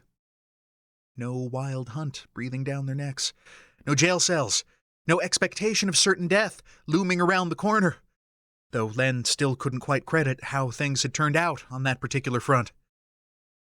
Movement caught his eye, and he looked up to find Lisa approaching them. Her face was light with happiness. "You're all right!" she exclaimed by way of a greeting, and flopped down to sit cross-legged in front of them. Len wasn't sure he was ever going to be all right again, but he appreciated the sentiment. The outcome was unexpected, to put it mildly, Albigard replied, in the understatement of the decade. It turns out he's so prickly that even Chima spat him back out, Len managed. The grin that split Lisa's face was like a flash of blue sky after a cloudy day. "I'm so glad. For both of you." Me too, Len said, and felt everything unexpectedly hit him again. "Can you tell me about Chima?" Lisa asked brightly. "I've never talked to anyone who's really been there. What are the magical fields like around it?" Albigard must have noticed the slump of Len's shoulders as the last of his energy deserted him, because he said, "A moment first, then I would be happy to discuss it with you." He took out the pile of blankets Danon had left them and laid them on the ground. When he was done, he turned to Len. "Sleep now. You're not yet recovered from your ordeal." "What about your ordeal?" Len prodded. The Fae's expression softened. "I am well. Or at least I believe I would prefer a pleasant conversation regarding magical theory to additional rest at the moment. I was not the one who collapsed a tunnel entrance using untried powers of necromancy, after all." "No," Len thought. "You were the one who died." "Okay," he said aloud. "Try not to corrupt her too badly while I'm napping." Lisa scoffed at his words. Len reminded himself one more time that things were fine now, for a given definition, albeit one that didn't extend to the mess they'd left behind on Earth. He'd be obsessing over that part soon enough. But Albigard was right. First, he needed to sleep. He made himself comfortable on the nest of blankets Albigard had prepared for him, and closed his eyes, letting the other's incomprehensible discussion about recursive dimensional folds and diffuse semi-permeable tesseract barriers lull his mind into silence. Chapter 15. Len jerked awake repeatedly throughout the day, tormented by dreams in which Albigard died again and again as Len kissed him, and the hunt escaped to wreak more havoc across the realms.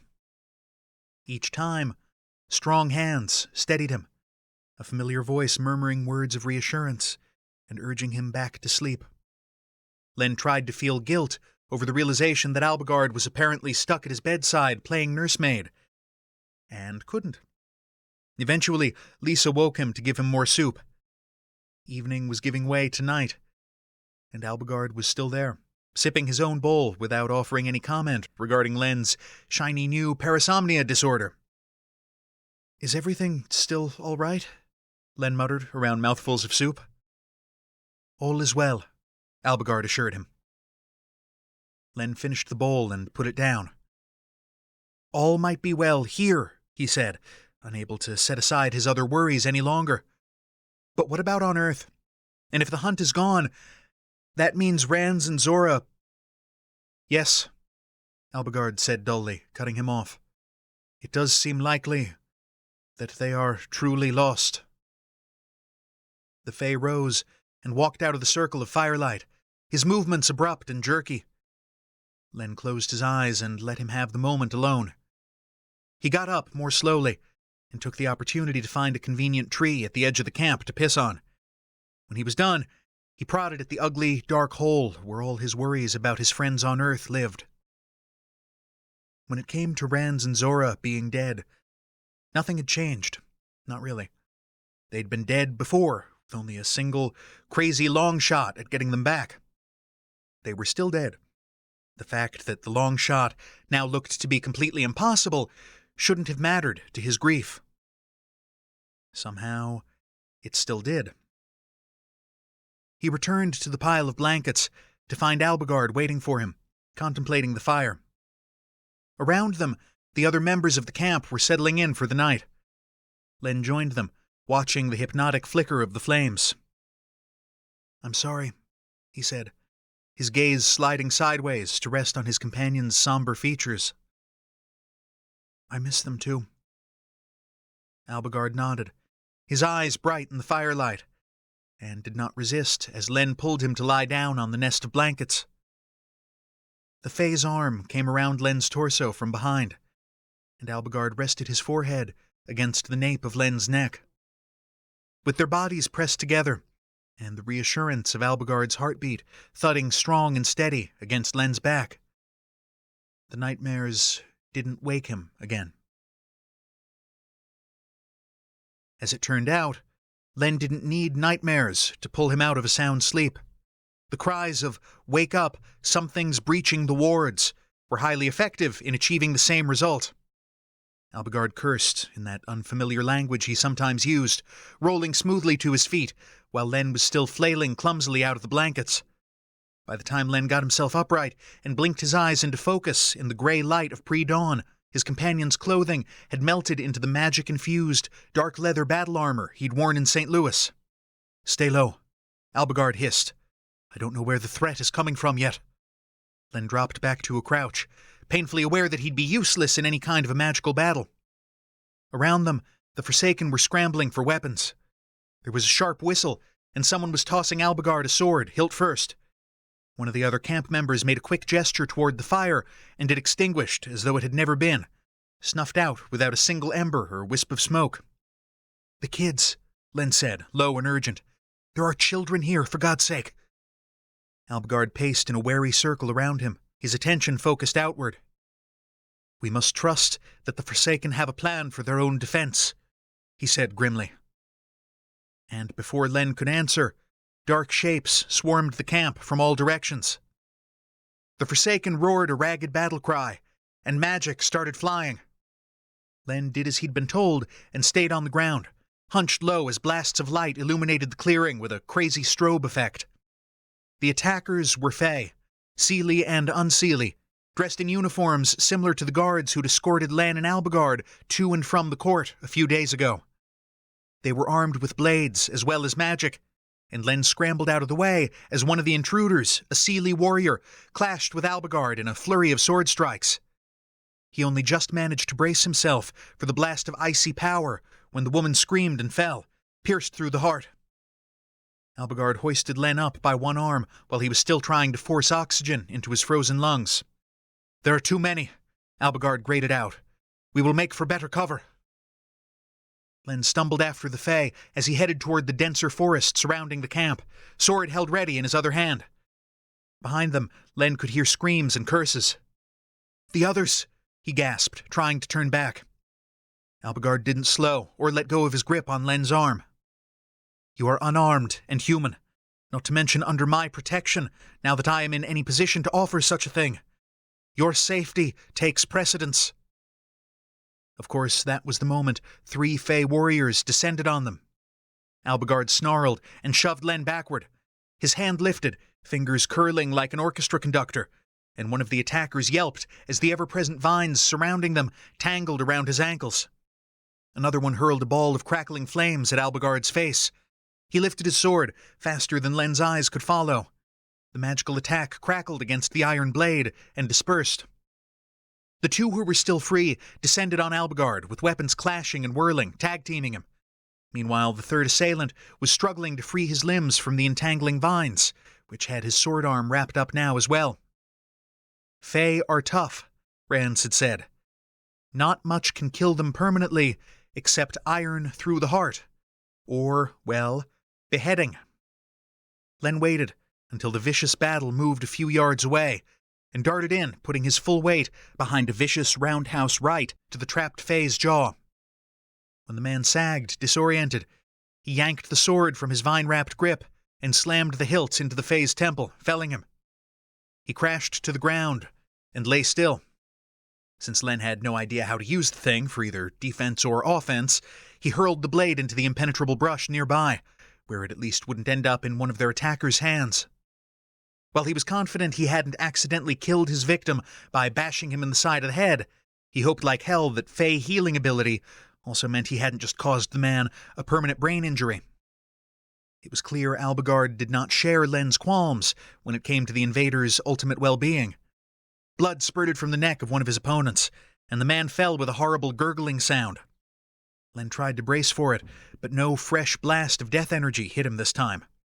Apparently, a sliced throat did not equal beheading. The remaining invader ducked under Albigard's guard, and Len heard his companion grunt as the Seeleigh's flashing blade caught him across the thigh. Albigard used the momentum of his stumble to slam into her with his full weight. They went down in a tangle. Magic flared between them like crackling electricity, and when Albigard rolled away with a groan, the Seeleigh lay unmoving on the ground. Len hurried to Albigard's side and grabbed him by the wrist, hauling him upright. Albigard staggered to his feet, sword still in hand. Behind them, shouts and running footsteps warned that the skirmish hadn't gone unnoticed by the rest of the attacking forces. "Can you walk?" Len asked tightly, reminding himself firmly that the Fae had walked away from a spectacular car crash in a vehicle with no airbags or modern crumple zones. A sword slash across the thigh was nothing. "Yes, Albigard breathed in sharply, cutting himself off, and whirled to face the other direction. Len whipped his head around, fully expecting to see more armed Fae swarming toward them from the direction of the trees. Instead, his stomach twisted with queasiness as clammy sweat broke out across his skin. "No," he breathed, recognizing the unmistakable sensation for exactly what it was. Sick denial drained the blood from his face as rolling, greasy black smoke emerged from the dense tangle of woods. "No!" Albigard stared at the oily vapor as though mesmerized, heedless of the half-dozen attackers bearing down on them from the other direction. With a wordless, animal noise, Len slammed into the Fae's body and bore him to the ground, caging him beneath arms and legs as a litany of "No, no, no, it's not fair! This can't be happening!" echoed through his mind. Choking black smoke poured over them. Len's heart pounded against his ribs like a wild animal trying to escape a cage. "You can't have him!" he snarled irrationally, as though the wild hunt cared one whit about Len's words.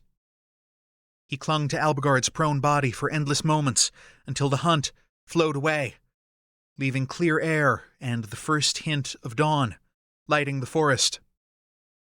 Terrified of what he would find, Len tried to detect any hint of movement or life beneath him, past his own thundering heartbeat and heaving chest. "Don't be dead," he begged. "Please. Not again. Not again." A hand closed around his upper arm, clad in a creaking leather gauntlet. Len gasped, nearly choking on it. Albigard eased him back, and Len swallowed a noise that might have been a sob. "I am well," said the Fae, his bloodless complexion belying the words somewhat. As though aware of how that sounded, he added, "For a given definition, at any rate. Let me up." Len wasn't entirely sure his legs were going to follow his instructions to that degree, but he managed to roll off Albigard's body and make it to a kneeling position in the thick grass. His head swam, but his eyes fell on a pile of dark shapes about a dozen yards away. Farther away, the shouts and curses of battle from the main camp had turned into screams of terror. Len's stomach heaved. The pair of them managed to get to their feet, leaning on each other heavily. "Should we try to run?" Len asked, well aware that his brain was too muddled for reasonable decision-making. Albigard paused.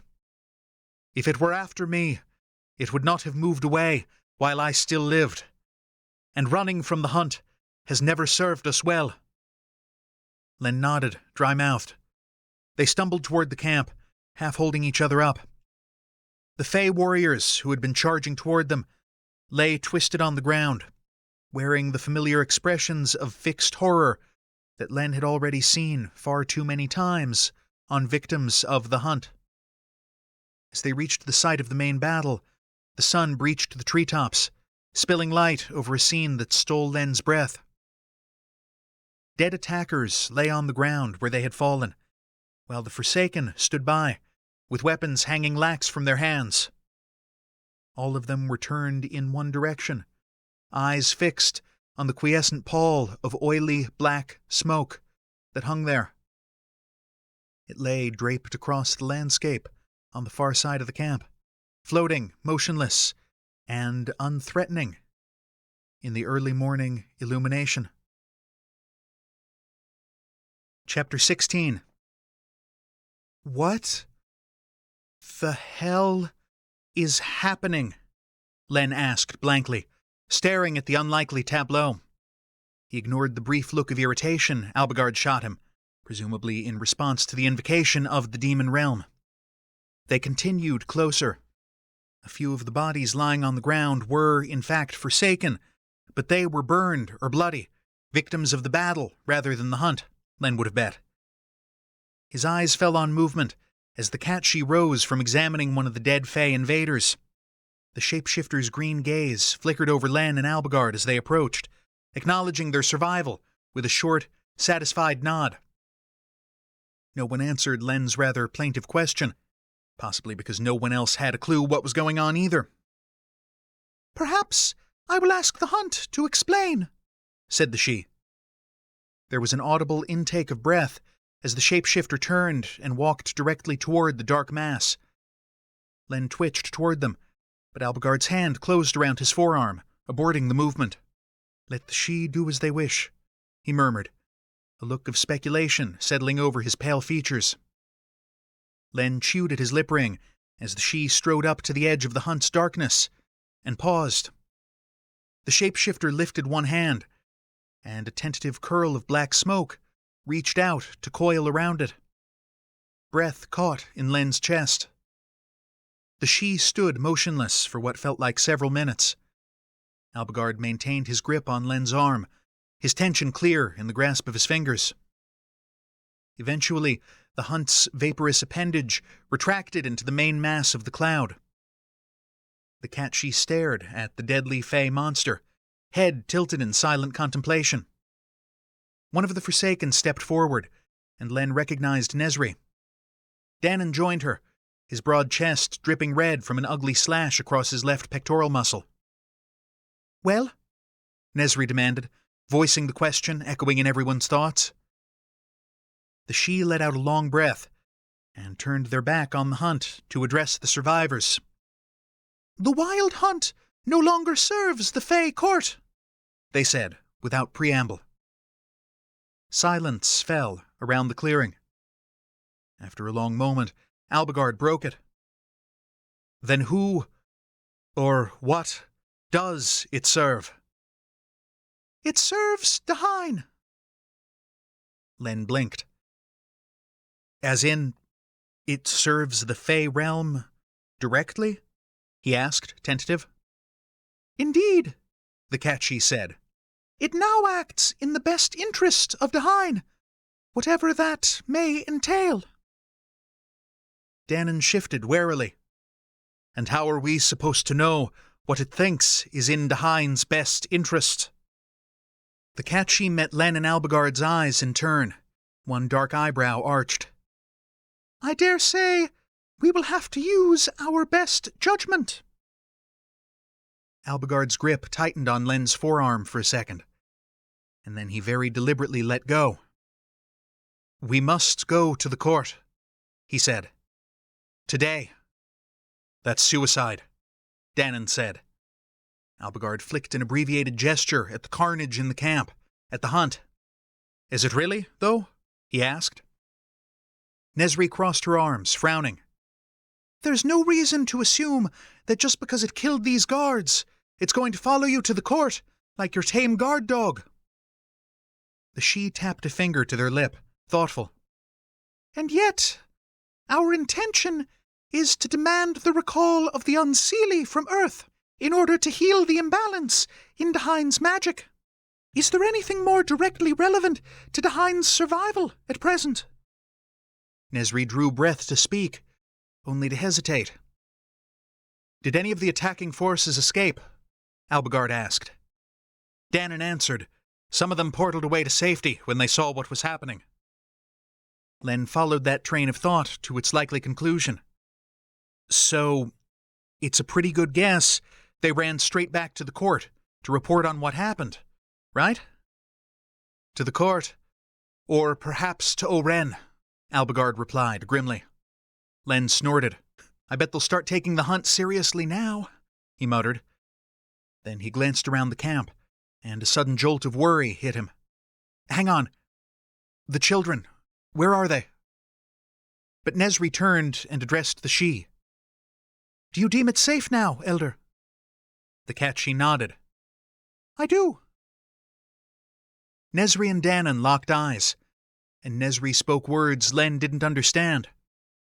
A vortex of air in an open area near the center of the camp shimmered like heat haze in the morning sun before seeming to collapse on itself.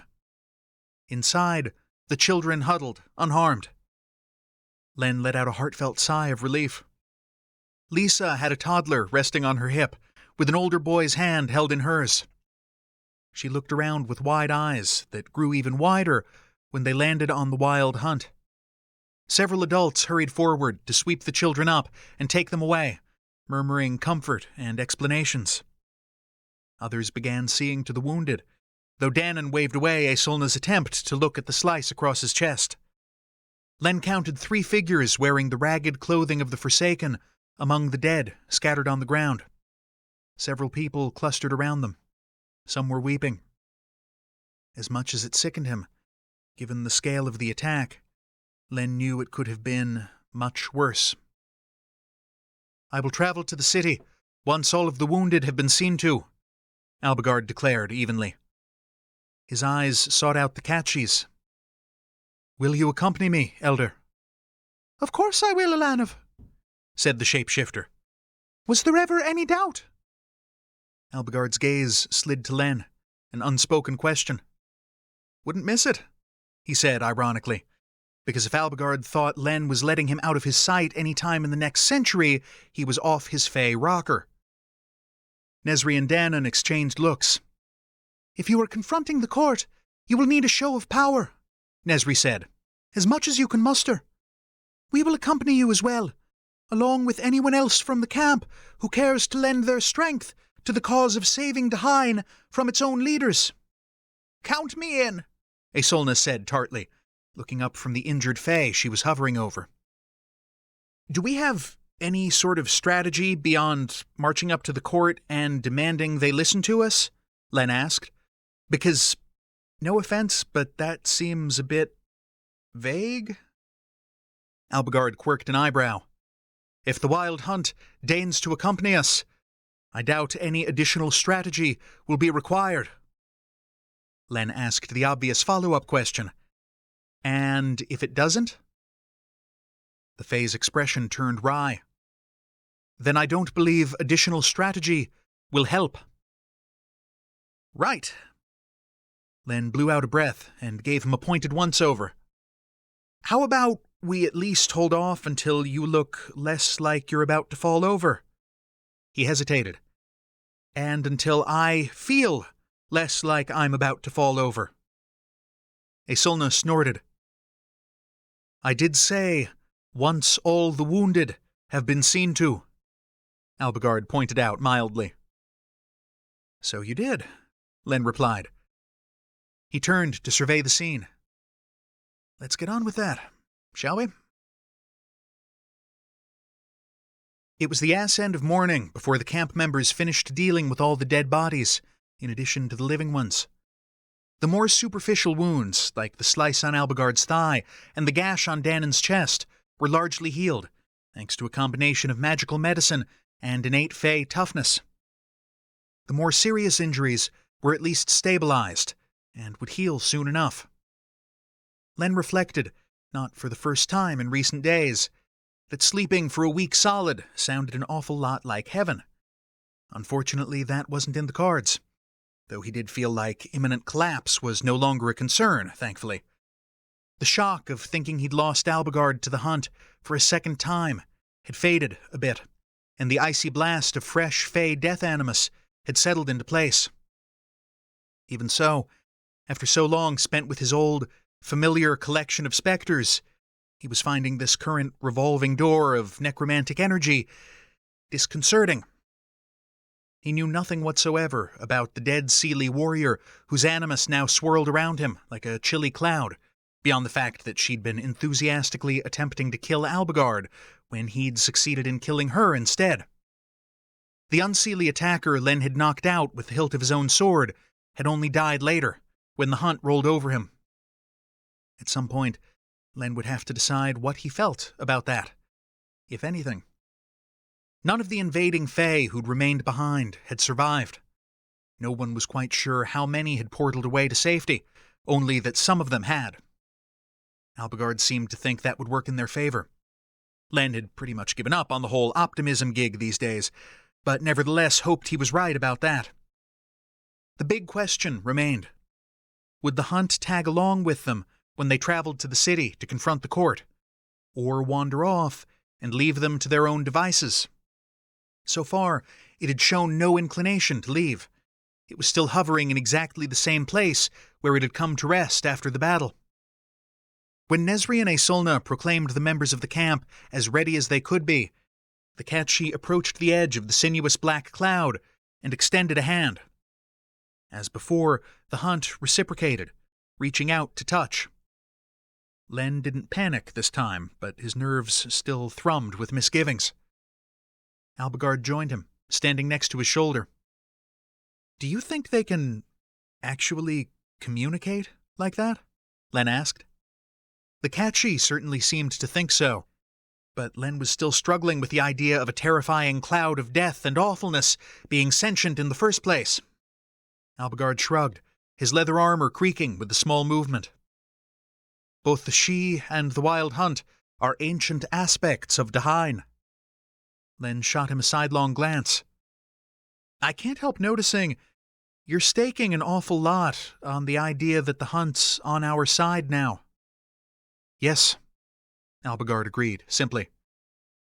The Catchi pulled back, and the hunt did the same. "It is time to proceed," said the shapeshifter. "Let all who intend to join us stand ready." Perhaps 24 Forsaken took up arms and fell into ragged formation behind Len and Albigard. The hunt twisted restlessly as the she joined the group. "Where will you transport us?" Nesri asked. "The portal zone behind the court building?" The Catchi let out a little huff. "Hardly. We will enter the chamber itself. One does like to make an emphatic statement in situations such as this." Albigard frowned. "The court's meeting gallery is heavily protected. Can you do that?" The Catchi gave him a patient look. "What have I told you about wards crafted by Seelie and unseelie, youngling?" With that, the shapeshifter lifted one delicate hand and made an intricate gesture with curled fingers. Len squared his shoulders as a portal large enough for 3 people to enter abreast burned itself into the air. Albigard exchanged a glance with him, and they strode through in the Catchi's wake. Chapter 17. Len forced himself not to sway or stumble as the familiar sense of disorientation hit him, and then he was in the court chamber with its thick moss and overgrown flowering vines covering the walls and benches.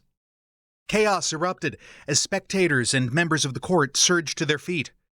The first cry of "Guards!" was quickly echoed by others as the Forsaken marched through the portal after the Catchi, Albigard, and Len.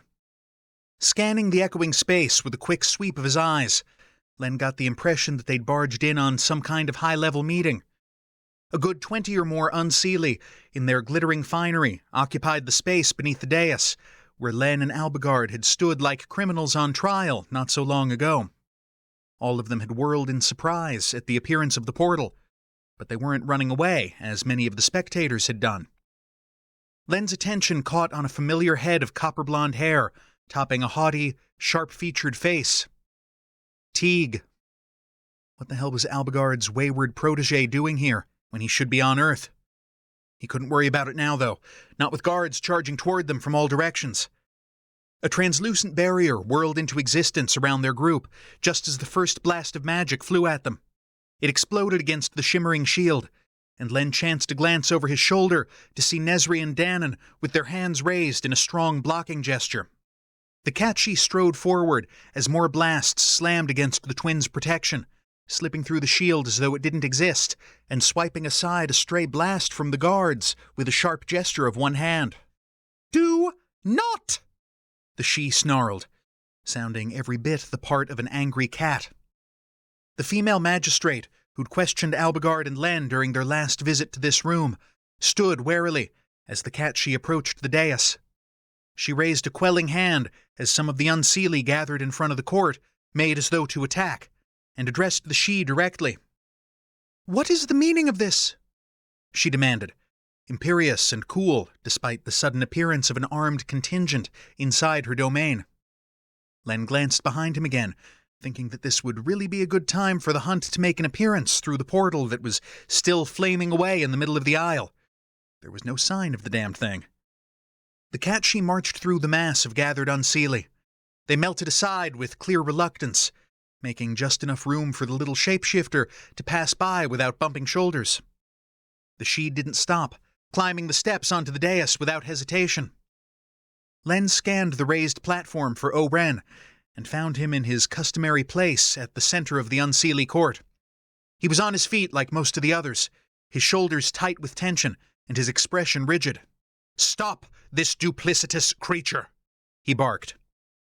The she didn't back down. "You already tried that once, Oren of the Unseelie," they said, in a tone dripping ice. "I would urge you not to try it again." Oren sputtered. The Catchy ignored him and walked straight up to the magistrate's desk. "Explain yourself, Elder," the magistrate demanded.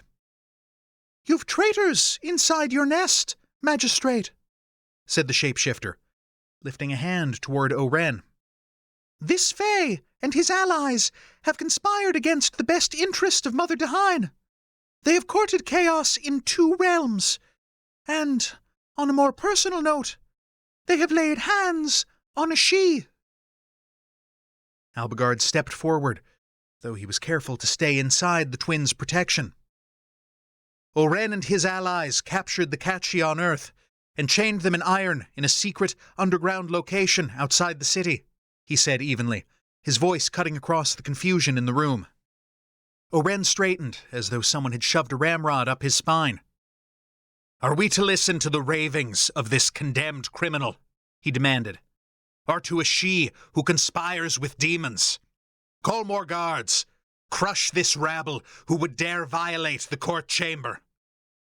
The she turned to him, the movement slow and dangerous, as the guards arrayed around the room wavered, unsure whose orders they were supposed to be listening to. "Do you deny the accusation?" asked the shapeshifter.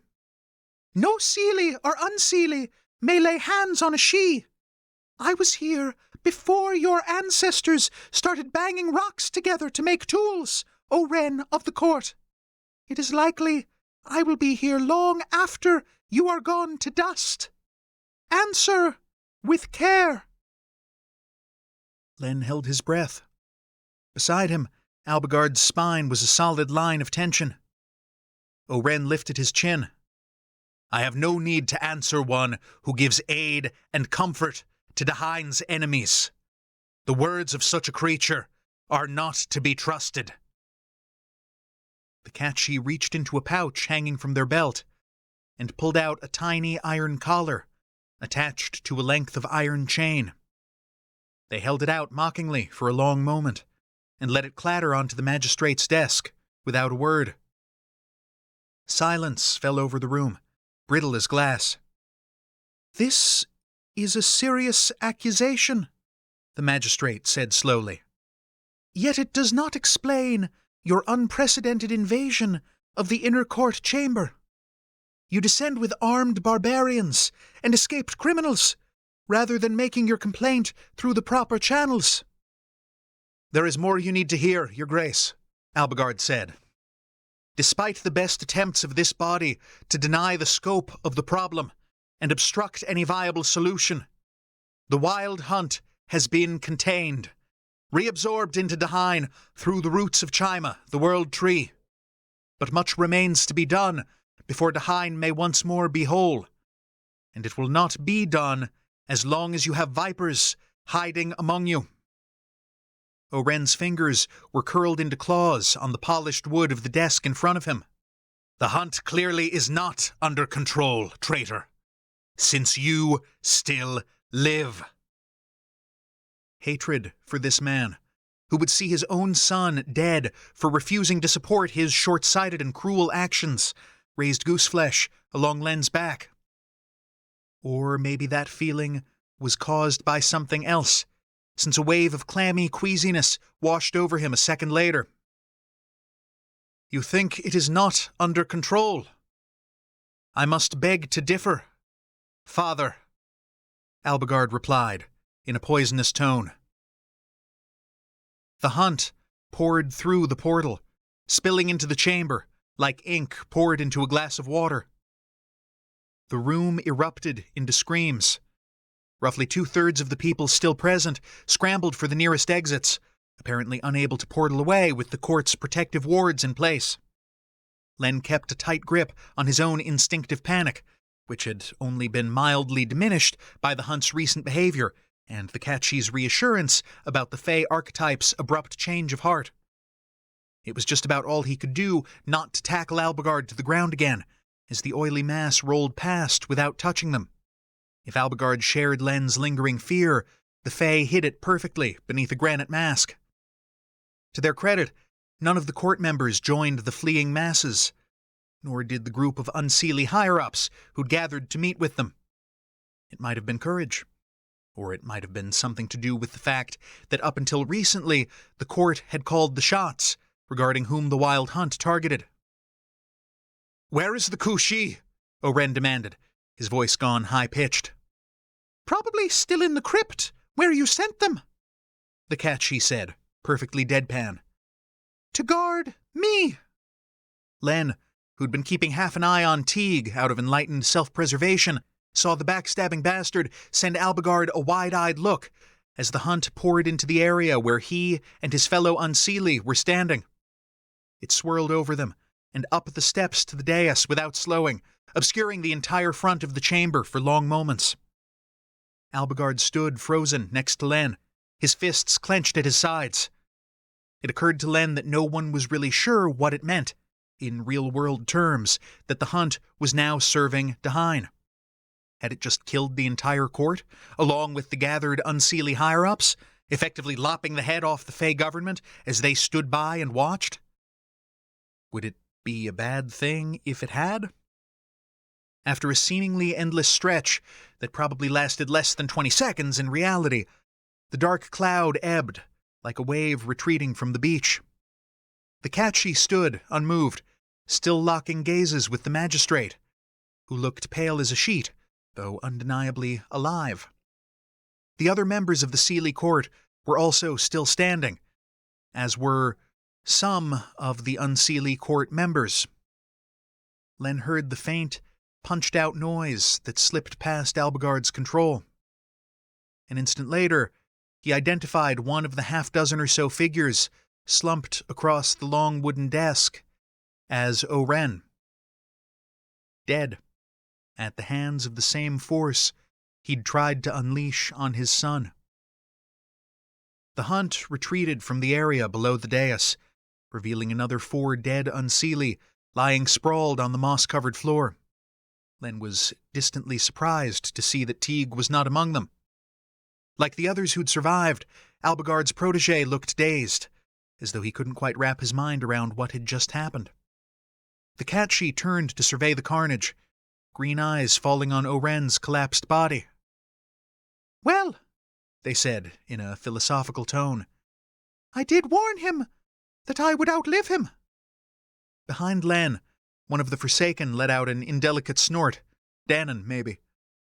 Len brushed fingers over the back of Albigard's hand, trusting that everyone else was way too distracted to notice the small gesture.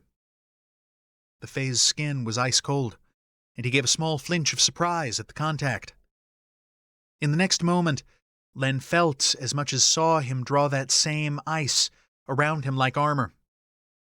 Every hint of vulnerability fled, locked tight behind a glacial bearing and haughty demeanor that would have done Oren proud.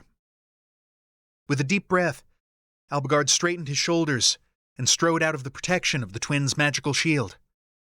Despite his misgivings, Len let him go, knowing that this was something he had to do alone. Dhuinne was not Len's world. It was Albigard's. And the Forsaken's, too, even if its leaders had tried to renounce them. The twins' barrier spun itself out to nothing, no longer necessary with the hunt swirling around their ragged group in clear and unmistakable warning. Dead silence fell over the echoing chamber, broken only by Albigard's boot heels as he strode up the stairs to the dais, his leather battle armor melting back into silk brocade and sleek black breeches as he ascended. When he reached the unseelie side of the court, he came to a halt in front of Oren's corpse, collapsed across the polished wood of the long desk. After staring down at the unmoving body for a long moment, he placed a hand on its shoulder and shoved it away.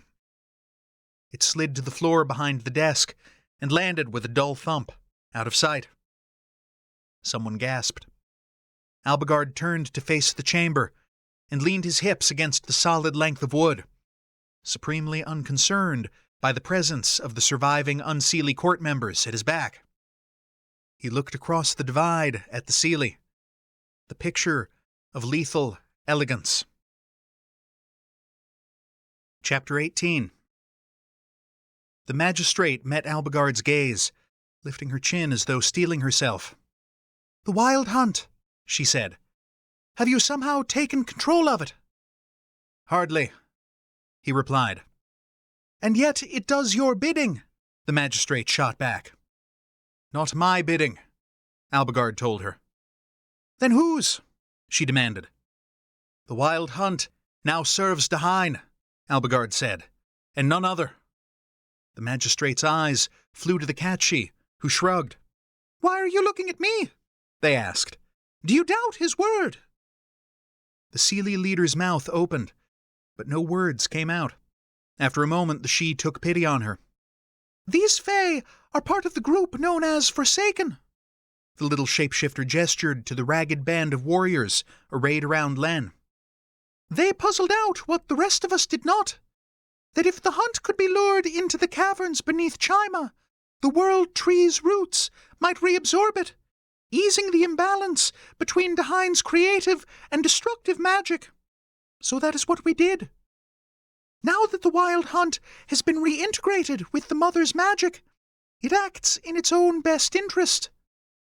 In other words, the best interest of Dhuinne." Shock flashed across the magistrate's delicate features. One of the surviving unseelie managed to regain the power of speech. "And the best interest of Dhuinne is to murder 1/4 of the Fae Court?" Albigard twisted around, fixing the man with a perfectly bland stare. "Clearly so." The unseelie sputtered with outrage. "Oren has long sacrificed Dhuinne's well-being in favor of his own lust for power," Albigard continued coldly.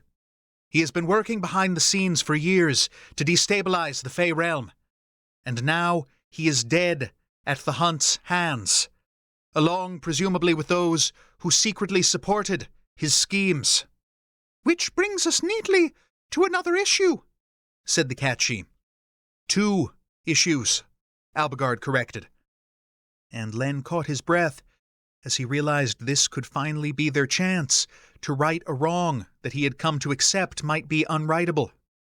3 issues, Danon growled, because apparently the Forsaken had some grievances to air as well. Little wonder, really. The magistrate looked warily between Albigard, the catchi, and the Forsaken. "To what do you refer?" The she crossed their arms. "First, the imbalance in Dhuinne's magical fields long preceded the Hunt going rogue.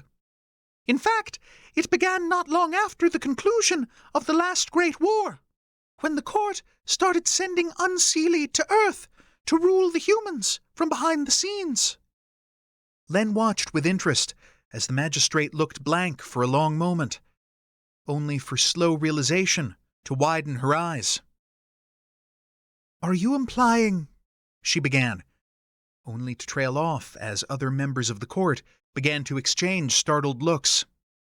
"I'm doing more than implying it," the she replied. Albigard took up the thread. "Interestingly, it took a human to deduce an answer so obvious that no one in the Fae realm had stumbled upon it in more than 200 years.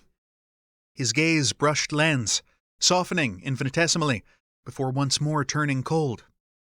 "Our people have been sending unseelie to another realm by the thousands, only to wring our hands afterward and bemoan the fact that the creative and destructive elements of Dhuinne were falling out of balance."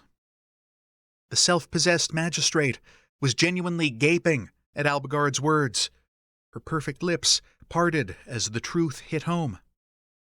"The unseelie on Earth must be recalled," Albigard continued mercilessly, "or Chima will topple, and Dhuinne will fall into chaos." "Impossible!" cried one of the unseelie from the group on the floor. Not Teague, Len noted. Albigard's green gaze fell on the man like a heavy weight. "You think so?" he asked pointedly. "In that case, I would urge you to take up your objections with the hunt." The unseelie's eyes flicked nervously to the dark cloud roiling behind the Forsaken. His jaw snapped shut. "The second matter," Albigard continued, "relates to a provision of the treaty with the demons. The survival of Ransley Thorpe, the last vampire left alive at the time, was one condition of the peace agreement. He and his soulmate, Zora Bright, were killed by the hunt while attempting to help close one of the damaged areas in the Veil Between Realms. Killed by a Fae creature." The magistrate appeared to have regained some of her composure. "That is deeply regrettable," she said. "But surely the matter is beyond redress at this point." "Not necessarily," Albigard said. "Both vampires were bound to the demon known as Nigellus. If he could retrieve their souls from the endless void, it might yet be possible to save them." Several of the court members appeared taken aback. "Is such a thing truly possible?" asked another of the Seelie. The Catchy huffed out a breath. "Perhaps. It appears this one will not speak of it himself." They indicated Albigard. "But he volunteered as bait to draw the hunt to Chima. And he died for it." Len couldn't suppress his shiver as he remembered warm lips, turning cold and still beneath his own. "Dhuinne acknowledged his sacrifice," the she went on, "and returned his soul to his body as repayment. If Chima could channel his essence back from the void after the hunt consumed it, perhaps the demon can do the same for his vampire wards." Please, Len thought. Please let that be true. "For what precisely are you asking?" the magistrate demanded. "The demon Nigellus must be allowed to enter Dhuinne with the bodies of Ransley Thorpe and Zora Bright," Albigard said in an absolutely flat tone. "After which, he must be given access to the hunt, and possibly to Chima, so that he may attempt to use them as a conduit to wherever the vampires' souls currently reside." Muttered conversation rose in the background, the tone sounding somewhere between shocked and scandalized. "Unless you'd prefer to explain to the Demon Council why you were unwilling to even attempt restitution for a blatant treaty violation," the Catchy added helpfully. The conversation faded away to silence. The magistrate traded speaking looks with several other court members before turning back to Albigard. "We are willing to take up these two topics for debate and a vote, given the rather Extraordinary circumstances at play, she said. What is the third provision? Nesri and Dhuinne stepped forward, heads held high. Diplomatic liaison and full amnesty for the Forsaken, Nesri said. No more attacks on us, Dhuinne put in. No more bounties on our heads. Albigard let that sink in for a moment and raised a slow eyebrow at the magistrate. As you contemplate the matter, you might consider recent events. Doubtless, the guards who escaped the aftermath of this morning's raid gave a full report of what happened to their fellows. The hunt killed them, Dhuinne spelled out, and spared us. I expect that means Dhuinne wants us alive, and won't take kindly to anyone who wants us dead just because we refuse to accept your laws or your rule. There's a higher law now, Nesri finished. The hunt coiled behind her, silently menacing. So it would appear, the magistrate said slowly. Make your decisions, Albigard told her, rising and heading for the stairs leading down from the dais. But before you do, ask yourself, who do you really serve? Do you serve Dhuinne and all her creatures? Or do you only serve yourselves? Silence followed him as he rejoined Len and the others. The Catchy gave a small, satisfied smile before hopping nimbly from the dais and joining them as well. Somewhat to Len's surprise, Teague intercepted them to offer the use of nearby accommodations while they awaited the court's decision. He approached Albigard with one hand raised to halt him, and Albigard stopped to speak with him as Len hovered a couple of steps away, watching the exchange warily. You should know that everything I did because I thought it best for our people and for our realm, Teague said. Clearly, the hunt agrees with your assessment, Albigard replied neutrally, still wrapped in his armor of chilly detachment. Teague gave him a single nod in return and addressed Len. Human, it was you who unraveled the clues behind Dhuinne's growing chaos. Yes, Len agreed, even though it hadn't been phrased as a question. The Fae looked like he was struggling with something that tasted bad, but he finally said, Thank you. Len shrugged and resisted the very natural urge to punch him in the face again. Don't mention it. Half an hour later, they were installed in a borrowed cottage near the edge of what seemed to be a residential district, based on what could be seen of it beyond the choking plant life, anyway. Most of the Forsaken had returned to their camp, but Dhuinne and Nesri stayed behind with Len, Albigard, and the Catchy to wait for the court's verdict. The fact that the hunt had remained in the court chamber rather than following them made Len cautiously optimistic that the Fae ruling body would do the right thing in the end. Albigard had asked them whether they served Dhuinne or themselves. The truth was, those two options had just become more or less the same thing. Failing to serve Dhuinne now brought immediate and deadly consequences. If something like this had happened on Earth, Len might have been appalled. There were some big implications when it came to the concept of free will, for one thing. But under the current circumstances, he didn't give one single solitary fuck about it, as long as it meant the court did what Len and the others wanted them to do. He was done with living in this constant state of crisis. Done. The twins took one look around the neat little fairy cottage where the 5 of them had been installed, and headed outside to hang out in the overgrown backyard instead. The she also gave the place a quick once-over before promptly shifting into cat form and curling up in a sunbeam. Len took in Albigard's brittle appearance with a measuring glance. There were only 2 interior doors inside the cottage. With a steadying hand on his lower back, Len urged Albigard toward the closest one, which thankfully opened onto a small bedroom containing a bed and a side table. He closed the door behind them. The Fae blinked at the room as though he'd never seen such a thing before. Concerned, Len lifted a hand to Albigard's jaw and turned his head with a touch until their eyes met. Hey, he said softly, not sure how close his companion was to a breakdown after watching his only remaining parent die. and then having to pretend not to care. Your father, you can still mourn him, you know? Albigard's eyes slid closed. The tension of maintaining control etched lines into his chiseled face. Please, don't, he whispered. Len let his breath flow out slowly and dropped his hand. All right. He looked around the room and ended up sinking down to sit on the floor, using the side of the bed as a backrest. Sleep wasn't in the cards yet, but he was undeniably wrecked. They both were. After several long moments, Albigard sank down next to him with effortless Fae grace. Len reached into the space between them, offering his hand palm up, without looking over at his companion.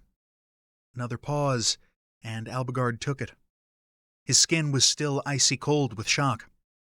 Len tangled their fingers together and held firm, not commenting on the fine tremor he could feel thrumming through the contact. They sat in silence like that, for what Len thought was probably a couple of hours.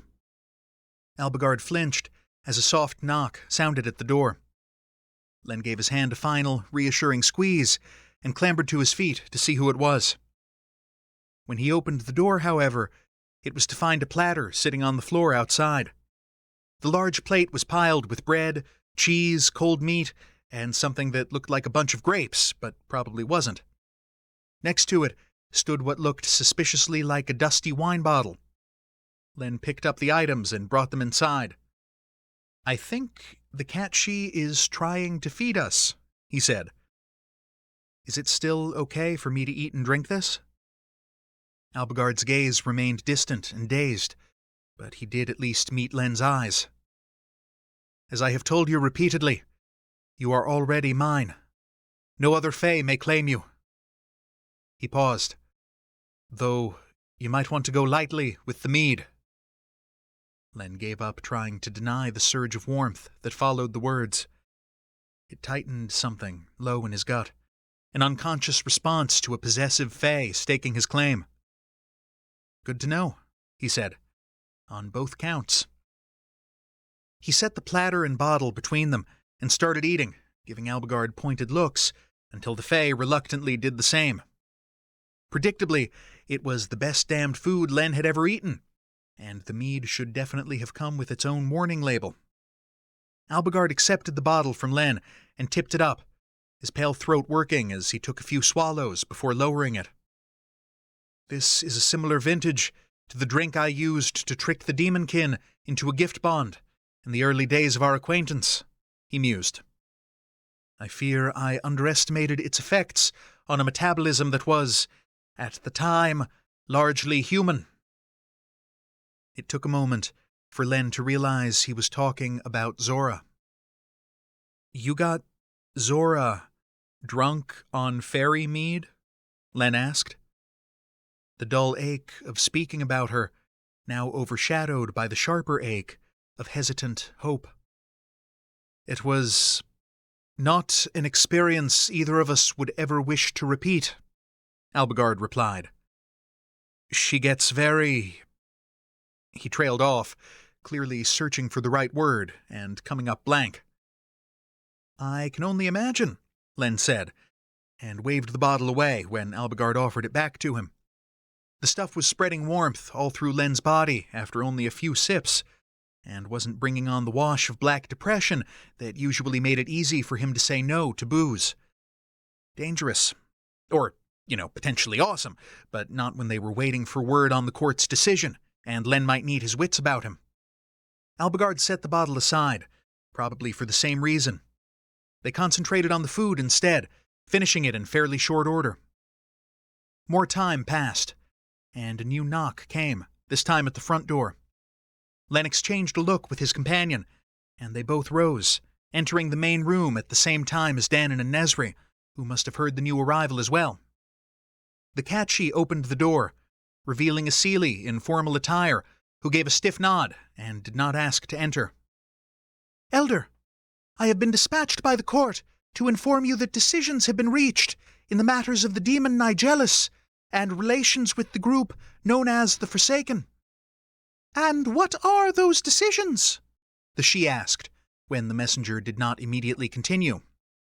You may arrange for the demon's admittance to Dhuinne, with a small retinue to transport the bodies of Ransley Thorpe and Zora Bright, the woman said in a wooden tone. They will have the court's guarantee of safe passage to and from the gate to Earth. Additionally, a joint committee is to be commissioned. It will address issues related to the Forsaken. The court has determined that the Forsaken may nominate their own members to form one half of said committee. Len's heart leapt. And how many more members of the court succumbed to the hunt during the negotiations? The Sidhe asked, as casually as though they were discussing sports scores or the latest reality TV show. 3, the Fae woman said stiffly. 2 from the Unseelie side, and 1 from the Seelie. I imagine that would be highly motivational, the Sidhe replied. What of the question regarding the recall of the Unseelie operatives from the human realm? Still under debate, said the messenger. It appears the discussion may stretch over multiple days. Brave of them, the Sidhe observed. Very well. You may tell the magistrate that I will see to the demon's arrival in short order. Please ensure that the guards and the warden of the gateway are informed. Chapter 19. The messenger gave another stiff bow and departed. When she was gone, the Sidhe turned to Len, Albigard, and the twins. It appears I have a task to complete. As there is no further cause for delay, I will depart now. Rest assured, I shall return as soon as possible, and keep you informed of the details. Albigard took a deep, shuddering breath. Thank you, Elder. The Sidhe gave him a quicksilver smile. Remain strong for a little longer, Albigard of the Unseelie. All may yet come out as it should. With that, the Sidhe transformed into a cat and trotted out the door. Len stepped forward and closed it behind them, feeling a bit numb. The twins shared a look. Nesri turned to Albigard and spoke. We should go to our people with the news. Will you be all right here alone? If you prefer, you are welcome to come with us. Your offer is kind, Albigard told her. But the Sidhe will return here first when they have something to report. Dhuinne shrugged. As you like. Just so you know, the offer's always open. We'll be returning to the main camp in a couple of days, at a guess, so you know where to find us if you need us. Albigard managed a thin smile. I would not presume to believe I could breach your wards so easily. Pfft, they'll be open to you, Unseelie, Dhuinne replied. His eyes flicked to Len. And you as well, human. Couldn't really have one without the other, after all. The spike of feeling that rose in response to that casual declaration took Len by surprise, tightening his throat. Thank you, Albigard said. Yes, thank you, Len echoed faintly. Fair winds, Nesri said. Doubtless we will see you again in the course of things. She opened a portal, and the pair stepped through it. A moment later it snapped shut, and the silence grew very complete. Len blinked a couple of times. Right, he said slowly. On a scale of 1 to 10, how likely is the world to end if we fall asleep for a bit? Because I get the impression we're in something of a lull, at least temporarily. Albigard's shoulders sagged. I wouldn't even care to speculate. His tone was one of utter exhaustion. The Sidhe's dealing with Nigelis, Len reasoned. The twins are dealing with the Forsaken. The court's still busy fighting over the Unseelie presence on Earth, and will be for quite a while. To me, that says there's nothing left for us to do right now. Agreed? A pause, then... Agreed. Okay. Good. In that case, we're sleeping. Come on. There was no lock on the inside of the front door, but there was a bar, so Len barred it. Albigard let himself be shepherded back to the bedroom. It was only mid-afternoon, but Len didn't care. He pushed the Fae onto the bed and followed him down. They were both fully clothed, and Len intended to stay that way in case someone else knocked on the door. The bed was narrow. Maybe that would have been a problem under different circumstances. Right now, it wasn't. Len pressed close and wrapped his arms around Albigard's unresisting form. The Fae buried his face against Len's shoulder, and 5 minutes later, he was asleep. Len followed soon after, the feeling of a living body next to him, combining with the smell of sunshine and ozone to keep his nightmares at bay. A hand on his shoulder woke Len to darkness, broken only by the glow from a small ball of magical illumination floating in the corner of the room. "The cat-she has returned," Albigard told him. Len grunted and tried to get his head on straight. He'd slept straight through the sound of the she's arrival, not to mention Albigard untangling himself and leaving the bed. "I'm up," he mumbled, needing 2 attempts before he managed to suit action to words. God, forget sleeping for a week. Len was going to sleep for a freaking year when all this was over. The cottage was quiet as Len stumbled to the bedroom door and into the front room where the she was waiting as promised. "The demon and his retinue will be arriving shortly," said the shapeshifter. "I thought you might wish to be present to meet them at the gateway." "Yes," Albigard replied. "Thank you." Len rubbed at his face. "When you say retinue..." The cat-she gave him a small smile. "I believe he was able to procure the assistance of 2 individuals with a degree of resistance to Dhuinne's influence, another vampire, and a human with natural magic." His breath caught, his gaze flying to Albigard's. "Guthrie and Vonnie? Will that be all right? Didn't you say their presence here could cause problems?" The she replied with apparent unconcern. "The court agreed to grant access to additional people to assist with the transport of the vampires' bodies." "They did not specify who those people needed to be," Albigard finished. "Good enough for me," Len said, still feeling only half awake.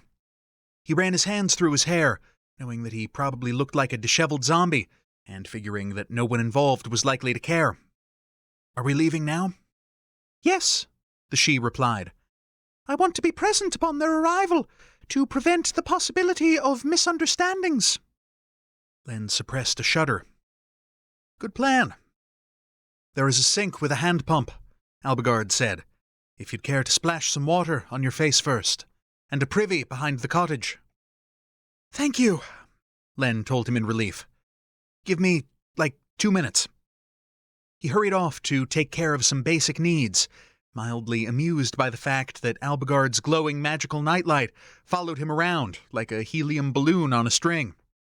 Len rejoined the others shortly, privied, washed, and rehydrated after his small adventure with Fae Mead a few hours ago. "Come," the she told them, and opened a portal. Len followed the others through, and found himself on an overgrown hillside lit by blazing torches. This had to be the hill next to the gateway between realms, though it had a totally different appearance at night, and when Len wasn't busy being tackled by angry Fae guards. The guards were still there, of course. They didn't look much happier to see Albigard now than they had then. Fortunately, the presence of the cat-she, combined with the edict from the court, appeared to be enough to prevent a repeat of the events of their first visit. The she marched up to one of the unseelie. Len was 99% sure it was the same guy who'd punched Albigard in the teeth. "Greetings, guardsmen," they said. "My companions and I will await the arrival of the demon and his retinue. You have received your instructions from the court, I assume?" "Yes, Elder," the guardsman said grudgingly. The cat-she nodded in acknowledgement and returned to stand with Len and Albigard. They waited there in something of a wary standoff until the first hint of lavender tinted the horizon. Finally, a white glow appeared in midair. It widened into a spiral, following the shape of the carving in the wall of the Mound of the Hostages on Earth's side of the gate. The glow strengthened, becoming so bright Len had to look away. After-images danced behind his eyelids. When he managed to blink his vision clear, the white light was gone, and 3 figures stood among the windswept grass, illuminated by flickering torchlight. No, not 3 figures. 5. Nigellus and Guthrie Leonides stood side by side, each with a limp figure cradled in his arms. Vani stood on Guthrie's other side, her fingers wrapped around her emerald pendant, a look of intense concentration on her pretty features. Around them, the Fae guards grasped their weapons tightly, shoulders tense. "Stand down, all of you," said the leader, speaking with clear reluctance. Dhuinne, the Seelie warden of the gateway, stepped out, joining them. "The demon and his companions are guests of the court," she said, in a tone that brooked no opposition. "Thank you, warden," Nigellus said, in his suave, resonant voice. "The court's cooperation in this matter is greatly appreciated." From the wry eyebrow she raised, Len didn't get the impression that demonic charm was the way to Dhuinne's heart. "I will be accompanying you during your stay, Hellspawn," she declared coolly. "I trust your visit to Dhuinne will be both brief and productive."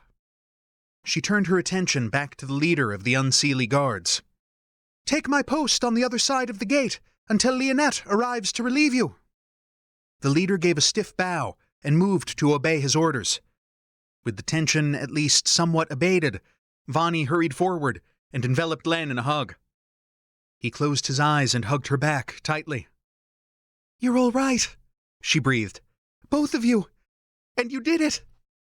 "We have done nothing as of yet," Albigard said. "That duty will fall to Nigellus."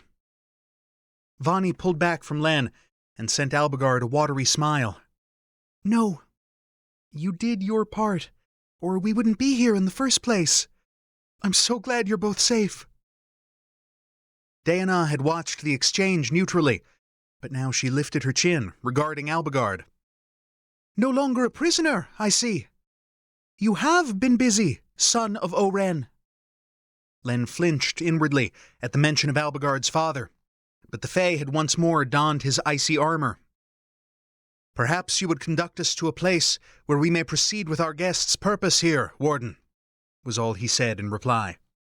The faintest hint of a smile curled one corner of Dhuinne's lips in the firelight. "Of course." The Catchy gave Nigellus and the others an assessing look. Len's attention fell on Guthrie, holding Zora cradled against his broad chest.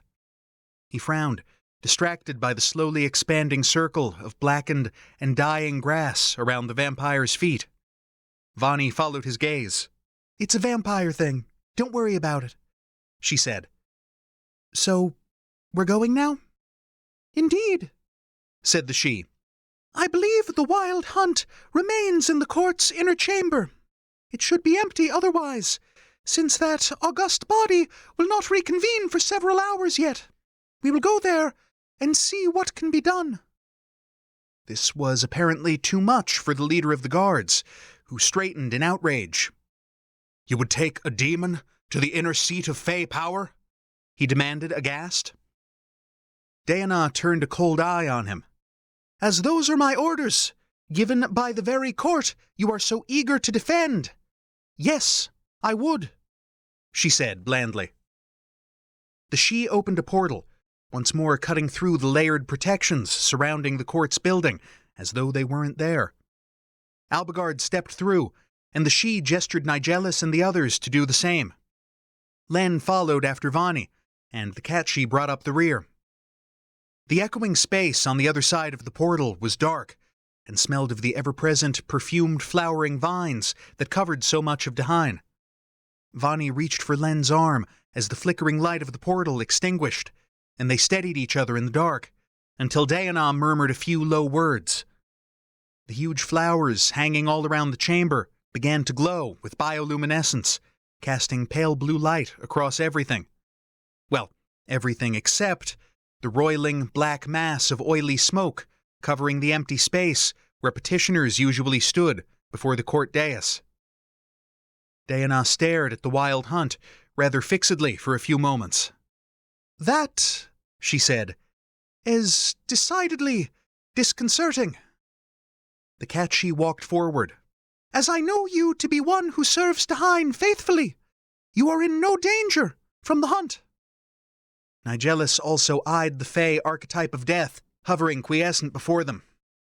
It does appear somewhat diminished compared to the last time I encountered it. He shifted the burden in his arms, and Len got a good look at Ransley Thorpe for the first time since staring into his sightless blue eyes during the battle in St. Louis.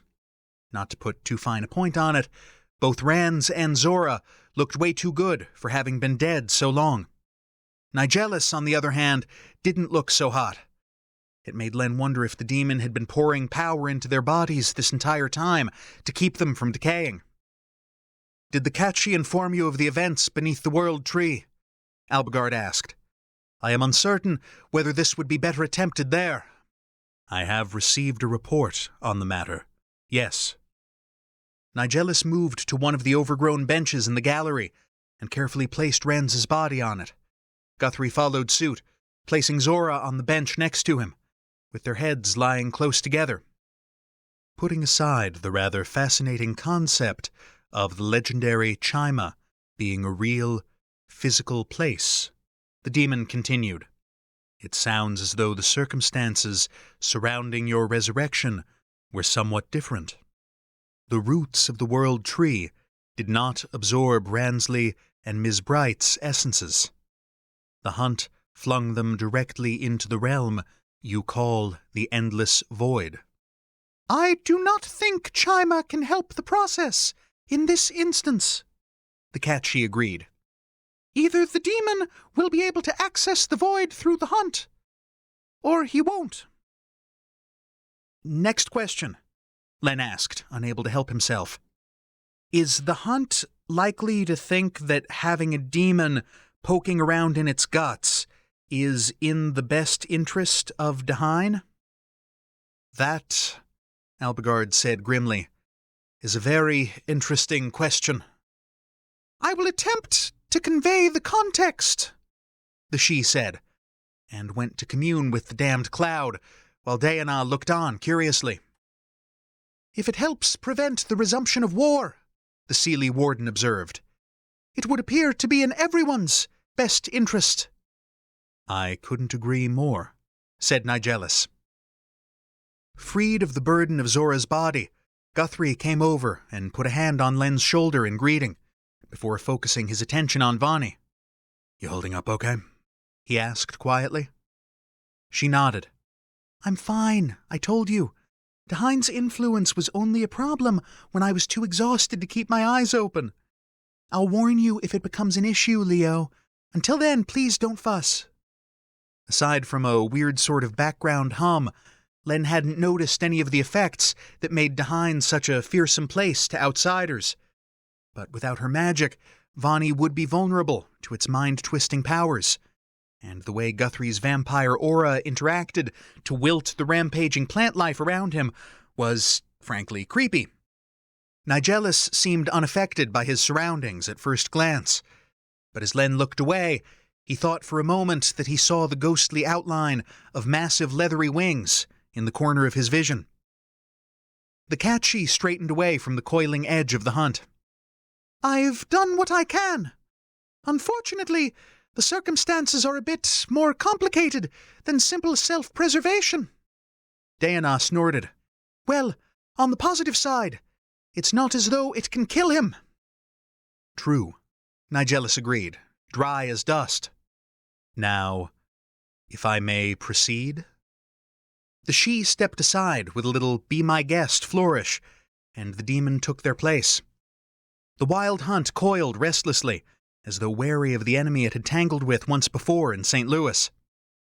Vani curled one hand around Len's arm, and the other around Guthrie's. Guthrie covered it with his, squeezing. Len glanced at Albigard, and found the Fae's green gaze shining with tightly restrained hope. The Fae crossed his arms, his shoulders a tense line as he turned to watch Nigellus work. The powerful demon of fate reached a hand into the dark mass just as the catchy had done before. It recoiled from him, only to surge back an instant later, enveloping his arm to the shoulder. Nigellus clenched his jaw, and Len blinked as ghostly ram's horns phased in and out from the sides of his skull for a few seconds before disappearing. They remained locked that way for long minutes. Nigellus's eyes glowed hellfire red in the low light. The hunt writhed and twisted, neither attacking nor fleeing. It was nerve-wracking to watch, all the more so because Len had absolutely no clue what was actually happening. He kept throwing glances at Albigard in hopes of gaining some kind of insight from the Fae, but his pale face might as well have been cut from marble. More time passed, and Nigellus grunted, going down on a knee. Dhuinne twitched hard, her grip on Len's arm tightening. For his part, Len tried not to make assumptions when he didn't understand what was going on, but that hadn't looked good. His suspicion was confirmed a few moments later, when the catchy made a small noise of disappointment. "He does not have the power," said the shapeshifter. Albigard let out a low, hissing breath. And no. Just no. Something cold and implacable rose in Len's chest. A solid wave of nope that wasn't content to stand by and watch Nigellus fail after all they'd been through to get here. Before Len truly understood what was happening, an icy rush of power sank through his skin, only to explode out of him in the next moment, aimed straight at the demon. Chapter 20. Dhuinne jerked her hand away from Len's arm in the instant before the crackling blue energy hit Nigellus. The hunt flinched from the blast of death energy. The demon did not. The lightning blast of power sank into him, and Nigellus gritted his teeth. He reached deeper into the swirling mass of blackness, the tendons in his neck standing out. Horns and wings burst from the demon's body, which seemed to swell with bulk and muscle. Tailored clothing tore. With a low growl of determination, the terrifying nightmare creature, who'd been a suave man in a business suit mere seconds ago, closed his fist around something intangible and yanked. The wild hunt howled in surprise, swirling away to coalesce near one corner of the chamber's vaulted ceiling, which Len supposed was a preferable response to freaking out and killing everyone in the chamber. Nigellus's massive chest rose and fell. His lips remained in their feral snarl, revealing teeth that were very pointy. He was braced on a hand and a knee, and he wasn't getting up. "Someone help me to the bodies," he ground out. Guthrie and Albigard hurried forward, which was just as well, since Len might have been able to support one giant wing on, a good day, which this wasn't. In fact, he felt like his knees were about to give way after loosing that unexpected blast of magical power. The three figures staggered down the aisle to the benches where Zora and Ranz's bodies were laid out. Nigellus reached a clawed hand out to each of the vampires' foreheads, grasping their skulls. Several moments passed, and the demon fell to his knees. One wing flopped into the aisle, while the other draped sloppily over the back of the bench in front of him. His hands slid away from the pair's heads. "It is done," he said, while Len tried to decide how much mental capacity to devote to hope, and how much to the faintly hysterical voice jabbering, "Oh my God, what the hell did I just do?" Zora and Ranz still lay unmoving. No breath expanded their lungs. No pulse throbbed in their carotid arteries. But then it wouldn't, would it? They were vampires. Dhuinne had watched the proceedings with crossed arms and a neutral expression. Now she raised an eyebrow, tilting her head as she examined the collapsed demon. "Such a pity this opportunity did not arise during the war. I think if we were quick enough, we could get him dismembered and the pieces packed in salt before he recovered," she said to the catchy. "I would advise against trying," the she replied wryly. "And not only because of the court's guarantee of safe passage." The warden hummed a reluctant noise of agreement. Then her gaze raked over Len, before landing on Albigard. On a related note, you failed to mention that the human vassal you dragged with you to the Fae realm was also a necromancer, son of Oren. Albigard's expression turned flinty. I strongly suggest forgetting you saw that, Warden. Whereas I would ask you to remember that the human also played a pivotal role in saving Dhuinne, the Catchy added. I doubt the hunt would take it kindly if harm came to him. Dhuinne gave them all a grim smile. Oh, don't worry. It's more than my job's worth, on both counts. With Guthrie and Albigard arrayed watchfully by Nigelus's side, the demon took a deep breath and closed his eyes. His horns and wings retracted, his bulk diminishing until a striking, human-looking man in torn clothing sprawled next to the vampires' unmoving bodies. He rose, bracing himself on the benches for a moment, before straightening to his full height. May we have no cause to meet on the battlefield in the foreseeable future, Warden, he said. That is, after all, the goal of this entire exercise. Did it work, though? Dhuinne blurted. Nigelus looked down at the pair lying on the bench. Their souls once more reside in their bodies. It is as well they are bound together. I would not have been able to seek them separately. His whiskey-brown eyes fell on Len, no longer glowing with hellfire.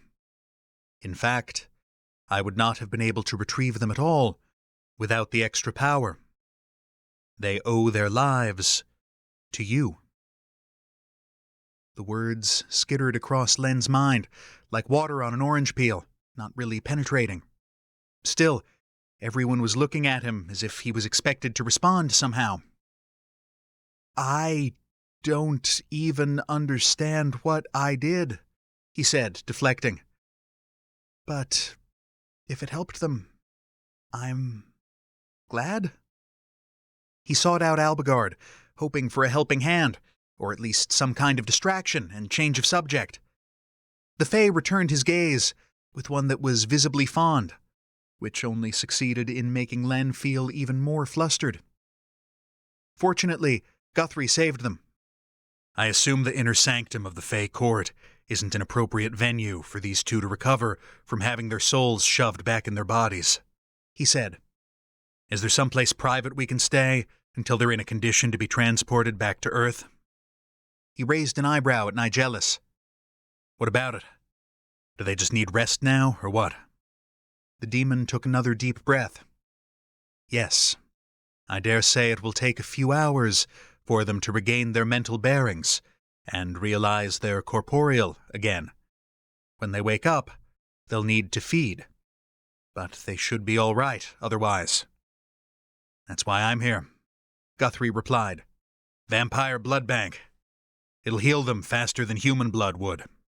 As long as you don't start sniffing around any Fae blood, Night Walker, Dhuinne said pointedly. Fae blood is disgusting, Guthrie replied without missing a beat. He smiled, revealing a hint of fang.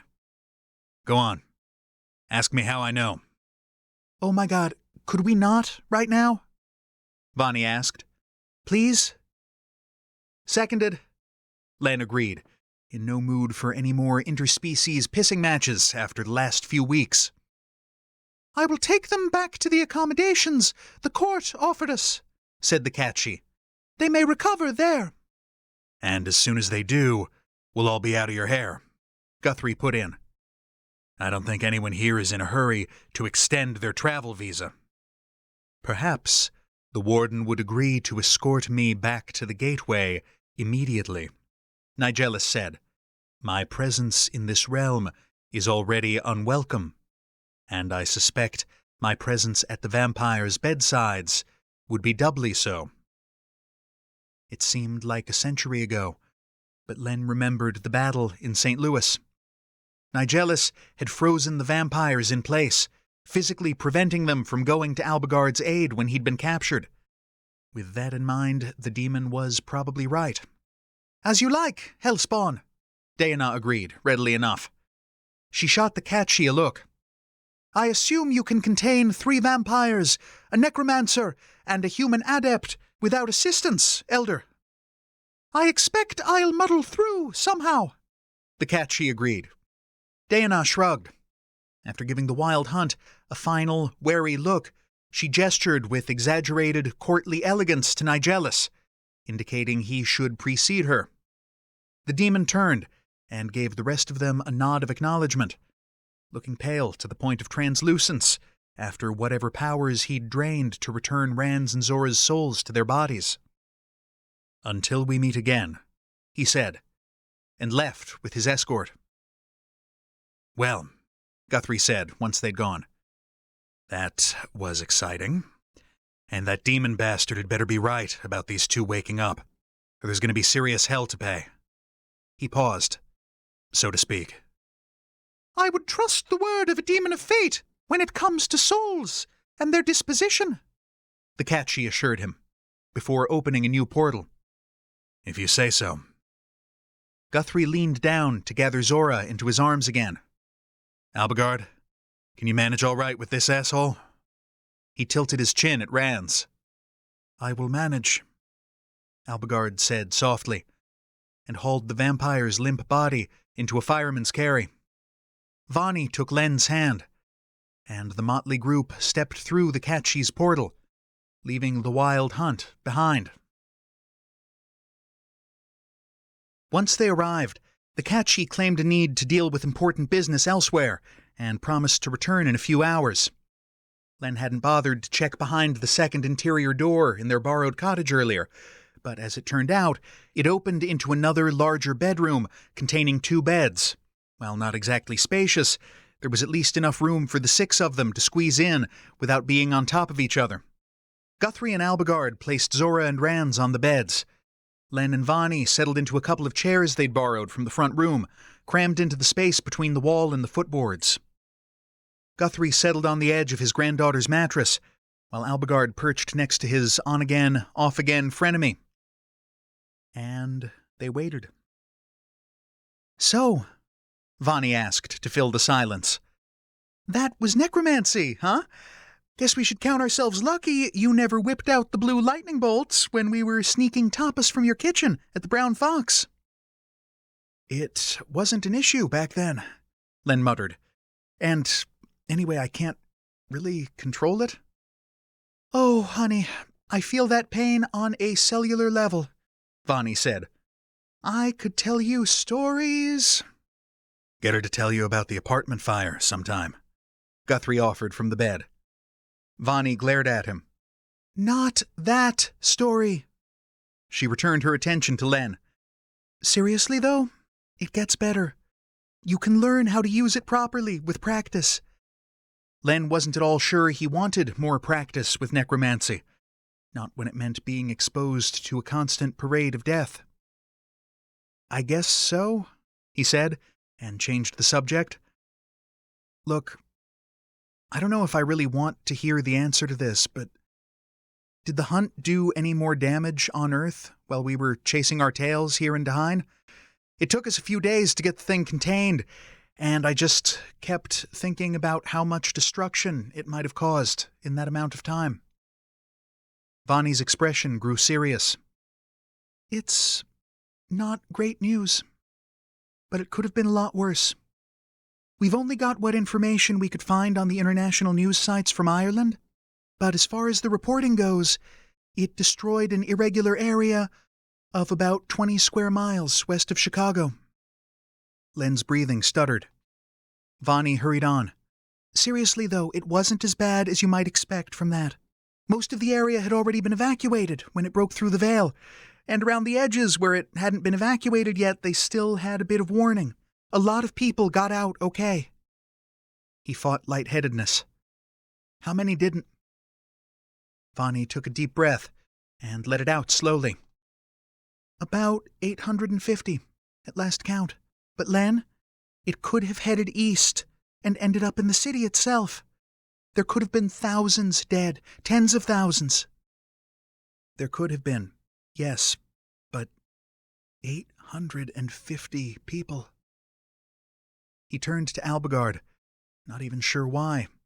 But the Fae wouldn't meet his eyes. He'd been completely silent since leaving the court chamber, and there was a brittle tension to the line of his back that Len didn't much like the look of. If they'd been alone, Len would have gone to him. With the others here, he wasn't at all sure the gesture would be appreciated. Honestly, he had no idea how Albigard felt about the prospect of being outed to the small group of people who nominally considered him a friend. It had never occurred to him to ask. So, he sat in his chair, squashed together with Dhuinne in the cramped space, and fretted. What if the vampires didn't wake up? What if they woke up, but they weren't okay? What if the death toll on Earth was way worse than the authorities were letting on? What if Dhuinne and Nigelis got into a fight on the way back to the gate and managed to start another war? He hauled off and mentally smacked his brain before his thoughts could spiral any further. Enough. He really wished Albigard didn't look like he was one stiff breeze away from shattering into sharp-edged pieces, though. Silence settled over the little group. Guthrie idly took Zora's hand between both of his, running his thumb back and forth over her skin. Dhuinne leaned her shoulder against Len's with a reassuring pressure, which he appreciated more than he could say. Albigard stared fixedly at Ransley Thorpe's slack face, though Len wasn't at all sure that he was truly seeing it. Outside, the sun rose, the angle of the light changing gradually as the morning progressed. Hours passed, and Len was appalled to find himself beginning to doze off as the events of the past several days caught up with him. He jerked back to awareness when Guthrie inhaled sharply, because vampires didn't need to breathe. Dhuinne straightened in her chair next to him. "Leo?" she prompted. I felt her hand twitch, Guthrie said. Chapter 21. Len leaned forward. Albigard stared down at Rans with an intensity so laser-like it could have burned through steel. After a few moments, the dark-haired vampire stirred and groaned. Bloody... The weak curse trailed off. One hand lifted to his forehead as though to combat a headache, and Rans rolled awkwardly into a sitting position. Please tell me someone got the license number of whatever lorry just hit me. Albigard watched him, frozen. On the other bed, Zora gave a pitiful moan, and Guthrie helped her upright, gathering her against his chest. Zora? Rans asked sharply, his eyes flying to her. It's all right, Guthrie said. She's all right, Rans. I've got her. Rans relaxed, his expression softening. Vonnie's hand fumbled for Len's, and he took it, returning her hard squeeze as relief hit him in a hot wave. Meanwhile, Rans had regained enough of his bearings to notice Albigard sitting on his other side, statue-like. He blinked. A bedside vigil, Albi? Really? Buggering hell. Now I know it was bad. What on earth happened to... Albigard grabbed 2 fistfuls of Rans's black Henley and buried his face against the vampire's shoulder. Dark eyebrows shot up, and Len was treated to the first instance he could ever recall of Ransley Thorpe, 700-year-old creature of the night, being rendered speechless with shock. After a stunned moment, his arms came around Albigard's shoulders, though his expression still held more than a hint of complete bewilderment. The Fae curled further into him, and Len's throat closed up as Albigard's shoulders began to shake. Beside him, Dhuinne sniffled. Len let go of her hand in favor of wrapping an arm around her, while trying his best not to start sobbing like a baby, because maybe things were going to be all right now. What happened? Zora rasped, still slumped against Guthrie. Guthrie, you're supposed to be in Scotland. What's the last thing you remember? Len asked, thankfully managing to keep his voice steady. She looked blank. Rans did not.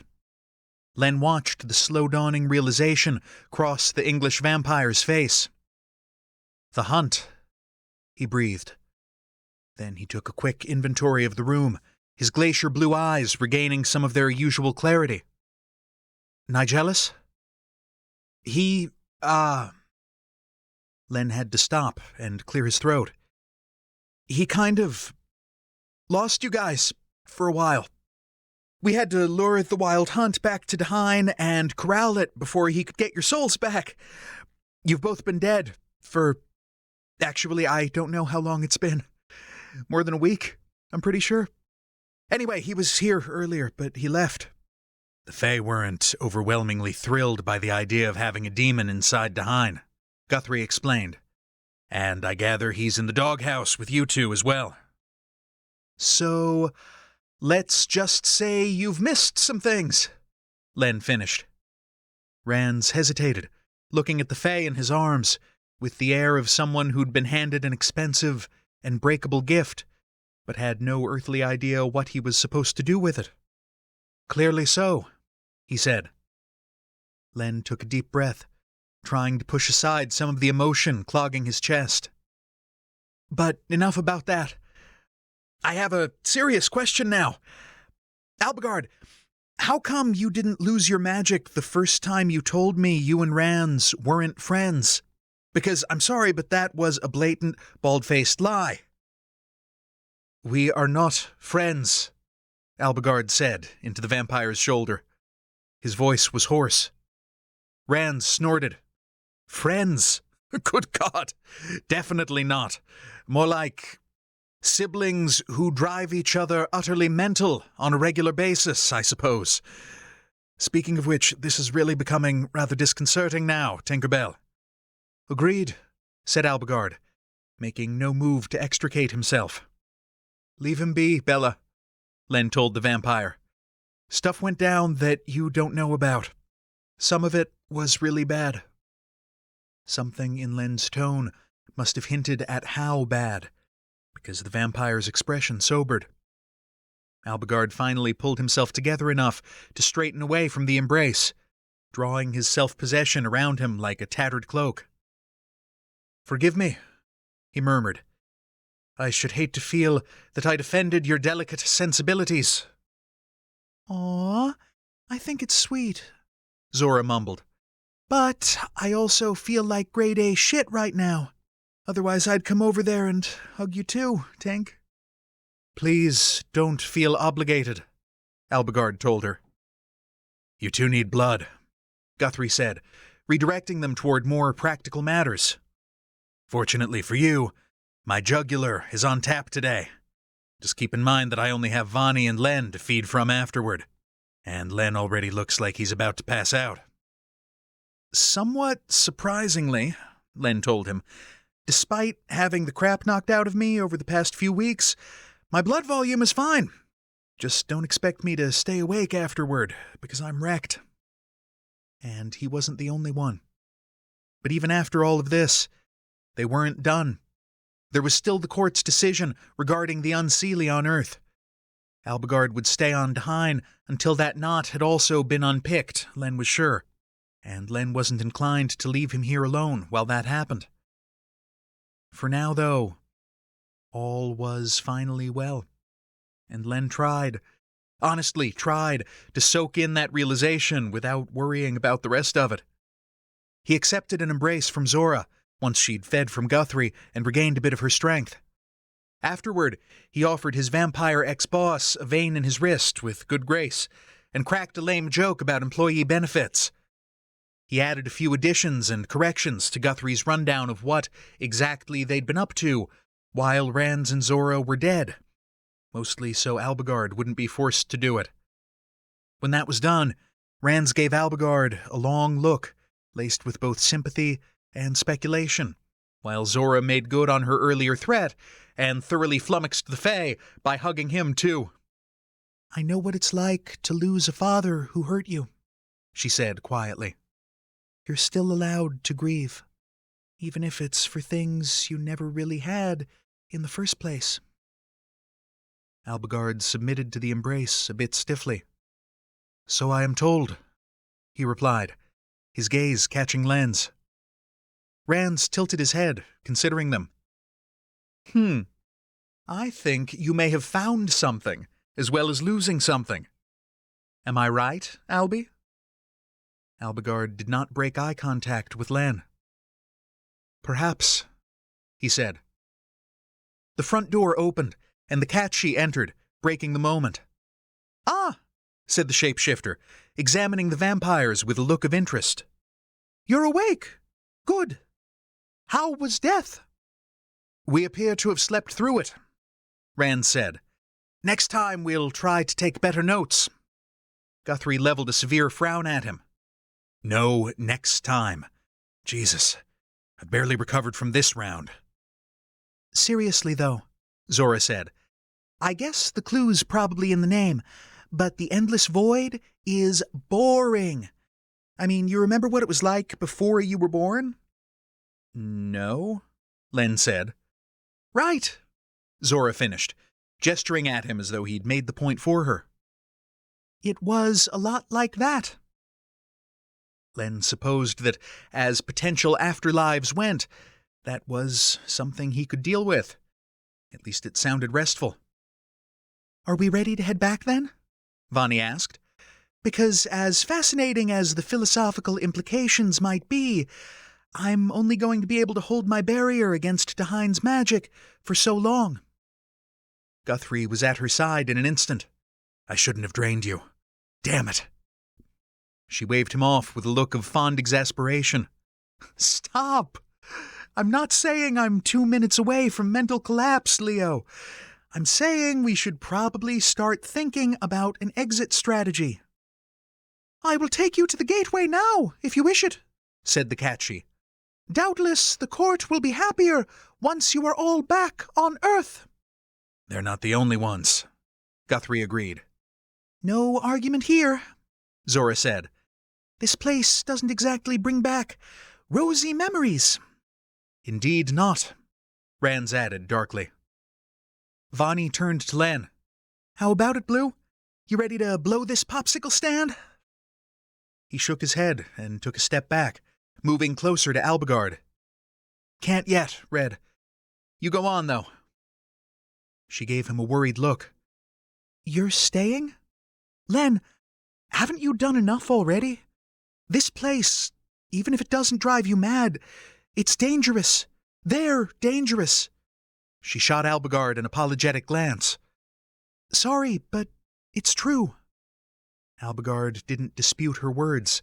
Neither did the Catchy. Len offered her a strained smile. Yeah, I'd noticed. But apparently I've got political clout now, which I freely admit is not a sentence I ever thought I'd hear myself saying. Clout might be overstating it slightly, Albigard retorted, because even after everything, he was still an asshole at heart. The court's still fighting over what to do about the Unseelie on Earth, Len went on, ignoring him. That's kind of a big deal, and there's no one else here to speak for humanity. He paused. Which is another sentence I never thought I'd be saying. In that case, I can't think of anyone better suited, Rand said smoothly. Albi, keep him safe, won't you? You've been dead for a week, Albigard pointed out. I'm not certain you're qualified to speak on matters of safety. I get the sense we're not going to live this down any time soon, Zora put in. She sighed. Len, be careful, okay? And give him hell. Perhaps not the best choice of idiom, love, Rands observed mildly. Very well, we'll be off, as long as you're both certain about this. And thank you for not giving up on us. Personally, I find the land of the living a much more attractive prospect than the land of the dead these days. His gaze wandered to Zora, an absent smile tilting one corner of his lips. Rands recalled himself a moment later and shook Len's hand. Then he clasped Albigard, forearm to forearm, like some ancient warrior's rite. The Fae cleared his throat. I am gratified that Nigelis was able to retrieve your souls, he said stiffly. Rand smiled. Don't worry about it, Tinkerbell. You'll get over this unusual lapse soon enough. I'm confident we'll be hurling blades at each other again in no time. Zora caught Len's eye and mouthed homoerotic subtext at him from behind her raised hand. He choked on a snort and accepted her hug, followed by Vonnie's. Guthrie shook his hand with a firm, cool grip and quietly said, "Thank you." And just like that, they were leaving, with the Catchies' promise to return soon so they could check in on the court's progress later that afternoon. The front door closed, and the light from a Fae portal flared through the windows for a few moments before fading. Silence settled over the little cottage, so complete that it echoed. "How are you?" Len asked. The Fae appeared mildly shell-shocked. "I have absolutely no idea." "Right," Len said, squaring his shoulders. "When in doubt, food. Though we should probably take a miss on the mead for the moment." "Eminently practical," Albigard replied, his tone sounding faint. Len took a steadying breath and went to explore the mysteries of the rustic little kitchen. Chapter 22. By the time he and Albigard had made inroads on another ploughman's lunch of bread, cheese, fruit, and meat, the Sidhe returned. The shapeshifter trotted into the room in animal form and transformed without comment, before plucking a slice of bread and some cheese from the remains of the platter. "So, back to the court then?" Len asked, as the Sidhe wolfed down the simple food with very little in the way of feline delicacy. The diminutive Fae swallowed and nodded, brushing their fingers clean of crumbs and turning to Albigard. "I think so, yes. You'll be pleased to hear that all existing charges against you have been dropped, Alenov. Apparently none of the surviving court members cared to gamble on the Hunt's response to opposition in this matter." They shrugged. "I suppose it would be rather humiliating for the executioner to refuse to carry out the execution and turn the axe on the jurors instead." The news did nothing to improve Albigard's system rebooting, "please stand by" expression, but Len breathed another internal sigh of relief. Making room for optimism was something he'd struggled with mightily over the years, for obvious reasons. However, at this rate, he might be in danger of thinking there was a happy ending in the works after all. He gave the empty platter a quick wash and decided that the court would just have to deal with his disheveled and unshowered state. Somehow, as a human, he doubted being primped and dressed to the nines would make much of a difference to the Fae's opinion of him. Even so, he felt a moment of self-consciousness when the Catchie gave a delicate sniff in his direction. A moment later, he understood. The Sidhe raised an eyebrow. "It is good that you found a use for your reserve of necromantic power, human. I trust Dhuinne not to bring trouble to your doorstep, but it might have been a bit much to parade you in front of the court while you reeked of dead Fae. Not now, when there are likely to be fewer distractions than last time." Len supposed that when they'd shown up in the chamber yesterday, the presence of 24 armed Forsaken and the unleashed Hunt probably had been a bit higher on the court's priority list than one human who stank of necromancy. "Believe me," he said, "if we could avoid any more people dying for a bit, that would suit me right down to the ground." "I cannot dispute the sentiment," Albigard agreed. This court session was much more sparsely attended than the last one Len had seen. The few spectators who'd braved the chamber were huddled at the farthest possible point in the room from the coiling darkness of the Hunt, which still stood vigil over the proceedings.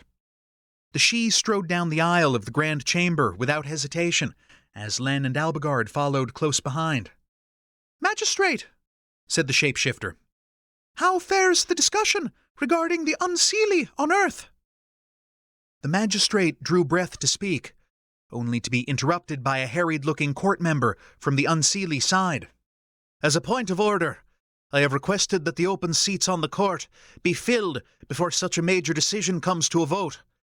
As it stands now, there is an imbalance heavily favouring the Seelie contingent." "And whose fault is that?" Len muttered, hopefully not loud enough for his words to reach the dais. The magistrate also appeared a bit frazzled, understandable after recent events. "Indeed. Perhaps this interruption is a fortuitous one." She turned to Albigard. "Son of Oren, now that your name has been cleared and your honour restored, you are eligible to ascend to your father's seat on the court." Len's breath stuttered in his chest. Albigard blinked at her in shock. "Never," he said, with startling vehemence. The Unseelie who'd been bitching about the open seats looked like he couldn't decide whether to be offended by the magistrate's offer to someone who'd been a condemned criminal up until a few hours ago, or by the former condemned criminal turning his nose up at the offer. "To ascend to the Fae Court is an unparalleled honour," he began. "I have no interest in counting myself among this body, one that can only seem to bring itself to do the right thing when the alternative is immediate death," Albigard said in low tones, cutting him off. "Do not speak to me of my father, or of honour. Certainly not in the same sentence." Silence fell heavily over the chamber. The Catchy broke it, speaking in a wry tone. "I believe you have your answer." Albigard sighed. "Give the seat to Teague," he said, sounding infinitely weary. Len stared at him, not certain he'd heard correctly. "What?" The Fae waved a hand. "At least one may be sure that his decisions will be in Dhuinne's interests, and not driven by sentiment." The magistrate tilted her head. "We will take the recommendation under advisement." "And the Unseelie on Earth?" the Catchy pressed. "It is a complex issue that will require delicacy to deal with," said the magistrate. "Or you could just, leave?" Len suggested. "It's my world, not yours.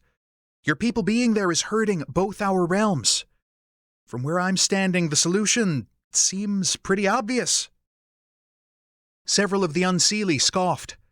The magistrate gave Len a smooth politician's smile, though it seemed a bit strained around the edges. "Unfortunately, it is not quite that simple," she said. "Would you prefer humanity to languish beneath the boot heel of our enemies, the demons?" "At least there are only 666 of them," Len said. "Not thousands. Also, the parties would probably be more fun."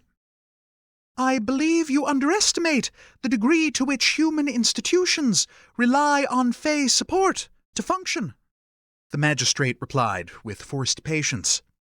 "Stability on Earth has always been our goal, not conquest." Len stared at her. "And was stability the goal when you started killing off our world leaders and tried to introduce a new ruling class of magical children at Stonehenge?" he asked. "Because if so, newsflash, it didn't work." A flush of pink colored the magistrate's peaches and cream complexion. Meanwhile, the remaining Unseelie court members suddenly seemed to find the various scrolls and parchments laid out in front of them intensely interesting. "That was not an officially sanctioned course of action," the magistrate informed Len coldly. "The perpetrators have been dealt with." "My father and his supporters sanctioned that course of action," Albigard said in an acid tone. "And as he was the head of the Unseelie court at the time, the argument that it was not officially sanctioned appears facile at best." The magistrate didn't back down from his challenging gaze. "Your father is dead now, as are his supporters within the court, including, I might add, one whom you yourself murdered last year. You have been offered a seat in Dhuinne's ruling body, With it, you might have influenced the court from within. Instead, you turned it down. Nevertheless, perhaps all of us would be better served looking to the future rather than the past. The Catchy had been watching the exchange closely. As long as the future does not continue to repeat the same mistakes that brought us to this juncture in the first place, they said. The magistrate looked rather pointedly at the wild hunt, gathered in one corner of the chamber like a storm cloud. There appears little danger of that. She visibly reined in her frustration and continued. I assure you, Elder, everyone here understands that action must be taken to correct the imbalance caused by the presence of the unseelie on Earth. It remains only to decide what form that action will take in order to cause the least amount of disruption, not only here, but also on Earth. Len had the feeling that was about the best he could hope for under the circumstances. The galling part was, she was probably right that yanking all 10,000 unseelie back to Dhuinne without warning would finish the job of destabilizing human institutions that had already been severely stressed. Just try to remember that humans deserve a say in their own futures too, he suggested. It's not like we ever asked to be stuck in the middle of your feud with hell. The magistrate's expression softened, if only for an instant. That is a fair observation, and we are cognizant of your contribution to saving Dhuinne from ruin, Len Grayson of Earth. Your actions will not be forgotten. After a bit more back and forth between the magistrate and the Catchy, they took their leave from the court and returned to the cottage. Len wished he felt a bit more sanguine about what they'd truly accomplished. I will leave you for the night, said the she. I must visit the Forsaken and discuss their plans for liaising with the court. You will be all right here until morning? Yes, of course, Albigard said faintly. He didn't sound all right, but the Catchy only nodded and left them to it. Which was how Len found himself alone with the shell-shocked Fae, and presumably several hours without additional crises piling onto their heads. How are you doing after all that? Len asked, though, of course, he already knew the answer. Badly, Albigard said. Okay, same here, Len told him, aware that he should probably be fine right now since Rans and Zora were alive and he wasn't the one who'd had to watch his father die the previous day. In reality, Len just wanted to curl up into a ball somewhere and rock for a bit.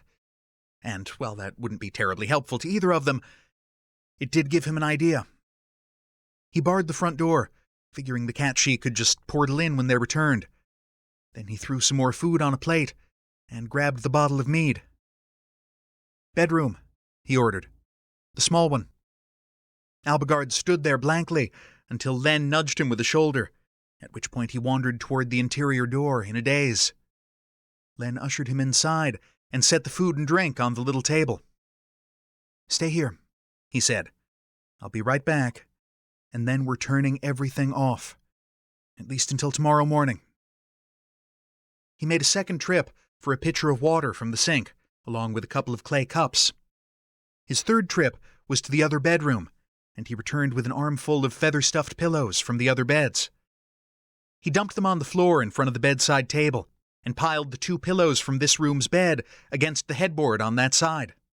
Throughout all of this, Albigard remained standing where Len had left him, hands hanging loosely at his sides, lost. Len uncorked the mead and took a couple of deep swallows, just enough to send a flush of heady warmth radiating outward from his stomach to his arms and legs. Then he handed the bottle to Albigard. Drink enough of that to take the edge off, he ordered. When you're done, take your boots off and get comfortable. He demonstrated by kicking off his Doc Martens, peeling off his socks, and shrugging out of the commandant vest with its aggressive military-style metal bars on the shoulders. Then he flopped onto the bed, naked to the waist, sitting against the pillows at the headboard, with one leg draped over the mattress edge, and the other stretched out in front of him. "You stink," Albigard observed neutrally, holding the bottle loosely in his hand, as though he'd forgotten about it already. "Yeah, sorry about that," Len said. "There's no shower in this place." Albigard's brow furrowed, and he made an intricate gesture with his free hand.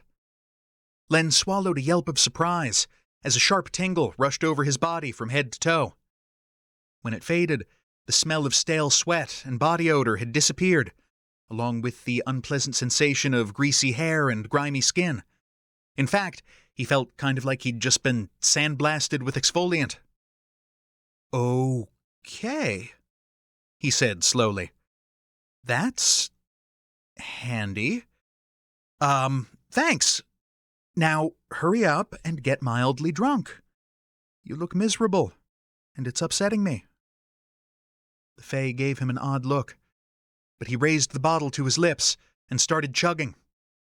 Len wouldn't have pegged him as a guzzler, not with that tight-laced demeanor and air of tragic nobility, which only went to show that you should never make assumptions about people, he supposed. When the bottle was empty, Albigard set it on the table and toed off his tall boots. Len let him decide for himself what constituted getting comfortable, and was pleased when he unlaced the stiff brocade tunic and slid out of it. Clad only in his loose-sleeved linen undershirt and soft leather breeches, he lowered himself gracefully onto the nest of pillows by the bed without being told. After a moment's hesitation, he let his head fall to rest against Len's thigh. Len's heart gave an awkward double thud as he reached out a hand and stroked fingers over gossamer hair. "There you go, princeling," he said softly. "We're going to stay like this for a bit. When we get hungry later, we'll eat. When the sun goes down, we'll sleep. And that's all. You don't have to worry about anything else tonight." Albigard gave a small, silent nod of agreement against Len's leg. Len let all his pesky thoughts drain away with a sense of palpable relief, leaving his mind pleasantly empty, except for the warm weight of Albigard's head against his thigh and the soft strands of hair beneath his fingers. He traced the braids running along the Fae's temple and began to unravel them with slow strokes until the blonde mane was loose and flowing free. For a long time, Albigard stayed silent and quiescent beneath the gentle petting. Eventually, he shifted in place. "I am not my father," he said. It was barely a whisper, for all its vehemence. Len paused in running his fingers through the Fae's silky hair, then resumed his rhythmic stroking a few moments later. "I know you're not," he said quietly. Chapter 23. The morning sun, streaming through the round bedroom window, illuminated the pale hair draped over Len's bare chest like a silvery halo. He yawned and blinked, thinking that he could get used to waking up like this, even if his left arm was completely numb after being slept on all night. Albigard's head rested heavy and warm on his shoulder. One arm and one leg splayed possessively across Len's body. As far as he could tell, nothing appeared to be trying to kill them, or arrest them, or relay dire warnings to them about the end of the world being imminent. It was nice. He stretched, luxuriating in the feeling of Albigard's body shifting against his. And that was when he noticed the black cat sitting primly on the bedside table, its tail curled around its toes as it stared at him. "Damn it!" he said, scrambling for the sheets in instinctive embarrassment, only to remember that they were both still wearing clothes from the waist down, and anyway the sheets were already pulled modestly over his and Albigard's hips. He let his head flop back against the pillow as Albigard blinked awake. "What is it?" the Fae murmured, in the resigned tone of someone who wouldn't have been remotely surprised to find aliens invading or Godzilla laying waste to the city, but was still so done with it all. "Visitor," Len told him, and jerked his chin toward the catchy. "Oh, Albigard said. The cat jumped down to the floor and morphed into humanoid form. Good morning. Do you always sleep so late? Isulna is here. She wishes to speak to you. Albigard rolled onto an elbow, and Len could almost see him restacking all of his worries into place after last night's brief respite. Very well. A few moments to make ourselves presentable, please. The she snorted. I doubt a Forsaken will be offended by your bare feet, Alenov, but I will pass on the message. With that, they left. Well, Len mused. It was nice while it lasted, I guess. It was restful, Albigard agreed. He rose from the bed and stretched, drawing Len's gaze to the taut, graceful lines of his body. A moment later, he caught the vest Albigard tossed at him and slid it on, zipping up the front and fastening the decorative buckles. His clothing was definitely beginning to look the worse for wear after so many days spent roughing it in the Fae realm, but there wasn't a lot he could do about it. After pulling on his docks and running his fingers through his fringe of hair, he exchanged a look with his companion. Any idea what this is about? He asked. None, Albigard replied. Hopefully nothing catastrophic, or I assume the she would have woken us sooner. Cat-astrophic, Len echoed with flat humor. Good one. The Fae leveled a severe look in his direction and headed for the front room. Len tagged along behind. Isulna was waiting for them, seated on a chair and sipping steaming tea from a cup. Good morning, friends, she said placidly. Good morning, Isulna, Albigard replied, with more courtesy than Len could ever remember hearing from him before. Is everything well? Isulna smiled. If that's a polite way of asking if any new crises are looming, the answer is no. Not to my knowledge, at any rate. In fact, I am here with a proposal for you, Albigard of the Unseelie. Albigard raised a curious eyebrow. Are you indeed? The camp has been discussing the court's offer of liaison, she went on. We have chosen our representatives to this proposed committee. The word was laced with both amusement and contempt. All except for one. You do not belong here in the city, Albigard, and yet you understand the court and its minions better than those of us who fled to the wildlands to escape the rules of Fae society. You speak their language, but you would fight for our freedoms. We wish you to be our final representative, bridging the gap between the Forsaken and the court. Len watched the look of shock flit across Albigard's face for an instant before he covered it.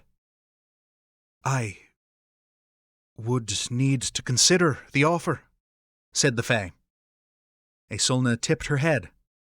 Understandable.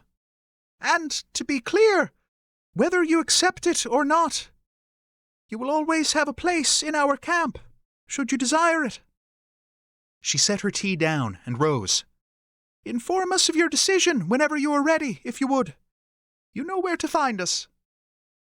With a kind smile that also included Len, she dipped her chin in farewell and left the cottage. The cat-she gave Albigard and Len a brief once-over, and rose as well. Well now, it appears you have some things to consider. I will be in the other bedroom when you've come to a decision regarding your course of action. Like a piano falling on him out of the blue, it hit Len that there was now a future to think about. And yes, that sounded stupid, even in his own head. But in his defense, up until very recently, he'd been working on the assumption that the world was going to end, and they were all going to die. His brain hadn't quite flipped the switch yet, it seemed. Because they hadn't died. And it looked like the world was maybe, probably, hopefully not going to end after all. And he'd been playing house in a parallel dimension with someone who wasn't even the same species as he was. Someone who had a life and a lifespan that Len could barely conceive of, while Len had friends and a house and a job back on Earth. The realization felt like a bucket of ice water to the face. That would...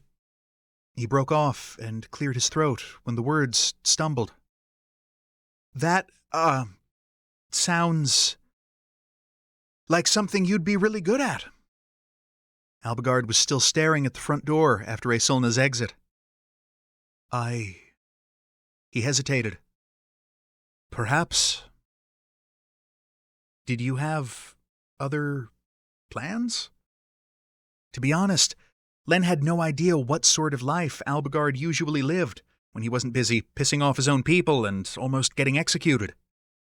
In truth, said the Fae, I hadn't expected to survive this long. Evidently, the Fae had been smacked upside the head by the same clue-by-four that had just walloped Len. He wasn't sure if that made things better or worse. Yeah, same here. Len strove to keep his tone light. You made it, though. Saved the world, got your criminal record expunged, and now the court owes you, big time. You've just got to keep an eye on them to make sure they take care of the unseelie problem on Earth. And other than that, you can do whatever you want now. Right? Albigard honestly looked as though the idea hadn't occurred to him until this very moment. I suppose so. His green gaze met Len's and held. And you? What will you do now? Len took a deep breath. I mean, go back to Earth? And try to avoid being near anyone or anything that's dying, I guess? The Fae's brow furrowed. Yes. He almost sounded like he was speaking to himself. Even with the court's good graces, I suppose it would be dangerous here for anyone with necromancy. Well, Len said, like I said, I've already got a life on Earth, too. Maybe it's not the greatest life, but it includes some people I care about. You have roots in the human realm, Albigard murmured. Of course you do. Len thought about Kat, about Maurice and Sally and the other employees at the Brown Fox, about Guthrie and Vonnie, Rands and Zora. Roots. I do. Yes. He swallowed. And the last thing you need here is some kind of diplomatic incident caused by a human necromancer, right? I can't even seem to control it properly. And in all honesty, I don't really want to control that kind of power. Albigard nodded slowly. I understand that now. I see that it wasn't something you asked for or wanted, even if I have cause to be grateful for your unwanted abilities on a personal level. This was quickly turning into one of the most awkward conversations of Len's life. There was simply no opening where it would be appropriate to say, I've seen you fall apart in my arms, or I felt you die while I was kissing you. He was standing in front of someone who'd witnessed the fall of the Holy Roman Empire, and all Len could think about was the desperate light behind Albigard's forest green eyes right before he lost control and begged for release. It occurred to him belatedly that these past few weeks had been some kind of fever dream, a time outside of time, when the rules no longer applied because everything was going to hell in a handbasket, and none of it mattered anyway. But now, it was over. They'd survived. They'd even won. And things would go back to normal. Mouth dry, Len said, So, I guess that's it, huh? Albigard was watching him very intently. You wish to return to the human realm? It hadn't really been phrased as a question. I mean, if there's nothing more I can do to help here, I guess I probably should, Len managed. And it was true, he needed to check in with the others, let Kat know he was okay, make sure he still had a job. The Fae nodded. Very well. The simple acceptance made Len's stomach turn over. But what other response was he expecting? Will you take Isolna up on her offer, do you think? He asked, mostly to have something to say. He liked the idea of Albigard being among other Fae who accepted him, who valued him for exactly who and what he was. Len could picture him deep in conversation about magical theory with Lisa, or planning political strategy with Nesri and Dhuinne. It made him feel better to believe that the prickly bastard wouldn't end up alone because the Forsaken wouldn't let him be alone. I will have to think on it, Albigard said. But perhaps you are right, that it would suit me. I really believe it would, Len said, past the growing lump in his throat. If nothing else, I imagine Oren would be absolutely livid about the idea if he were alive to see. Very true, Albigard agreed. Very, very true. Silence stretched painfully. Right. Len cleared his throat. So, I guess I should probably talk to the Catchy now. I imagine they can get me through the gateway without pissing off the guards any more than we already have. And maybe they'll give me a ride back to St. Louis, since I don't have a passport. Or money, for that matter. It seemed wrong to blurt out his intention to leave right away, so casually. But at this moment, Len felt utterly incapable of addressing anything more personal. Not without immediately descending into stammering idiocy, anyway. He started to turn away, to head for the bedroom door and let the Catchy know he needed to go back to Earth. But a calloused hand touched his jaw, stopping him. Len's breath caught, and he had to force himself to meet Albigard's eyes without flinching. You have my everlasting gratitude for everything you have done, said the Fae. For me, for my people, for my home. I will not forget it. Don't mention it, Len whispered hoarsely, and fled. Chapter 24. A week later, Len lay on his couch, staring at the ceiling of his borrowed 1940s two-bedroom bungalow, and wondering what the ever-loving fuck he'd been thinking. The Catchy had ushered him through the gateway to Earth, dragged him along the ley lines to North America, and portaled him back to his neighborhood. When he tried to thank them for all of their help, the she had given him a pleasant smile, followed by an expression that looked suspiciously like pity. Sometimes it is necessary to make mistakes before growth may occur, they'd said, rather cryptically in Len's opinion, after which the little Fae had turned into a cat and trotted away, leaving Len alone on the street corner where the wild hunt had first tried to rip its way into the human realm. He'd stood there, blinking, surrounded by tender shoots of green grass poking through the straw mulch covering the surrounding yards. Late summer was giving way to the brisk breeziness of early autumn. Len had oriented himself and walked the couple of blocks back to Zora's house, where he let himself in through the patio door and collapsed on the creaking couch, his mind whirling. The first day after his return, he'd dragged out his aging laptop to check his bank account balance, because he currently had no vehicle, no groceries to speak of, and no cell phone. Then he'd gone into the bathroom and splashed cold water on his face before checking it again, because the balance was $50,000 higher than it should have been. The online entry was still there the second time he looked. Bank of Maldives, PLC, PMT, IAT, $50,000, dated the previous day. At that point, he'd started cursing creatively. When he'd finished cursing, he'd checked the city bus schedule, dragged his emergency cash envelope out of the slit in the upholstery at the back of the couch, stuffed $400 in his pocket, then headed out to buy a cheap phone and some food. Once he'd taken care of those two important errands, he checked the city's website to find out what it was going to cost to get Ranz's motorcycle out of the impound lot, after he'd left it illegally parked on the Del Mar Loop.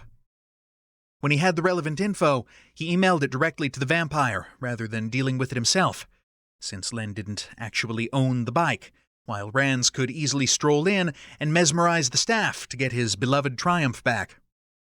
"Sorry I ditched your motorcycle, Bella," he added at the end of the message. "World at stake, lives hanging in the balance, etc., etc. Also, did you deposit $50K in my bank account? Because if so, take it back." The reply came an hour later. "As long as the Triumph is in one piece, you're forgiven under the circumstances. And no, it wasn't me. I don't even know which bank you use, mate.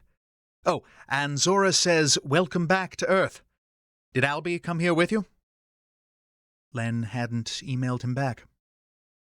The following day, he'd sent a message to Gina, because if the Brown Fox was open again, he figured he should probably find out if he still had a job or not.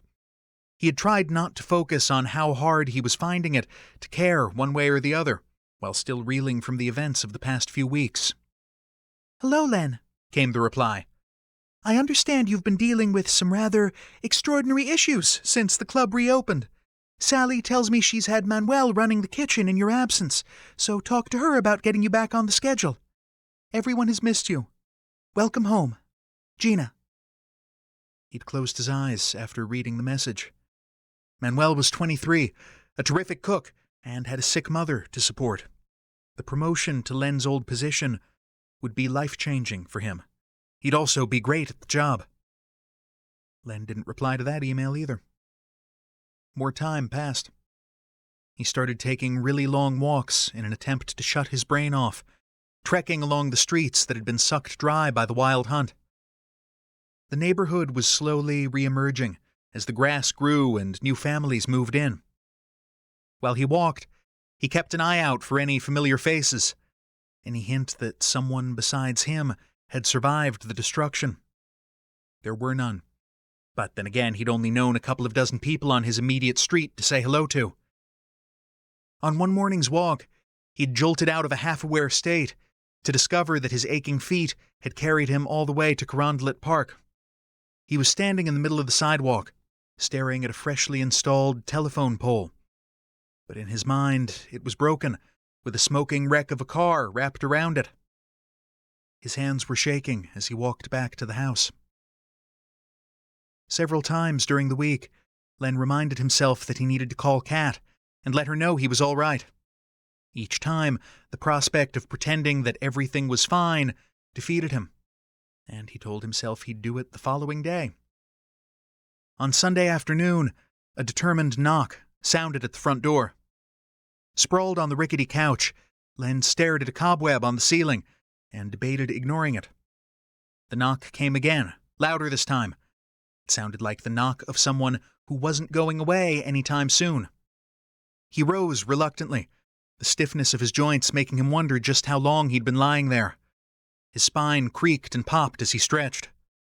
A fresh flurry of pounding sounded just as he reached the front door, and he opened it with a certain sense of inevitability.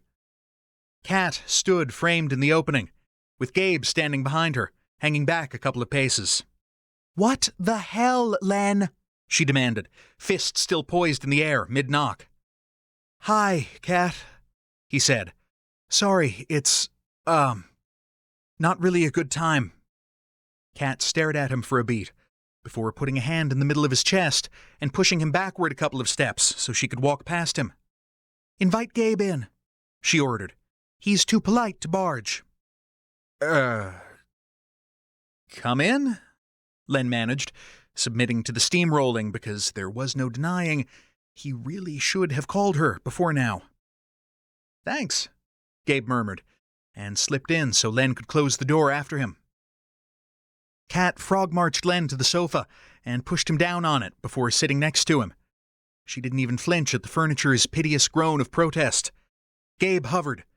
Len considered offering him a chair, but was cut off before he could get the words out. "I had to learn you were back from Sally, you idiot," Kat said. "From Sally. Tell me, what's wrong with this picture?" "I'm sorry, Kat," he began. She wasn't done yet. "Don't you sorry me, Len Grayson. The last time we spoke, people around you were dying, and you looked like you were one crisis away from a breakdown. Now you're back here, hiding out in your house and not answering calls or emails? So start talking! I lost my phone, he said, and knew immediately that the ridiculous evasion had been a mistake. Kat puffed up as if she was about to explode, and he hurried on. Really, I am sorry. It's been completely crazy for weeks now, and I'm not really, dealing with it very well. The threat of imminent explosion receded visibly. So you thought you'd cut yourself off from your friends? She prodded. How's that working out for you? Len sagged, propping his elbows on his knees and putting his face in his hands. About as well as you might expect, he said. Gabe, apologies, man. Grab a chair or something. There's drinks in the fridge if you want one. Thanks, Gabe replied, assuming you really want me here. I mean, I can give you two some privacy if you'd rather. Len remembered the way Gabe had looked at Kat when he'd warned them to keep each other safe. His throat tightened. No, he said, looking up. You're fine. Make yourself at home and get ready to suspend your disbelief. Once Gabe was settled, Len took a deep breath and started talking. It was surprisingly difficult to start, and surprisingly hard to stop once he got going. He detailed Albigard's abduction from the car chase that destroyed the Pimpmobile, their escape to the Pocket Realm, the fact that his erstwhile ghosts were actually necromantic animus, and how that animus had powered their travel back to Earth with the Wild Hunt hot on their heels. He told them about Albigard's insistence on returning to the Fae realm and their rescue by the Forsaken. He explained about the World Tree and the horrible moment when the Hunt had killed Albigard and nearly escaped Chima's grasp. He recounted Albigard's unlikely resurrection and the Hunt's reappearance.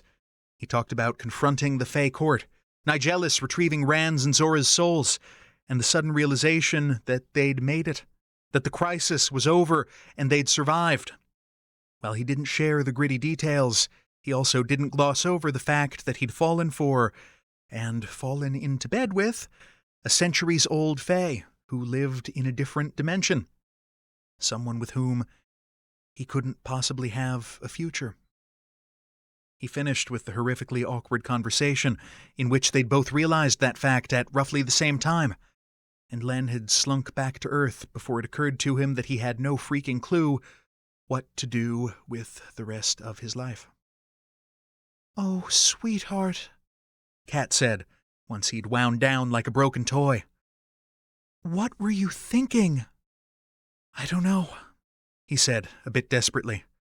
Kat, I don't know. It's crazy. It could never work. I mean, that's what I was thinking, I guess. He buried his face in his hands. Jesus, this is whacked. He probably hasn't given it a single thought since I left.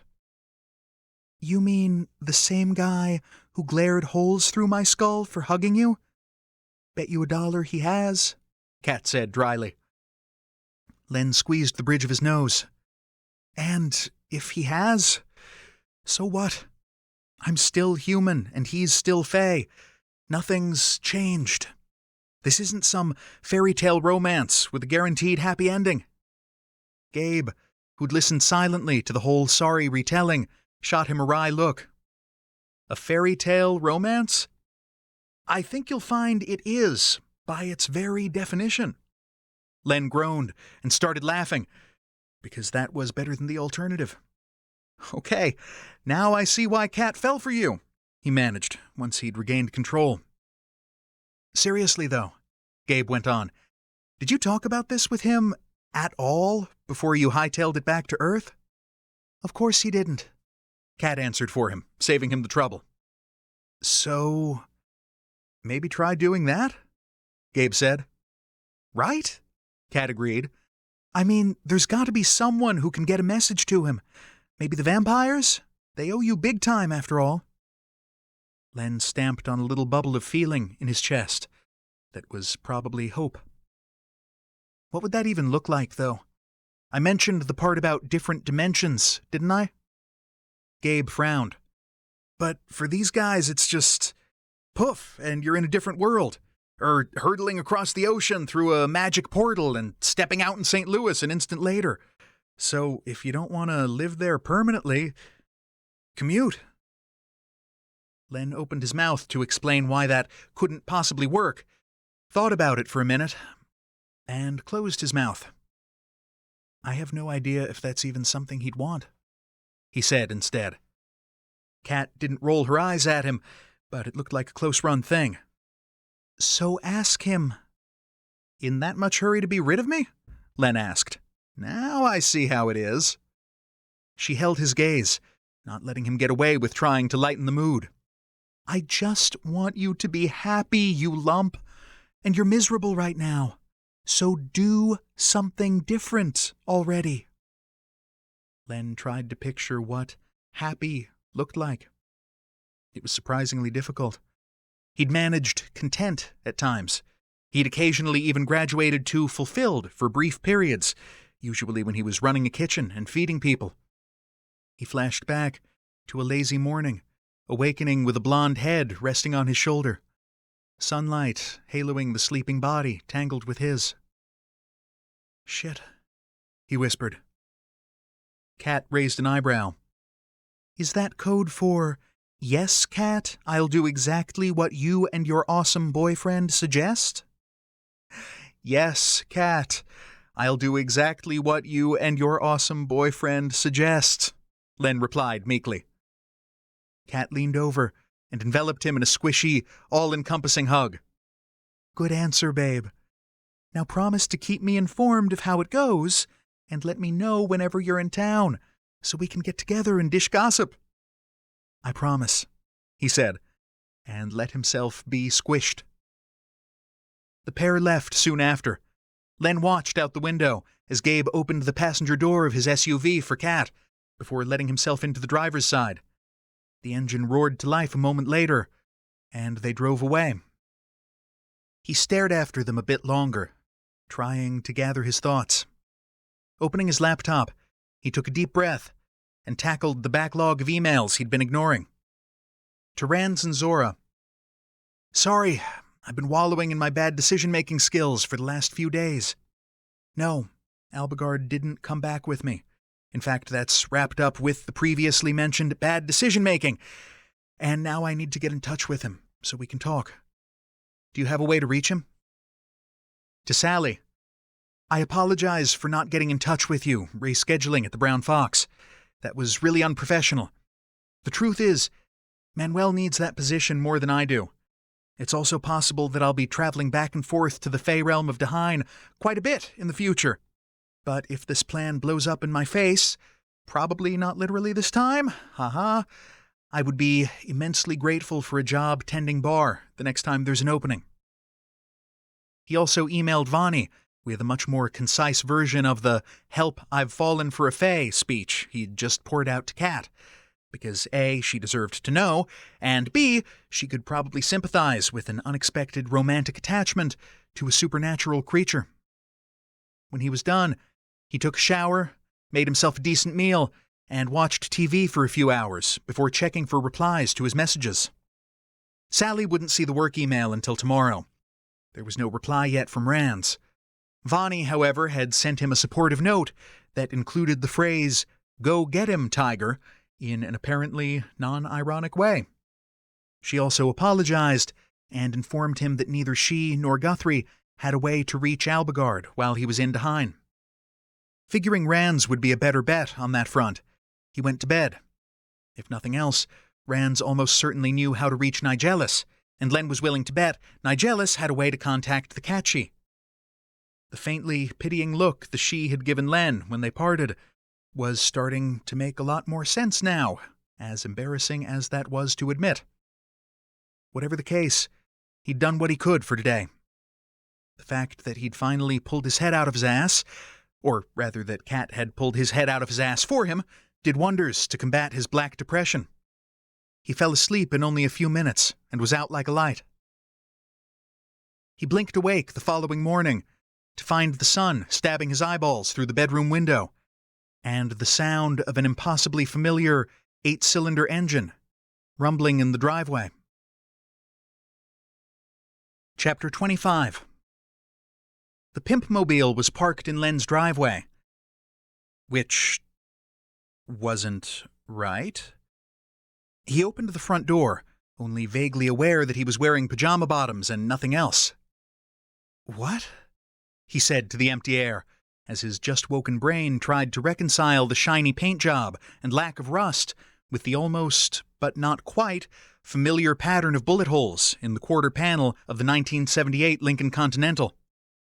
Then the driver's door opened, and a blonde figure stepped out. "Seriously? What?" Len asked, with a bit more feeling behind it this time. "I replaced your car," Albigard said, walking up to the concrete steps leading to the porch. "Even though it was not a very good car." "You replaced my car?" Len echoed stupidly. Albigard's brow furrowed. "It seemed important to you." He cleared his throat and continued.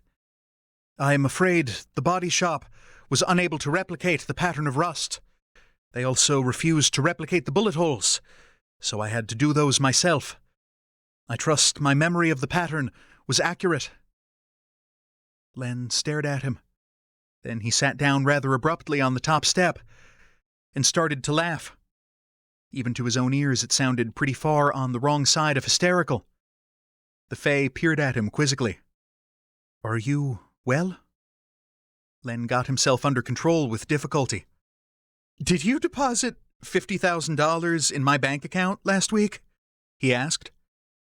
"No," Albigard said. "That sounds like something one of the bloodsuckers would do." Something in Len's chest unknotted. Well, it wasn't Rand's. He paused then, as realization struck.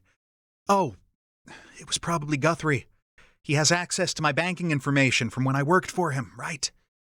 "For what it's worth, I'd imagine he can afford it," Albigard offered. "And you did help to save his granddaughter's soul from the endless void." Len waved the words away. "I'll tell him to take it back next time I talk to him. Never mind." He hauled himself to his feet and descended until he was standing on the lowest step, face to face with the Fae.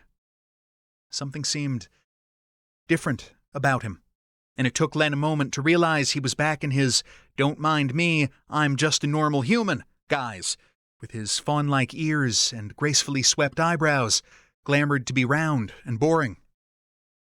"You didn't have to replace the Pimpmobile, you know," he added. Albigard shrugged. "No, I did not have to, but it seemed like the correct thing to do. Is the vehicle acceptable?" With a deep breath, Len forced himself to ignore the Fae's magnetic pull. He walked, barefoot and shirtless, to the driveway, where he did a full 360 around the shiny Lincoln, trailing his fingertips over the flawless paint job.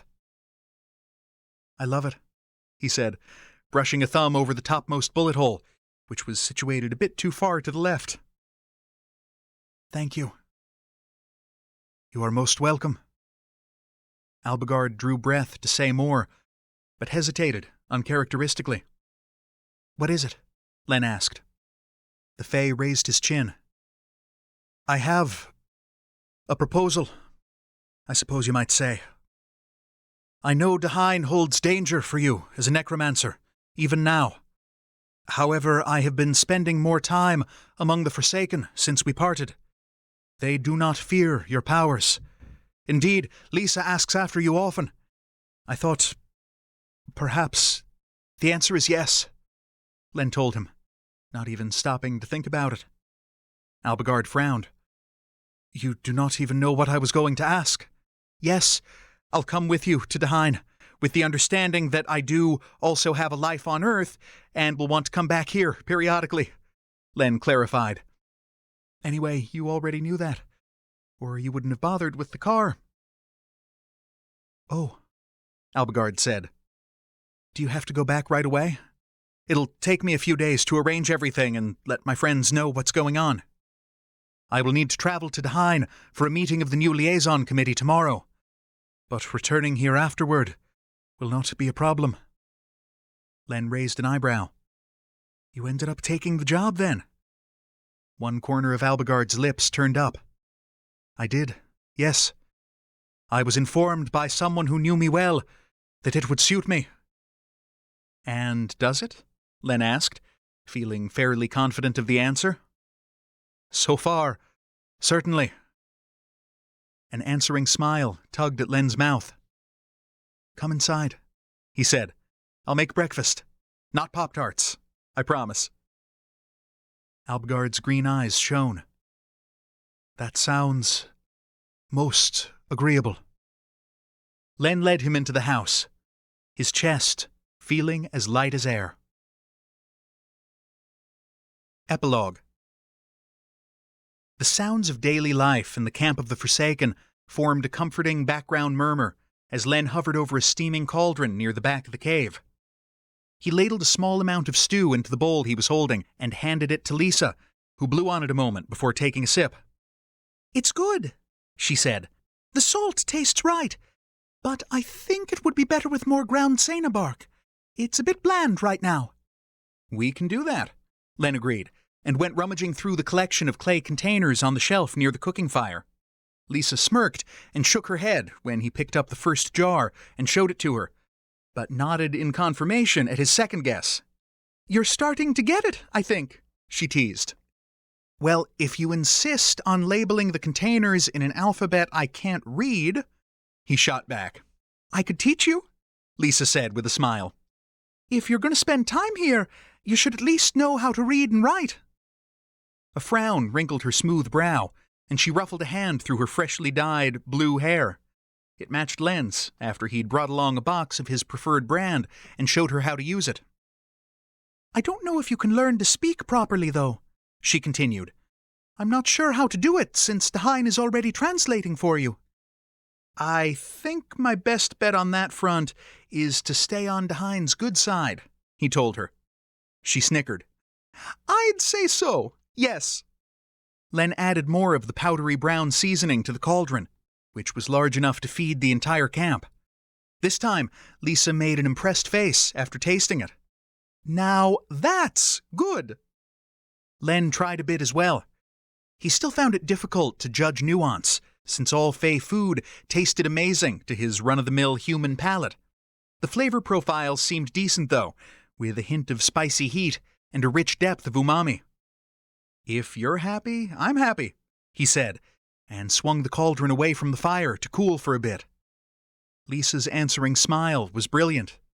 You really are, aren't you? I'm glad you came back. The airy lightness that spilled through Len's chest at random moments still had the capacity to take him by surprise. He breathed through it for a few seconds before he could trust his voice. So am I, he said. A small commotion arose outside the cave.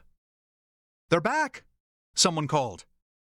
Len's attention moved to the cave entrance, as though drawn by a magnet, and a few moments later, he was rewarded by the entrance of a small group, with Albigard at its center.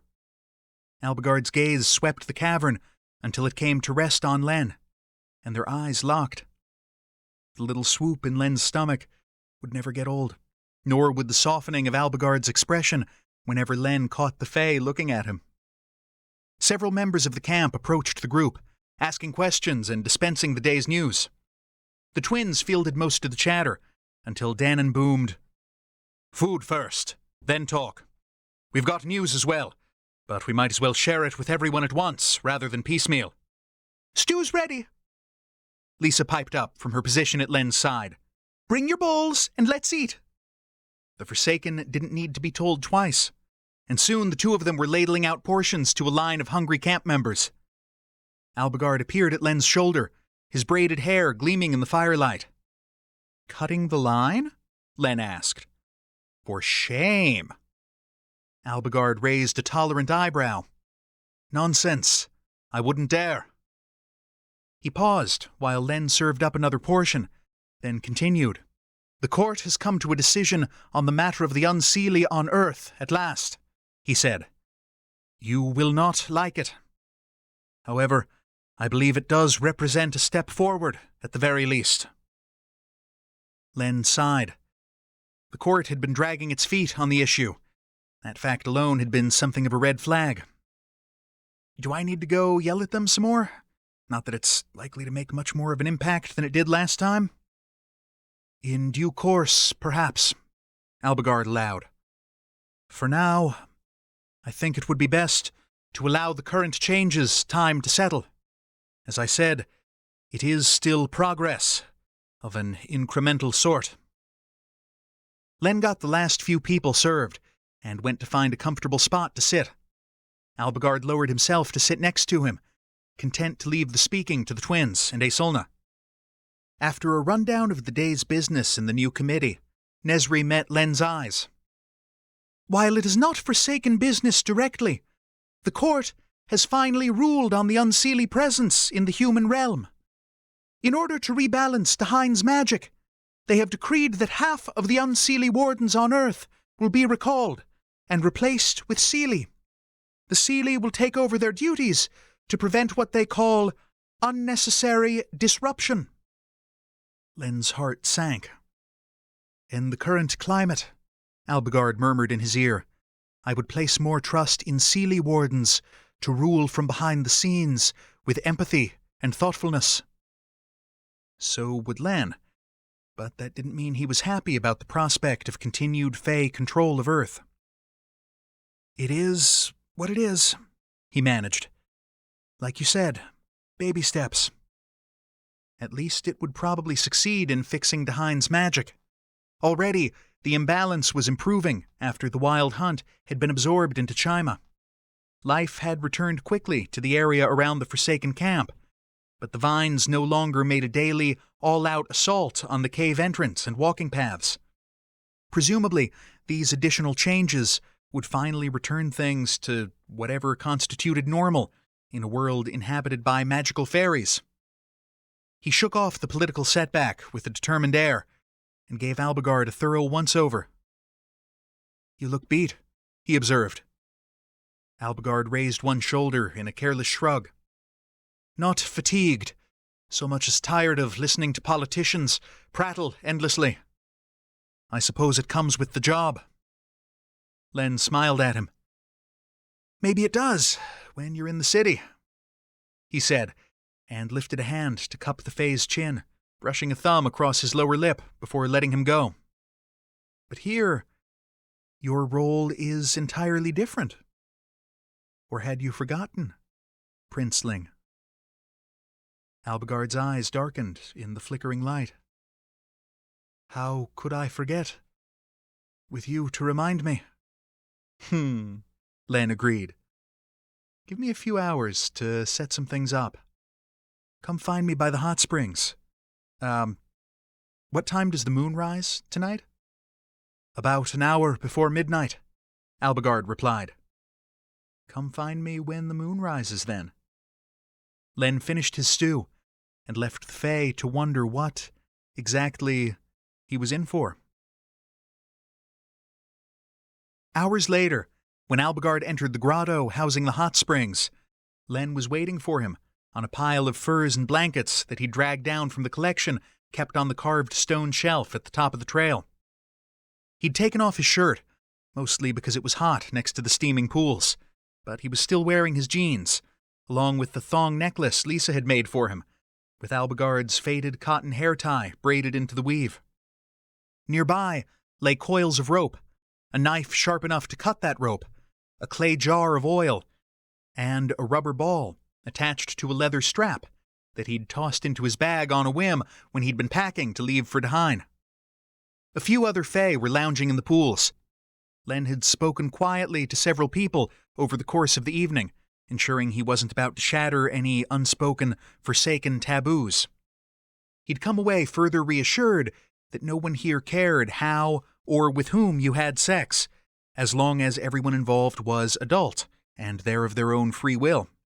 Furthermore, they were well aware that some of their members preferred the illusion of non-consent. Not a real shock, given the kind of screwed-up psychological warfare that mainstream Fae society foisted on their queer children and adolescents. Bottom line, the Forsaken were cool with kinks like Albigard's, as long as no one got hurt or emotionally traumatized. Len was relieved to discover this, not to mention a little bit intrigued by the possibilities it opened up. Indeed, he intended to play with those possibilities to some small extent tonight, assuming Albigard consented. The Fae in question approached Len cautiously. "The moon is up. I am here, as summoned." Len smiled up at him, not rising. "And wearing far too many clothes." Afterward they soaked, until Len's already relaxed muscles were in danger of melting completely, and then crawled out of the pool to collapse onto the nest of furs and blankets. Len claimed the role of Big Spoon, fitting his body behind Albigard's, and pressing close. The Fae made a noise of utter contentment as Len brushed his lips against the nape of his neck. "Love you," Len whispered against his skin, not really having intended to say the words aloud, but not regretting them either. Albigard gave a sleepy hum. "Do you frequently express amorous emotions to the orangutans at the zoo?" he murmured. A smile curved Len's lips as a bright bubble of amusement burst in his chest. "Not frequently, no," he said. "Nor I," Albigard agreed. "It takes a very exceptional orangutan, indeed." Len said, and yawned. "Well, let me know if you ever come across such an unusual specimen." Albigard settled closer and covered Len's arm with his. "I believe I just did," the Fae replied. Fini. Nigelus's story begins in The Sixth Demon, Book 1. Curious about the backstory on Zora, Rans, Vani, and Leonidas? Check out the other series set in this world. The Last Vampire by R.A. Stephan and J. Lynn Wolfe. Vampire Bound by R.A. Stephan. Want even more? Get an exclusive free epilogue to the Forsaken Fae series. Sign up at www.rastephan.com/fae. That's www.rasteffan.com/FAE. This has been Forsaken Fae, Book 3. Written by R.A. Stephan. Narrated by Nick Hudson. Copyright 2021 by Other Love Publishing, LLC. Production copyright 2021 by Other Love Publishing, LLC.